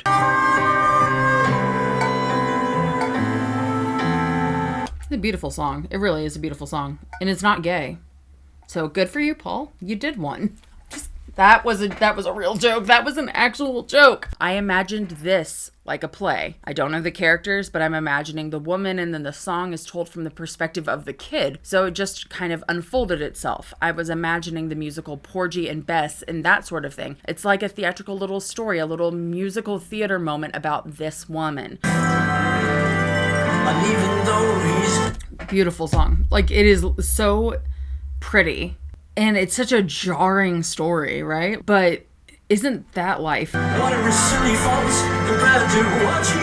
Some people would say, oh, she's a bit of a sucker because this guy's a bit of a waster. But for me, she's a very strong woman, and it explains it in the song. And I'm proud of her and women like her. As the crowd cheered, McCartney added, there's a lot of strong women out there. Paul just wants everyone to know that this is not about his dad. Honestly, considering some parts at the beginning of his marriage with Linda could be a little autobiographical. Anyway, I wanted to add this perspective to the song and include my reaction, as embarrassing as I find it to be now, because it is entertaining, right?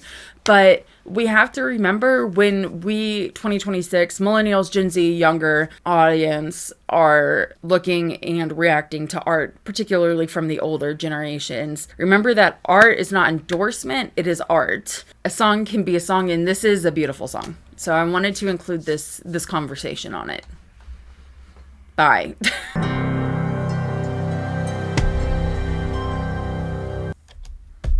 Okay, I'm better with it now. I'm better with it now that especially now that I'm thinking it could have a little bit of an autobiographical tinge to it.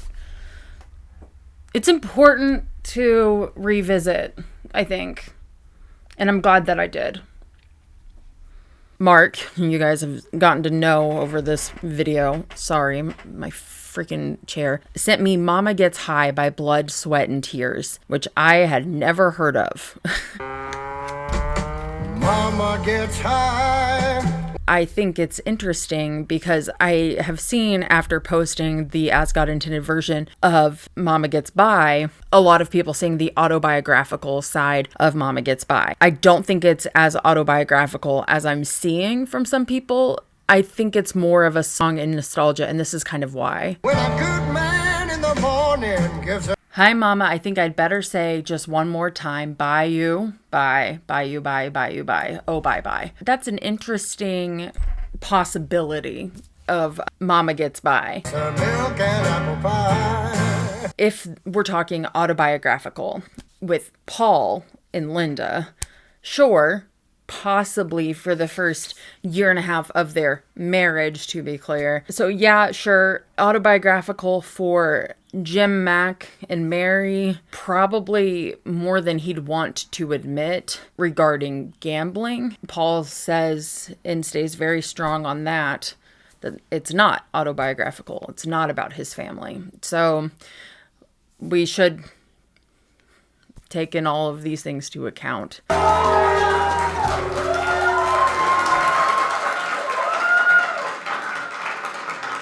The more I've worked on this and the later this video has become, the more I've been getting texts, and people have asked me and expressed their opinion. It's fine. I don't care anymore. I cared earlier. I don't care anymore of a production.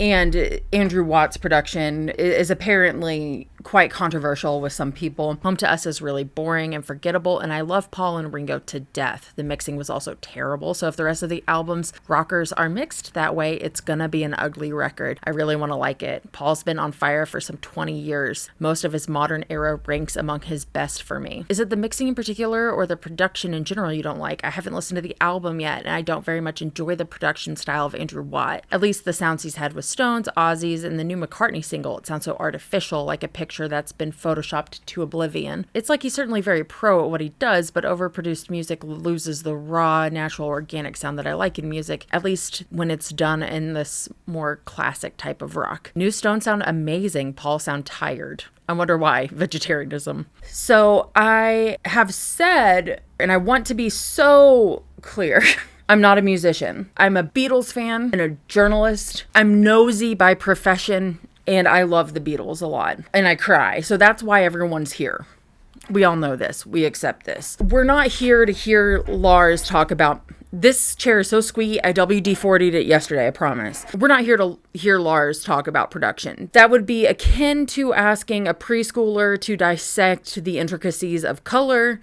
I would be saying, it's blue. I don't have the hex code for production. That's just not where I'm at. I wound up reaching out to Mark again. I also spoke with my partner who has a background in music engineering and production, is a musician, has been a musician their whole life, right? But I also asked Angel, who is my collaborator on the Live Aid video. So whenever that comes out, it's probably going to be like 18 hours. Angel, who is my mod and, you know, my life bodyguard, to tell me his thoughts on the Stones album, because Andrew Watt also produced the recent Stones album, which generally has good feedback. But I'm not a Stones fan. I just am not.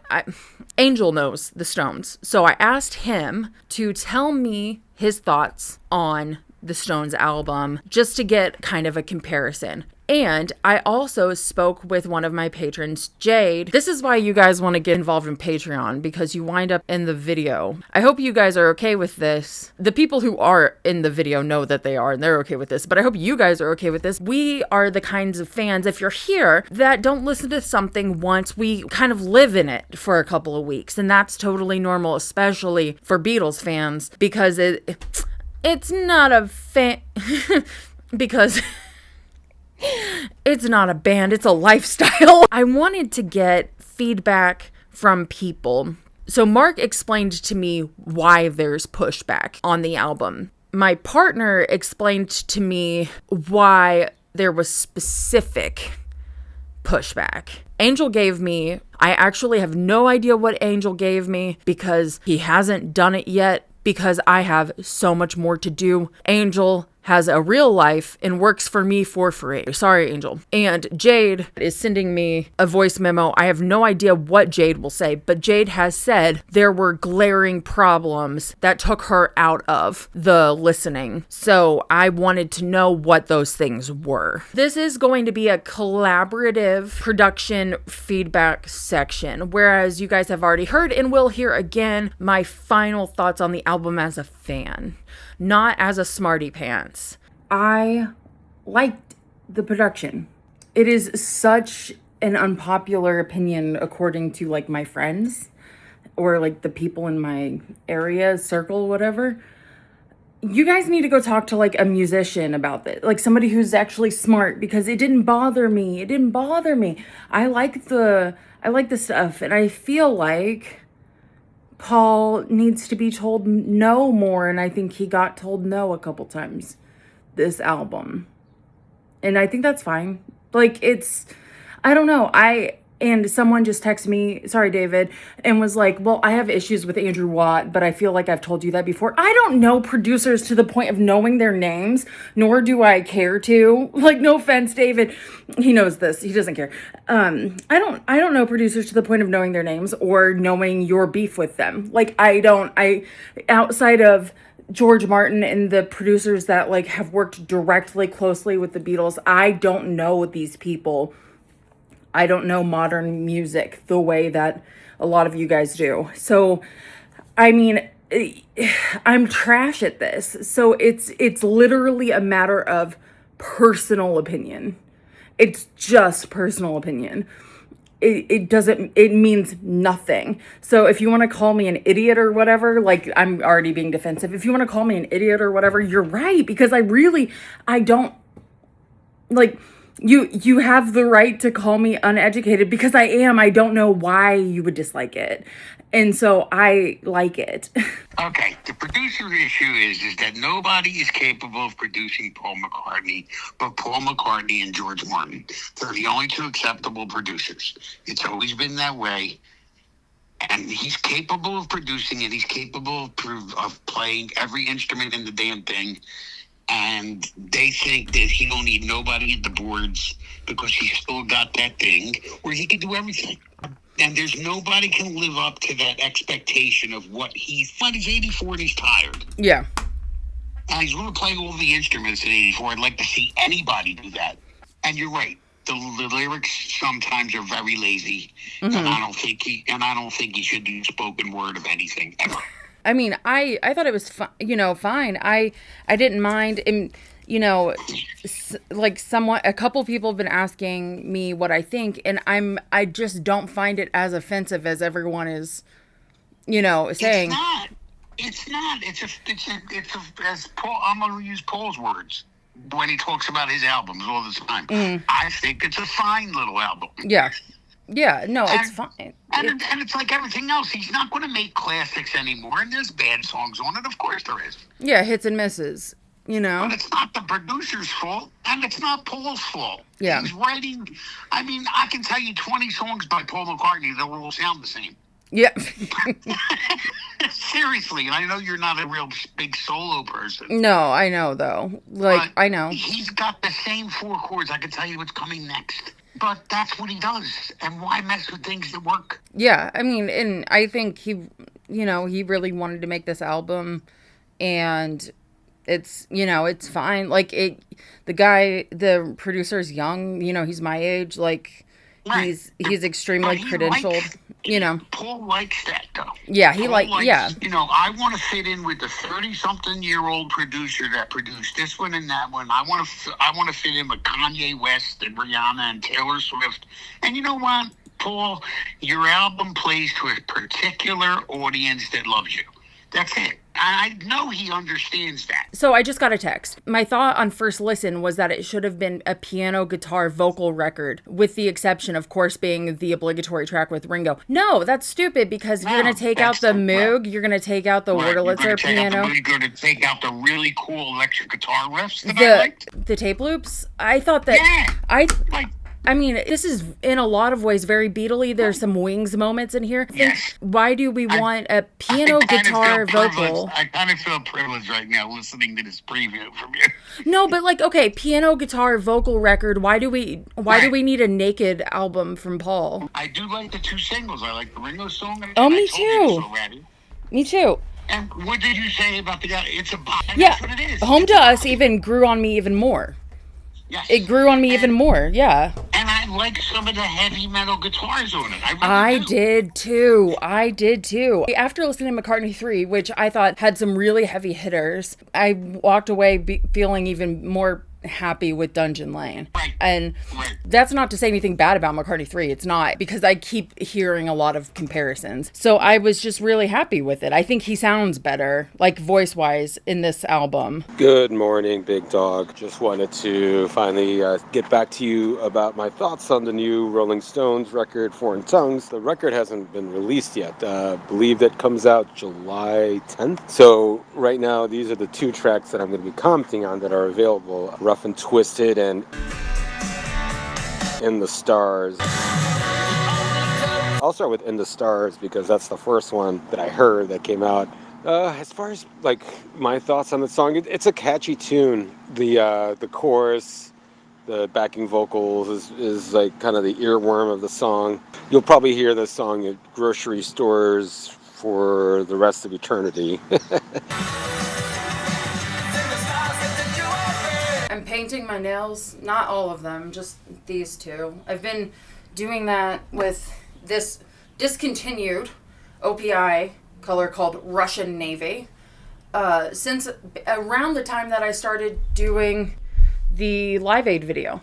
And I have kept it there because the Live Aid video gets a lot of breaks. My collaborator, Angel, and it did wind up taking a mental, a social toll on both of us. It just really, it does take over. My Live Aid video will be probably the YouTube version, 17 hours. I anticipate the Patreon version being over a day long. I don't know how to feel about that. But anyway,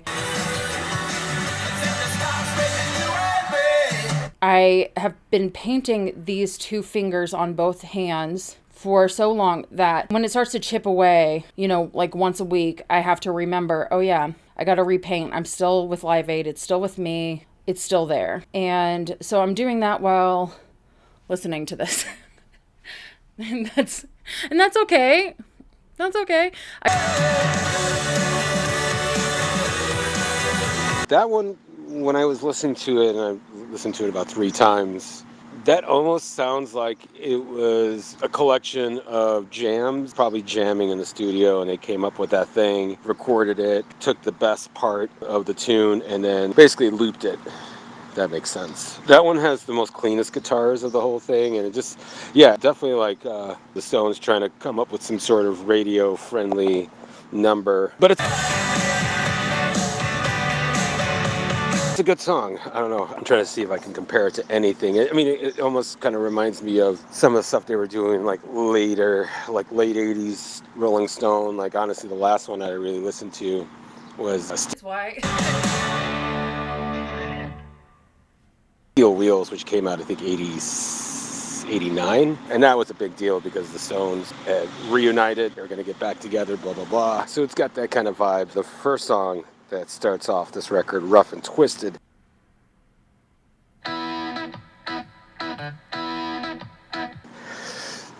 That one sounds like it kind of harkens back to the Exile on Main Street days, where it definitely sounds like they're in a room together, they're doing this song. I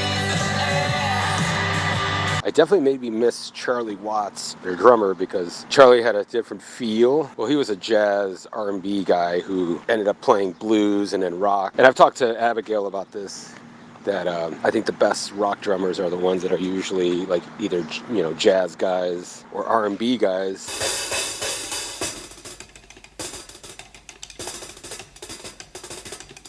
Their approach to rock is so different than, like, say, me.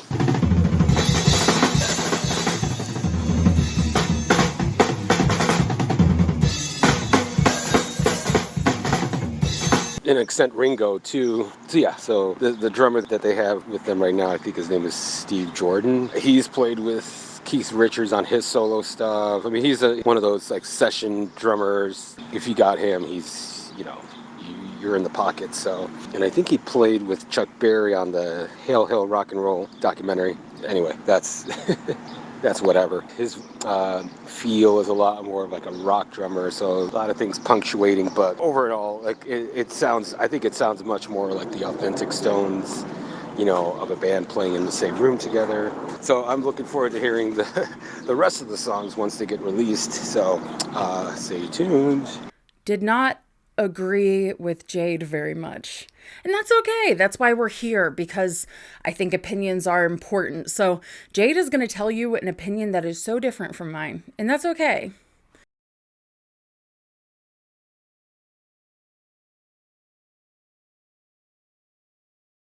So the thing with Dungeon Lane, I'd easily give this album like an 8.5, maybe even a 9 out of 10 in terms of its composition, its lyrics, the way Paul sings. His vocals in this are fantastic. I'm not going to go too much into the pros of the actual album. I'm going into the cons of it, which are all in the mix. Whew, this mix is rough. For starters, I'm going to be using As You Lie There as like the main example of most of the songs on this album. As You Lie There sounds very mushy. It reminds me of the modern mixes of Revolution that have come out past 1992's the CD singles collection. That was just a direct transfer of the master tape. The 2009 and 2023 remasters of Revolution just sound kind of bad. You can hear the energy that's supposed to be there. It's just not really felt. And I think the exact same thing applies to the songs on this album, just in terms of the mix.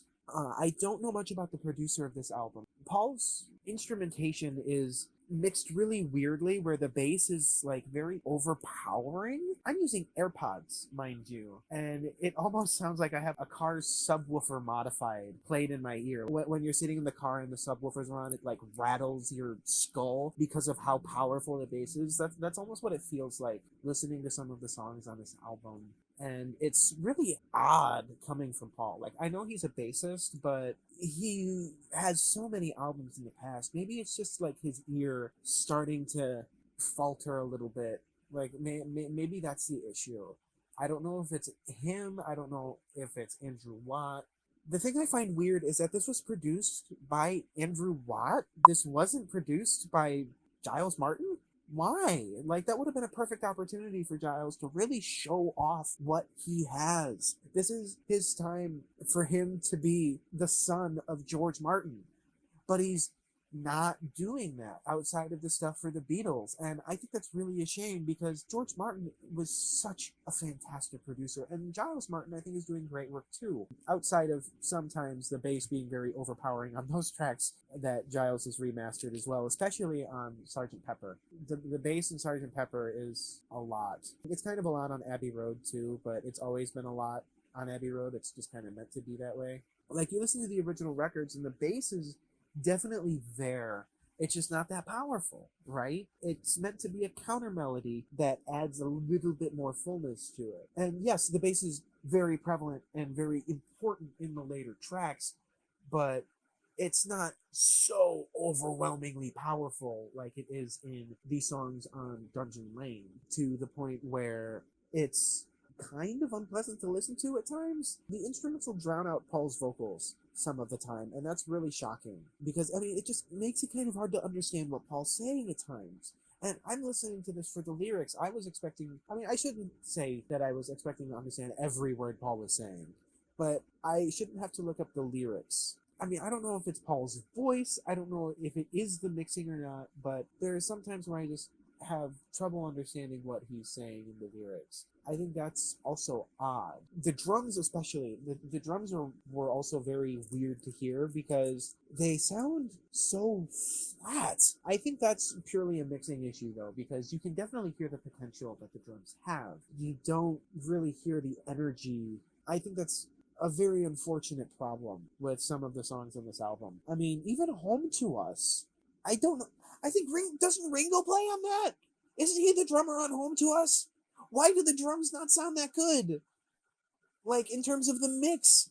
I mean, the actual drum parts sound really good, but, like, the drums throughout the album just, they sound so mushy and so flat. I don't know if this is just a problem with the YouTube mix or if it's prevalent on every single mix, but there's definitely a level of compression that's already applied to these songs that was further compressed when being uploaded to YouTube, and it really, really makes these sound like really modern pop in terms of the mixing.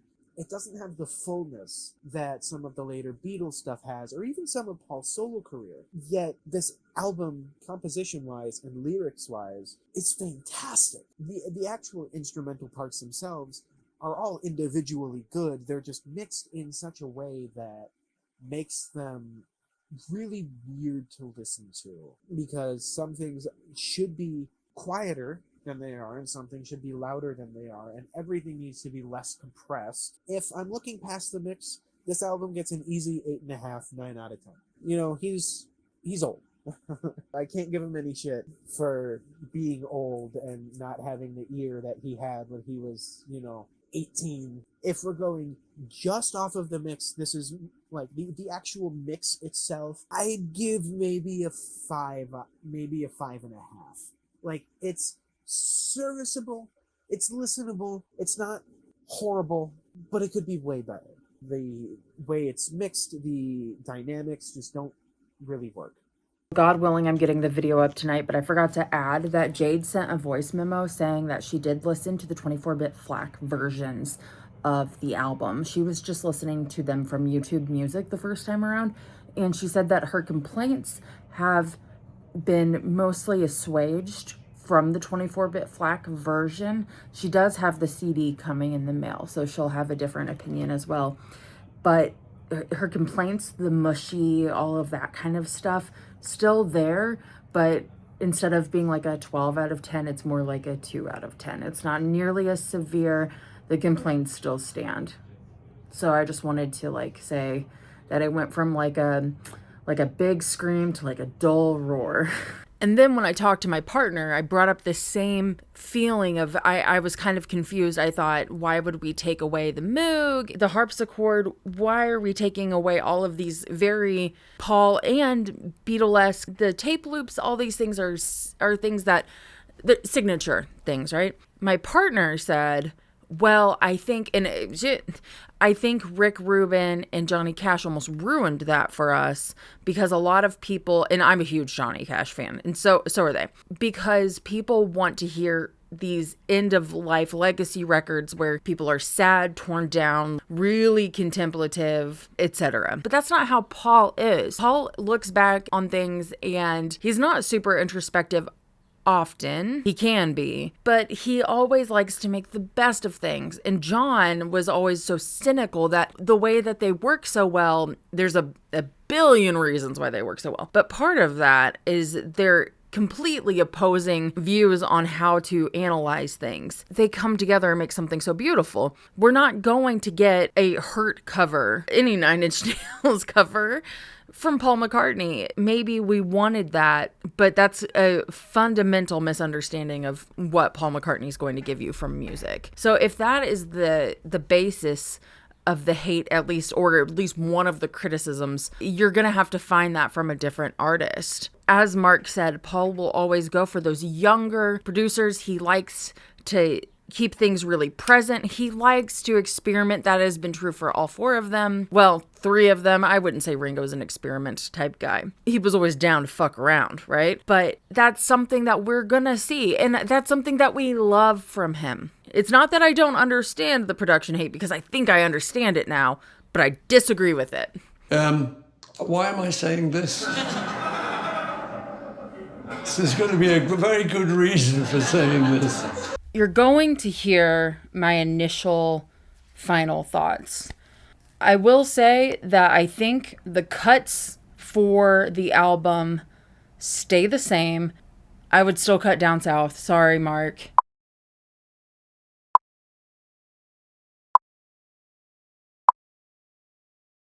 I would cut Life Can Be Hard, First Star of the Night. And I think I would keep Momma Gets By. So we're only cutting 3 songs. That's not bad. That's not bad, honestly. But I'm going to let Previous Lars stick here. And the only reason why I'm keeping Momma Gets By, even though I think Salesman Saint is a better ending song, I think Home to Us and then Momma Gets By and then Salesman Saint is a better order for me. But it's so lush that I understand why it would be an album, like a bookend for an album. Anyway, Previous Lars will take it out for me, and I'll shut up. I think. I hope to God this is the last time I'm filming. Okay, so, you know, it really is similar to some of the feedback that I got, that it's a mixed bag. What I liked, I really liked. Here's the songs that I really liked. I liked As You Lie There, Lost Horizon, Days You Left Behind, obviously. I loved Ripples in a Pond. Mountaintop, I could take or leave, I think. I thought it was fun. I did like the outro. That was where I got the Glastonbury effect where we were talking about. But this is kind of like the shitty lyrics we're starting to kind of come in here. Are we tired here? Down South, we can cut it. You know, that was sweet, I guess, but it didn't need to. That could have, you know, that's a B-side. We Too. That was okay. That was okay. Come Inside, I think we can cut it. Never Know, I think we keep that one. Is extremely good. Home to Us is extremely good. And I think we cut everything at the end of the album except for Salesman Saint. So As You Lie There, Lost Horizon, Days We Left Behind, Ripples in a Pond, We Too, Never Know, Home to Us, Salesman Saint. So that's an 8 album. So it's like half and half. We could keep Mountaintop. There's some hits, there's some misses. Nothing was awful except for Life Can Be Hard. Life Can Be Hard was the one that I was like, that's my least favorite. We can just go ahead and say that that is my least favorite. I don't know. I'm not mad about it. Is this Paul's best solo album? I'm never really good at ranking things, but I really like it. For this time, for this day, I think it's good. I think that Paul needed to make this. Good for him. Mixed bag, you know, but this album had everything. Weird lyrics, weird vocals, nylon guitars, Chrissy Hind, Ringo Starr, a producer that looks vaguely like Joey Graceffa. You know, whatever. I'm always happy, no matter what, to hear from a Beatle. You will never catch me dead saying that I wish either one of the surviving Beatles to have stopped making music decades ago. I will never say that. You will never catch me saying that, because even if this album sucked except for one song, it was worth it. We're still hearing a Beatle. I think this is all pretty solid. I just think the Life Can Be Hard of it all is really showing that vocal strength. Like, don't give them more ammunition, buddy. You know, this was not your best look. But man, I gotta say, Never Know and then followed up by Home to Us, that was an extremely emotional sequence of songs, and that was good. Ooh, that was really strong. That was really strong. Salesman Saint was really strong. I would just cut Momma Gets By, First Star of the Night, and Life Can Be Hard. Really, if we cut those, even keep Down South, this would be an extremely strong album. Just a couple of cuts, and this would be an extremely strong album. But 47 minutes isn't too long, really.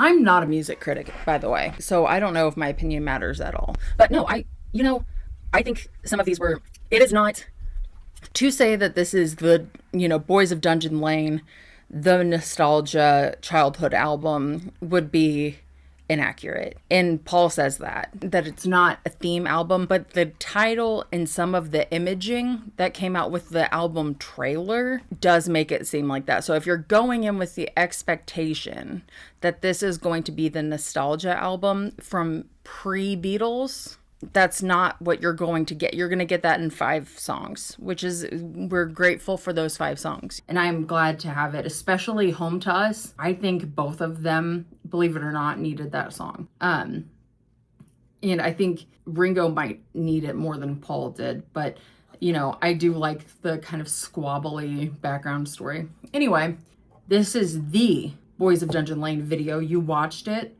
We survived it.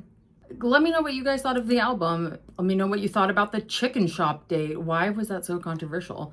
Let me know all of your thoughts and hopes and dreams. And I'll see you next time, whenever that is.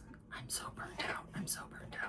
But I'm glad to see that Paul is, at least one of us is not burnt out. Okay. Please go to my Patreon, patreon.com/Larsland. If you're interested in supporting me or getting all of the music and all of the interviews and stuff that could not make it into this Content Daddy version, please like, subscribe, comment if you're nasty. That's really more important, actually. Now, I love y'all so much. And y'all come back now, you hear.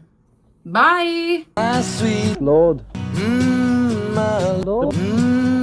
My Lord. But it takes so long, my Lord. My sweet Lord.